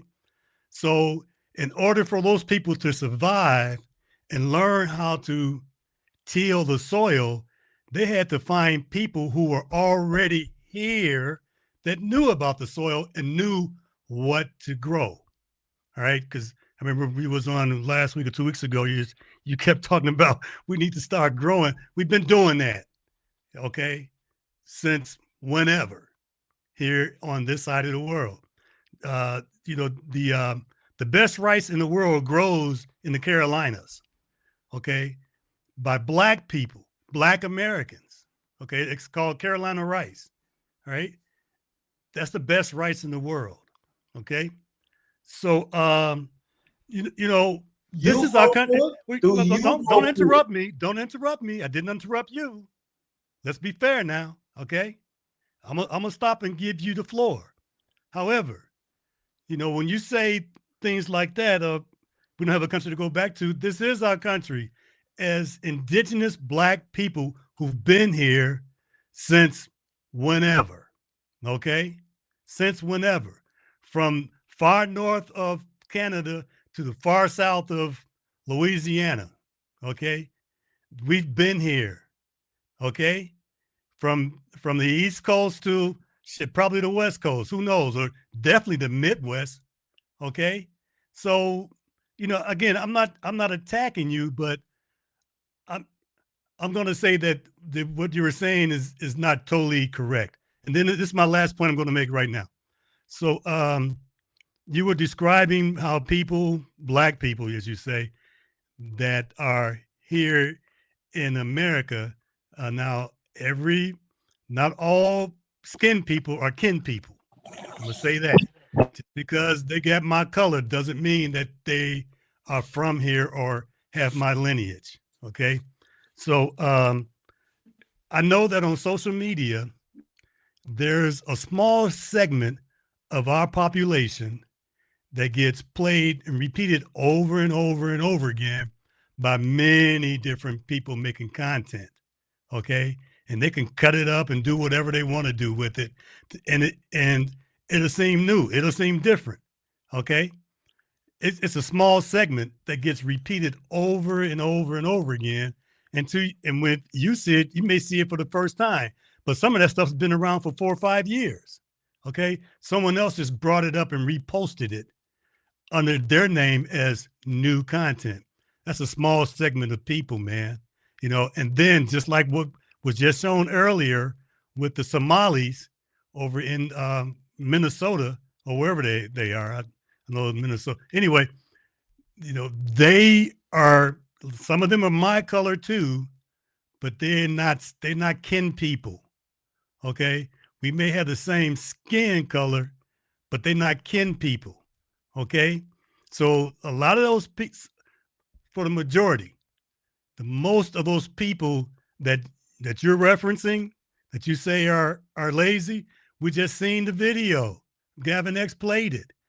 Those people over there living on the tax dollars, living on the dollars that I pay taxes on, or that's taken out of my check for taxes. I've been working a job since I was 14. Okay. People in my family have been working jobs since they were in high school. Okay. So that lazy stuff, again, there's a small segment of people that feel that they are entitled to something, and a lot of them are single moms with a bunch of kids. Okay. I don't know any black men, I don't know any FBA men that are on the dole unless they have some type of disability. Okay.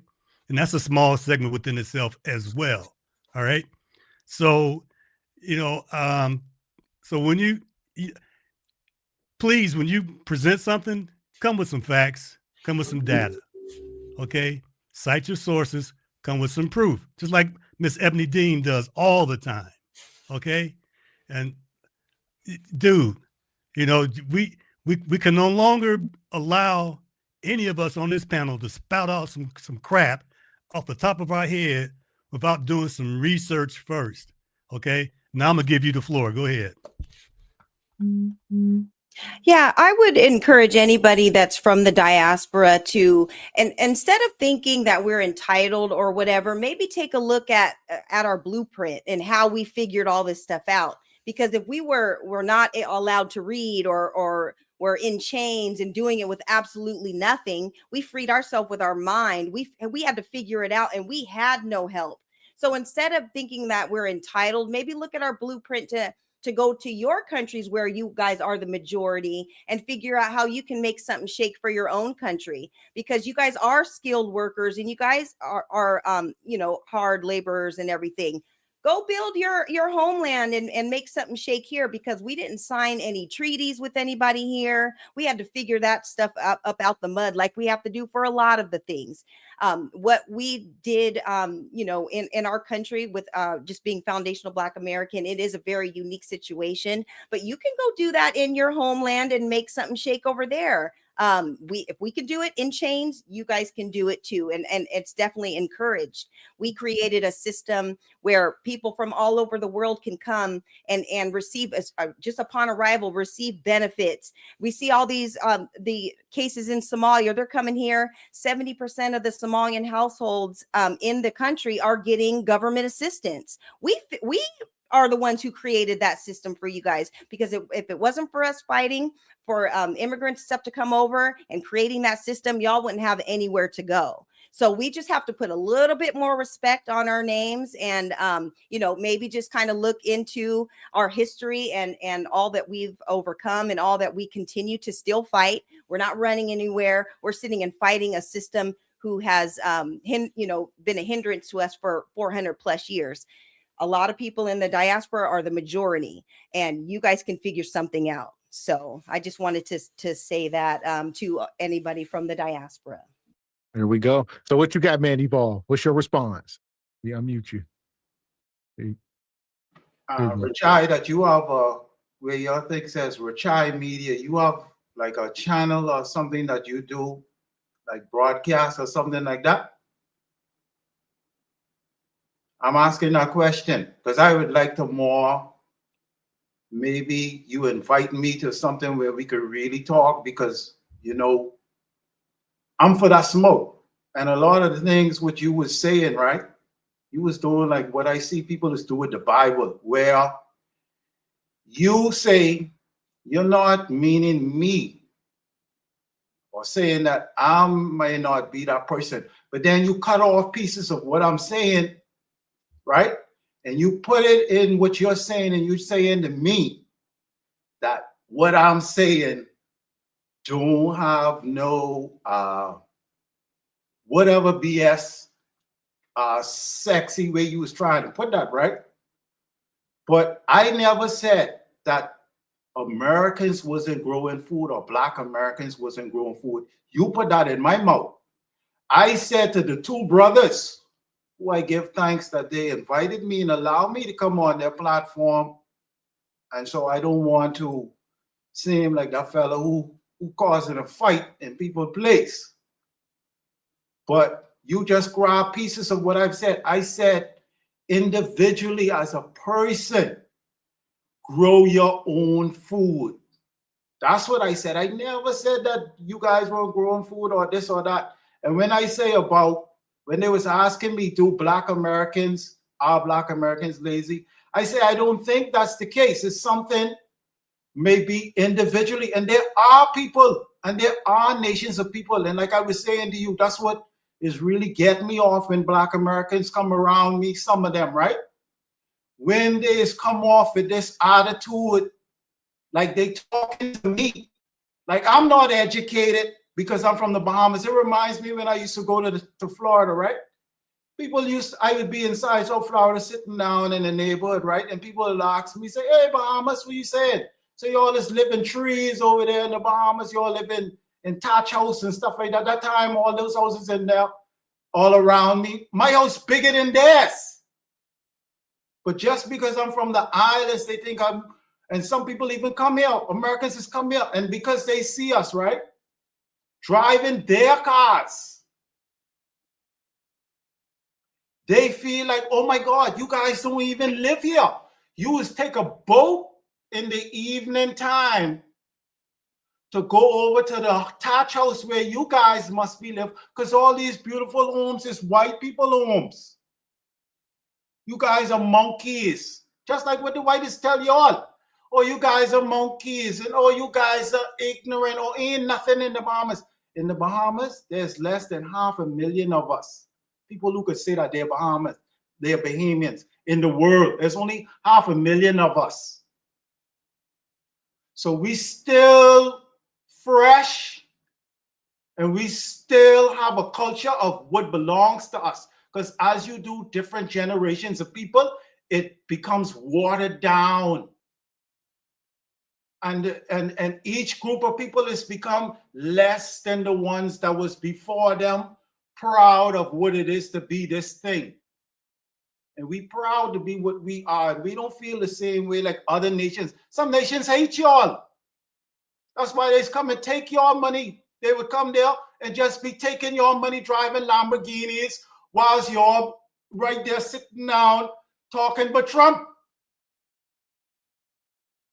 But I digress. But I never was trying to say in any way anything degrading to Black Americans, because Black Americans, you can see you guys come from a royal group of people. Soon as y'all put on some tennis, y'all run down the world. That shows that y'all have a strong blood and that y'all are people of great intellectual and power that comes from just being a spiritual being. So I in no way was saying anything against anything about Black Americans. And that's why I say every person becomes the product of the environment that they grew up in. Some people in the Caribbean don't like Americans no matter what. Some Bahamians the same way. Some Somalians, as you're finding out, feel the same way. But it's not me. So don't bring the smoke to me and grabbing off little pieces to talk to other people about what they doing and saying it's me. You're wrong. And the review and the replay will show I never say nothing like that. All right, here's what I'll say real quick. I think the part about asking everybody do they grow food, that's kind of disingenuous coming from, you know, you in the Bahamas. You know, y'all got good weather all year round. So, you know, obviously people, it's going to be subjective to where we live at. And another thing is a lot of y'all, you said you asking, do we grow food? A lot of people are inheriting stuff, you know, in your country, for instance. So you already talking to you and Mr. Let me Walker. say this. The trees are already planted in a lot of these places. They're already growing fruit. Gardens already established. So a lot of y'all ain't growing up from scratch either. But y'all in a warmer place, so it's kind of disingenuous in my opinion. No, I never said. I said you and Mr. Walker find yourself someplace where y'all could grow your own food so you could be independent and have a food source. I said you and him, not the United States, not every Tom, Dick, and Harry.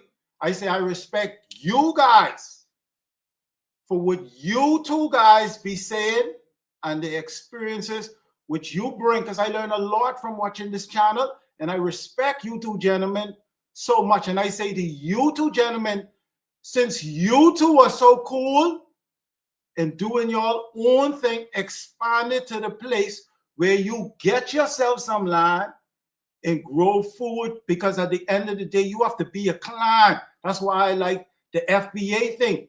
You must be a clan where you can trade and live and support one another. That's why the first thing they tell you is go to school, learn this fake education. And it's fake because you guys have taxes and you don't even learn how to do the damn taxes in school. So right off the bat, I tell you, they ain't trying to teach you nothing would make any type of effing sense. So that tell you right off the top. So I was talking to you too. I don't disagree. So there you go. We got some understanding.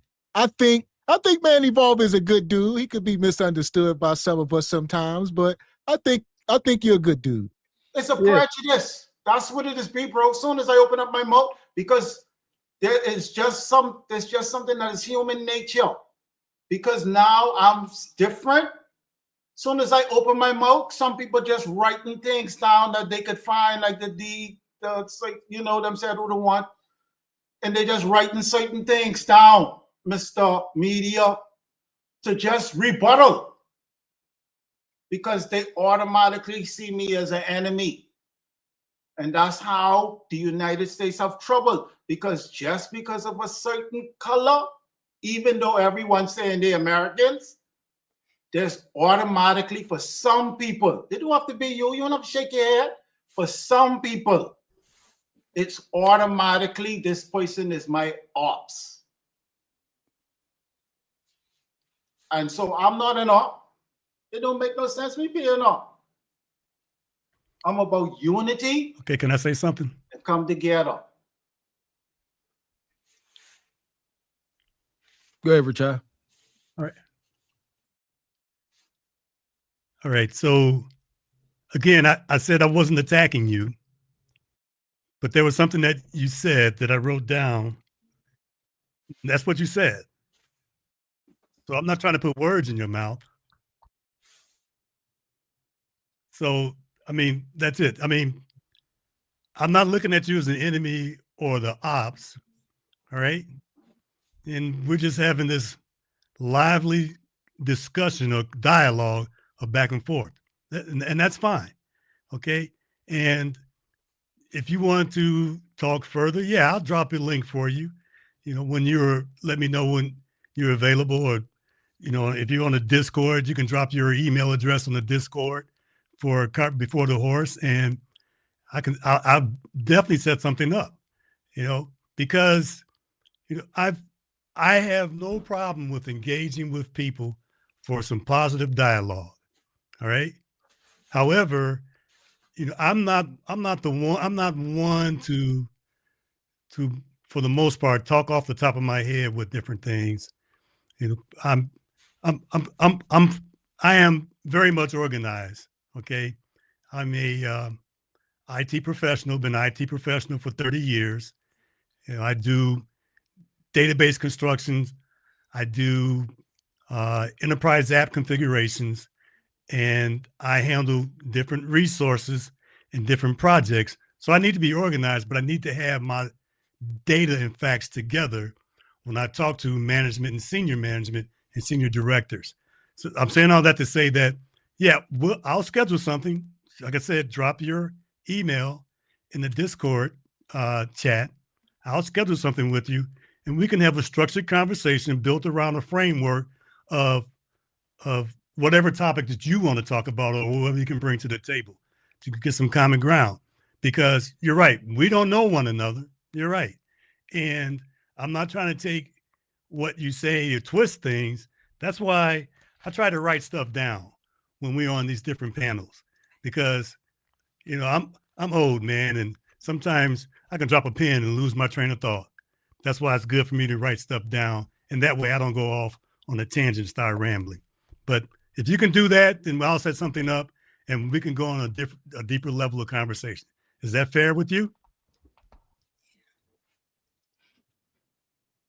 Sure, brother. But I was just saying, if it seems like there's something that you want to talk about in reference to what would you say that I said that you seem to have some sort of confusion about, because like you say you're an organized person and you doing all of this and that, but then you turning around and saying that persons coming on this panel and talking off their head and XYZ, which seemed like you was talking to me.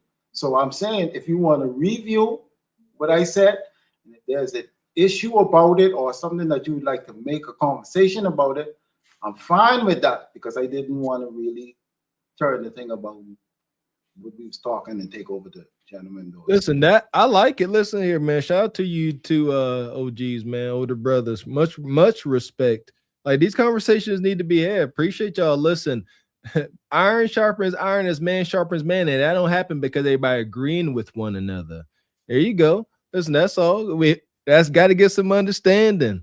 That's all. I like the dialogue. I think y'all did good. Nobody got hurt. Y'all too. I think I got a good idea of y'all two mindsets. If y'all cool with us, y'all should be cool with one another. Y'all talk, have y'all conversation, get understanding. Y'all end up being tight as heck. That's all. Just a mild misunderstanding. Yeah, I think that for the most part, I've been to I forget how many countries I've been to. 17, 18 different countries for work. And I find that all people need to do is have a conversation. Mm-hmm. All right. Because a lot of times a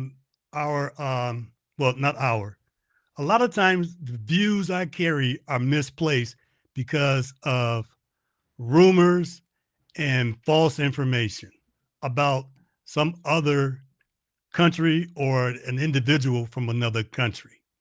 So over the years, I've been working to erase all of that, okay, to level set everything, to come with a common ground, because all it takes is a conversation, and I'm not opposed to that, okay?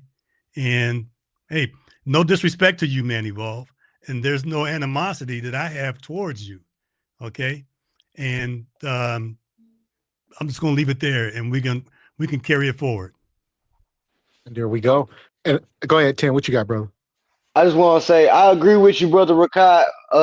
But even better than having a conversation, because we have so many different language barriers, and because a person can converse and communicate with a person, that doesn't automatically guarantee that the receiver is going to receive the message.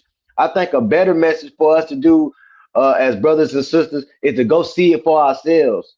We always gonna have a misconception, or we always gonna base things on what somebody else has said or what we heard until we go see it for ourselves. Like I learned a lot of things in school, and scholastically, I seemed pretty smart, but until I moved away from my home state, I didn't understand culture. Like I only understood a narrow viewpoint or perspective of Black people from South Carolina. But when I came to Houston, I met Black people who never experienced, quote unquote, never experienced racism. So I started having conversations and dialogue and seeing. I hated police when I first moved here, and I didn't understand how these people could be friendly with their police until I saw it for myself. So that's all I wanted to say. I think sometimes the dialogue is always a good option, but sometimes we don't got to say nothing. We just need to go see it for ourselves. And that's true. And yes, like I said, shout out to Man Evolve. I when I was younger, I used to come from the perspective of the whole Pan-African thing. Like we all brothers and sisters, you know, and the more we up here on this internet, I see how divided some of this stuff is. And actually very eye-opening for me. Because it's hard when Man Evolve taught, it's hard for me not to see him as a Black man. And then obviously he draws distinctions himself. He's like, I'm Bohemian, this and that. And that is what it is. It's stuff we need to learn. But I think on the grand scale, I think we'll be stronger together. But there's a lot of, you know, distinctions there. What you got, Ebony? Oh, go ahead, Mr. Walker. I was going to say just right quick, you go, Ebony, that as FBA, we have a hurt, you know, like we have been trying to search for a proper identity since forever. So there's I believe, Man Evolve, there's always going to be a level of emotion there with us, if I may speak freely, because we've been searching for an identity. We're big on, what do we say, Ebony Dean? Teaching our kids, what is it? Something of self, know who they are, knowledge of self. Yeah. Mm-hmm. You know, that is a part of our unique journey. That's why I say not too many cultures have undergone the warfare that we have. So yeah, as we continue to try to, it sounds sick, search for our identity, it is kind of an emotional topic, if I do say so myself. Yeah, and I think that it's really, really important that we do have these conversations. And I thank you, Mr. Walker and Gavin X, for opening up the discussion. And this is by no means going towards Man Evolve, but I know when he was speaking, he did state that some people from the diaspora have these types of sentiments or whatever towards their perception of us, and that is acknowledged, and we understand that. And that is why it's important to have these conversations and to know that it's not about just a skin color, it's a mindset. It's a mindset. And if we don't have the same mindset, then it's really hard for us to get on the same page. And that is kind of where we are with the whole delineation thing. We have great brothers and sisters. Man Evolve, you are one of them, from the diaspora that ride for us, that understand our sentiments, and who go hard for us. And that is who we want to build and grow with. We can't build and grow with everybody because of your skin color, because a lot of them, not everybody has the same beliefs. And if you come over with a different mindset, if you're saying that we're lazy and we're entitled and all that, it's really hard for you to represent us, you know, in political stances when we're trying to fight for things like reparations. You guys already think we made it to the top, and we're still all the way at the bottom. We're still trying to fight for other things. So if you don't have that mindset, then it's really hard for you to speak for us. And that's the thing that we have an issue with. But we understand where you're coming from. And that's why we are with the delineation. So. Straight like that, straight like that, straight like that, straight.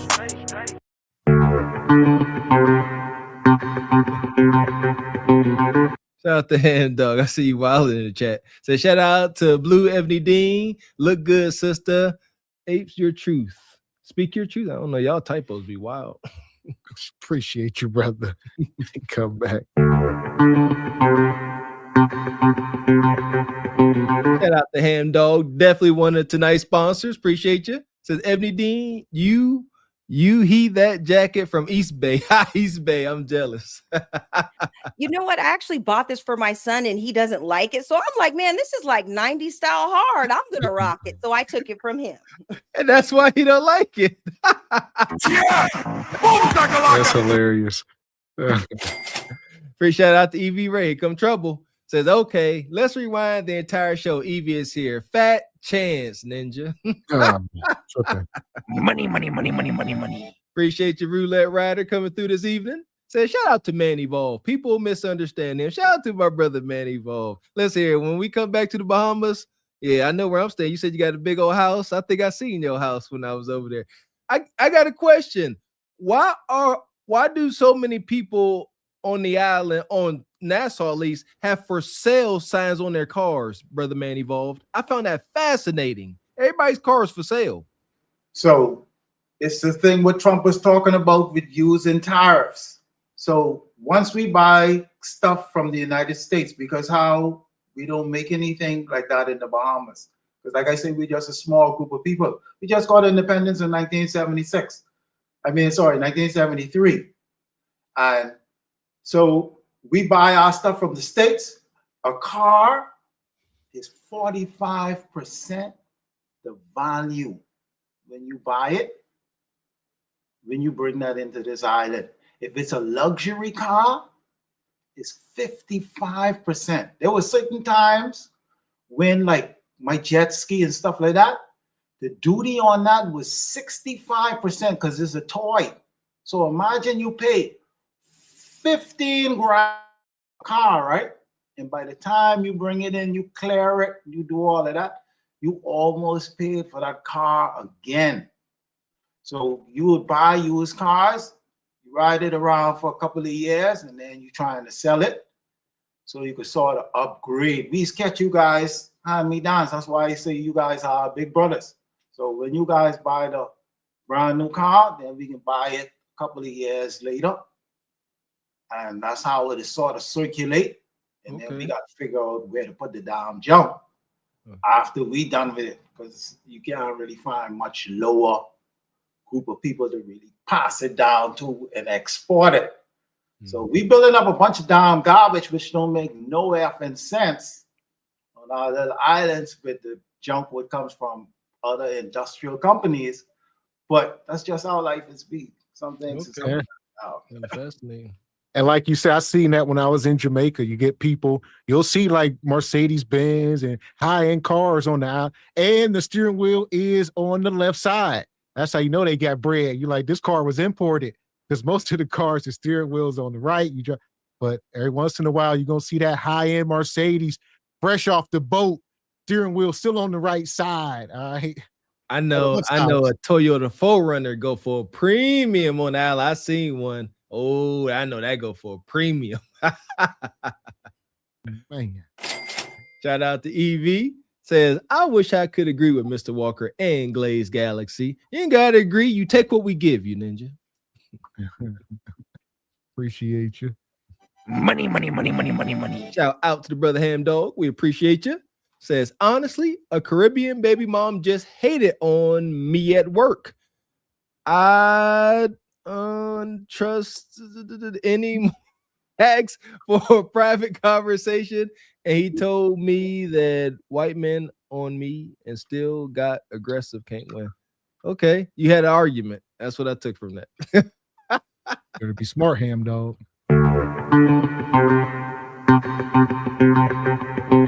And shout out to Baba T. He come through sponsoring the show. He dropped a 20 in the Cash App. He says, I gotta eat, beautiful people. Appreciate you, OG. Thanks for stopping up as always, man. Hope you feeling better. And he dropped another 5 in the Cash App. He says, and Nug Nug. Not sure. Nug got to eat too. Shout out to EV's wild self. Says, in other news, Steelers lost. God bless America. Oh, here we are. We're going to go around. All right, we're going to start getting final thoughts. I see Baba T back. All right, must have had a good meal, huh? Okay, so here we are. We're going to start getting final thoughts. Crazy show tonight. We talked about a lot of stuff from the Minnesota, fraud situation, which led to ICE going to Minnesota and then the woman being deleted in Minnesota. So it all goes hand in hand. This is not an isolated incident. I mean, it's unfortunate, but I'll get you in, Leon. You ain't spoken no thoughts, brother. Let me unmute you. Hold on. There you go. let me tell you what time it is. Okay? The time says we're out of time.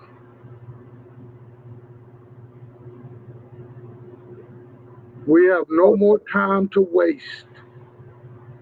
We got to redeem the time. The time is now. We can't wait for our children to grow up and save us. We got to save ourselves right now.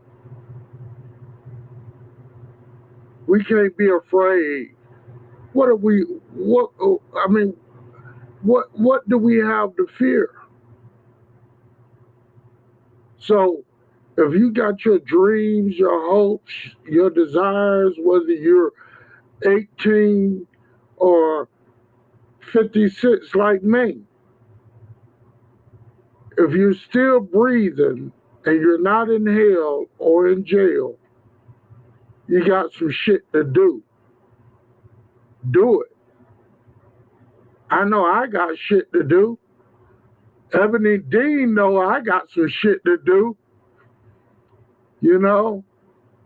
And you guys know I got some shit to do. So whatever it is that we feel like we need to do right now, we need to do it. It don't matter what your age is or what your physical or mental abilities are. Look, just do it. You know, they're trying to distract us with this whole bullshit going on in Minnesota. We got shit that we as a people need to do. You've been too vague, OG. What's one thing Leon King needs to do? Give me one thing you need to do specifically. Specifically, I got a financial endeavor coming up. It's going to take all my mental and physical strength to accomplish it. Have you emailed us about this, Leon King? Yeah. I'm in a touch back with you. Yeah, you got a lot going on. Godspeed. Yeah. So I'm still unaware. Well, the thing is that, look, the stuff that we have to do is life-changing stuff. It doesn't matter what it is that we have to do. It's life-changing stuff. It takes us from one level to the next level. I'm not talking about money. You know, the love of money is the root of all evil. I'm not talking about that. I'm talking about we got to carve out a little space for ourselves and for our children. And if you don't have children like myself, you got to carve out a little space for yourself so that you can live in peace, hopefully. You know, you don't want to, pick your battles. You know, decide the battles that you can win. You know, you don't want to be out here going to war with something that you can't win. You know, pick your battles that you can win. You know, so that's all I got to say. But, Mr. Walker mentioned iron sharpens iron. That's out straight out the book of Proverbs. Proverbs has 31 chapters.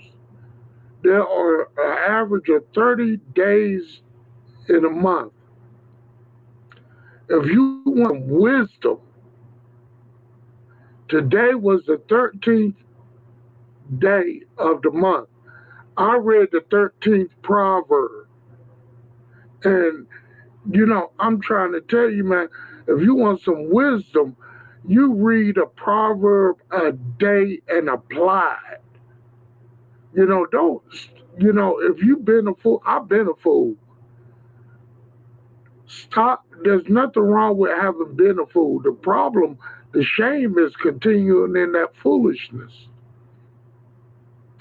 So seek out wisdom. I think that SBC, different podcasts that, along these lines, they will teach us wisdom. Seek out the things that we don't know. I've seen in the chat where different people said, "Well, I didn't see this. I didn't know this." Seek out what you do not grow by what you know. You grow by what you don't know. So seek out the things that you don't know. I'm done. Okay, sound good. Shout out to Leon. We appreciate you always showing up, coming up, cooking. We're gonna get Brother 10 in. Also, Man Evolve, check the private chat, brother. What you got, Brother 10? Hey, well, once again, I want to thank y'all for extending y'all platform to me and everybody else that's on the panel. I just think that honestly, I don't think society's gonna get better. I don't see society getting better, but I think that we can get better within society. I think individually, each person or collectively, us together as people can get better within society. But until that happens, I don't see society getting any better. I don't think it's gonna be any less amount of attacks on us as people. I think it's gonna get worse, but we have to be resilient. Just like in sports, the game don't get harder, the game don't get easier. As you elevate, as you progress from amateur to professional, the game gets harder, but you get stronger, you become better. So I'm not afraid of society continuing to go down a disastrous path. I'm afraid if we don't do nothing about it and about ourselves. So to each and every person, I believe that the more that we pour into ourselves, the more that we read, the more that we exercise, the more that we eat healthy, so we can vibrate on a level that we can receive messages the universe trying to give us. I believe then incrementally, as we get better individually, we get better collectively, and then society will start be impacted by how good we became. There you go, Brother 10. That you got optimistic at the end there. The majority is going to fall to the wayside. Is that not prophesied as well? The vast majority of folks are going to fall to the wayside. That I believe that is that the ongoing fight of good and evil. Good always wins, if you ask me, but always a fight because there's such a small group of good people versus a large horde of bad people. That's why it's always that anxiety. Shall good prevail? I truly believe and live like it is, but it's not going to be hordes of us. There's going to be pockets of righteous resistance, pockets of folks growing their own food, pockets of folks sacrificing for the greater good, but it's not going to be the majority. There we go. So what you got, Man Evolve? What's your final thoughts, brother? Like I said last time when I first came on the show, that it really stands out to me is something that I proved to be true, where they tell you whenever you have any number, whether it's 100, whether it's 10, whether it's 1,000, 10,000, it always boils down to a 1% rule that happens naturally. There's always only going to be 1% who are going to do the work. And it's always going to boil down to 1% who will say, I'll even take the leadership role in getting this thing done. And once you see that happens, most everyone else is just fade away in the bushes so they could point a finger at it. So it's all about finding yourself around people who are like-minded with you and creating a clan atmosphere where you could mastermind. You see how much that is a new thing that's coming around? Napoleon Hill talked about that in Think and Grow Rich. The power of a mastermind, when you put people together who focus on something and go at that, nothing can be, there's nothing that they can't do. Look at Elon Musk, who sending jets, they shit up in the sky on a plate. Like how people trying to buy cars, people trying to buy Escalade. This dude trying to build rock, not trying. He is building rockets, and he's still on X. So that tell you He's not the person who's sitting down with those algorithms, figuring out what it, you know, the X, Y, Z, pi, and all those stuff like that. He's not doing that work. He has a group of people who's around him who's working together and continue SPC to be that sort of environment where you gathering people around and growing an environment that people could feed from. And I give thanks for the opportunity. Appreciate Amen, you, brother. Amen. So we're going to get Sister Ebony in. What you got? What's your final thoughts? We will be back tomorrow as well, as we told y'all. We got a midweek Rumble planned. So you're definitely more than welcome to come up if you ain't doing nothing. For sure. Yeah, you know I'm always game. So yeah, just let me know the time or whatever. But I just wanted to thank you, brothers, for creating this platform. It's been great. We've been having some great conversations and discussions, and I'm so happy to be up here today and just getting the different perspectives from the chat and also from the panel. I think that we are, just to sum everything up, I think we are in great position as FBAs right now. Right now, we are not the focus of everything because there are other people kind of at the forefront, and on a national stage, they're kind of seeing who we are and how we have I started to identify ourselves and started looking into the lineage and realizing that we have a real claim to the things that we're talking about, and it's being recognized on a national level, which I think is great. I think that the stuff that's going on, you know, with the ICE and stuff, that is not our fight. We don't have to stick our neck out for people anymore.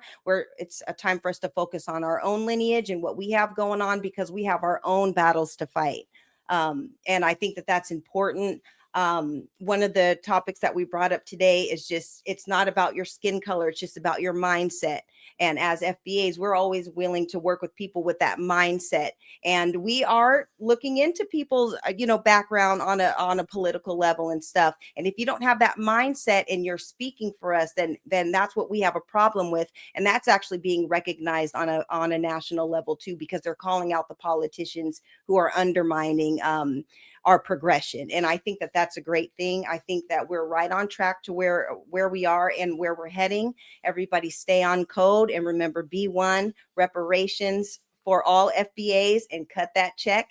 This is just the beginning for 2026, and they will be cutting that check for us. I love you guys. Amen. We appreciate you, sister. And Richai, what you got, brother? Final thought. So, thank you, Man Evolve. I like the spirited exchange. Okay. And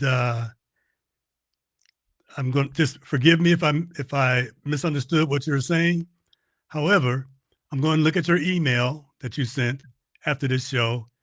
And you said break down the points. Okay, I got it.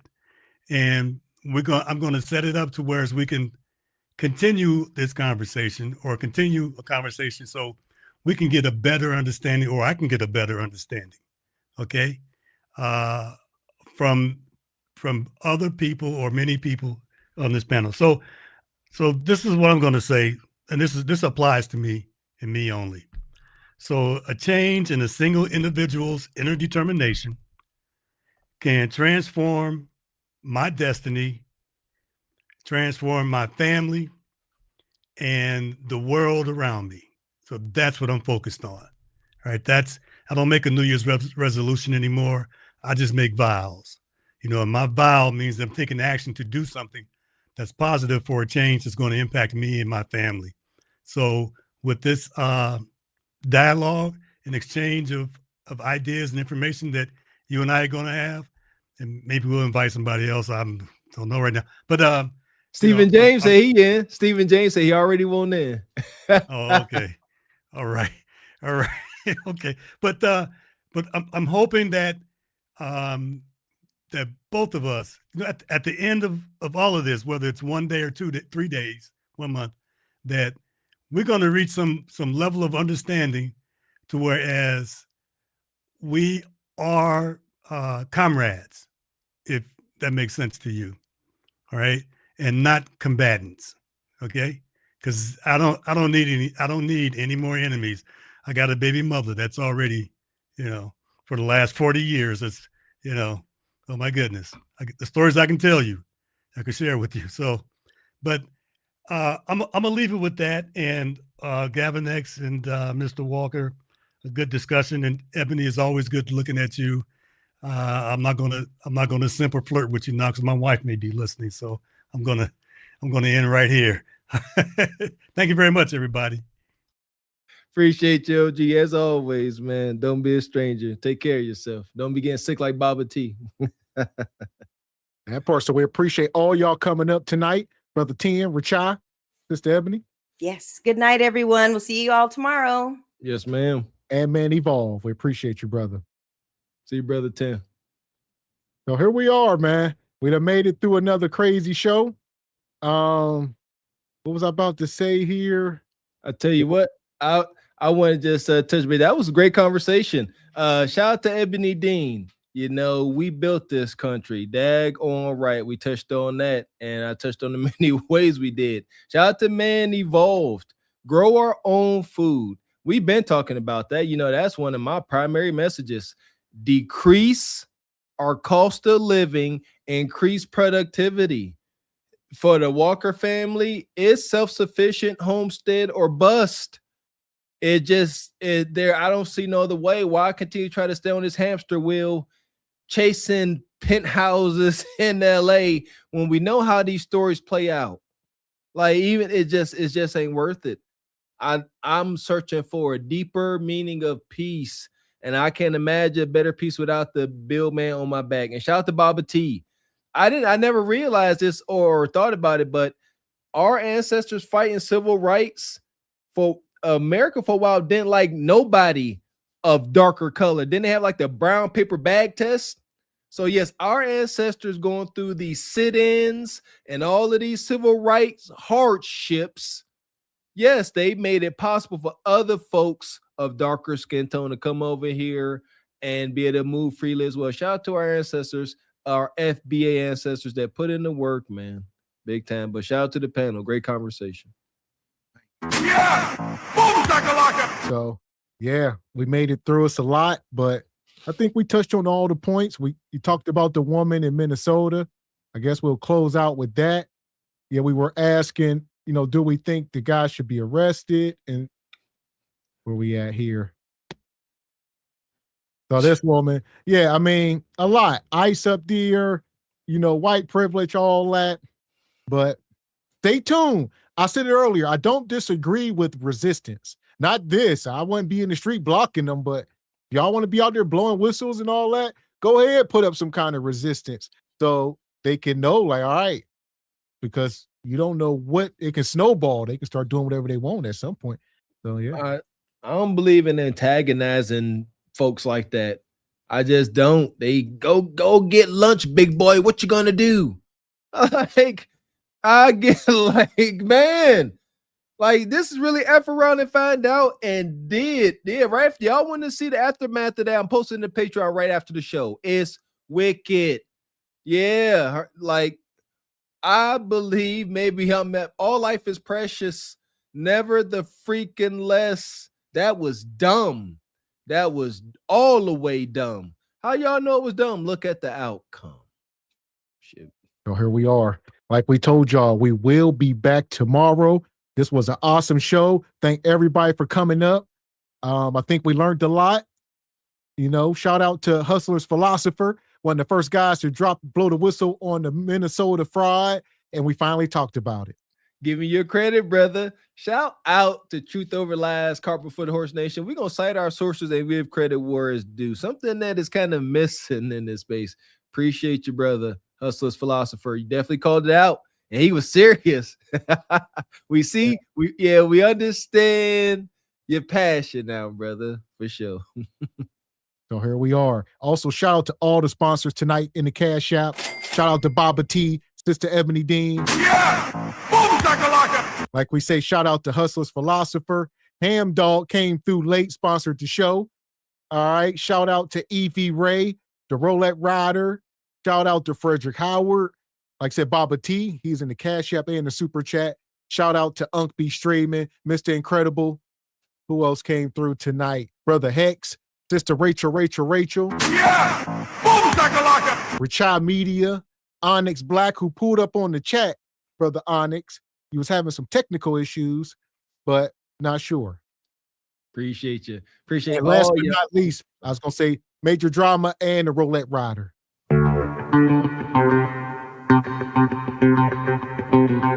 We appreciate all y'all coming through. Shout out to our sister Ebony Dean, the leading lady of SBC as it stands. Appreciate y'all coming through, rocking with us. Please continue to do so, supporting y'all interests, supporting your channel, hitting that super chat, hitting that cash app. We appreciate y'all. We shall see y'all tomorrow.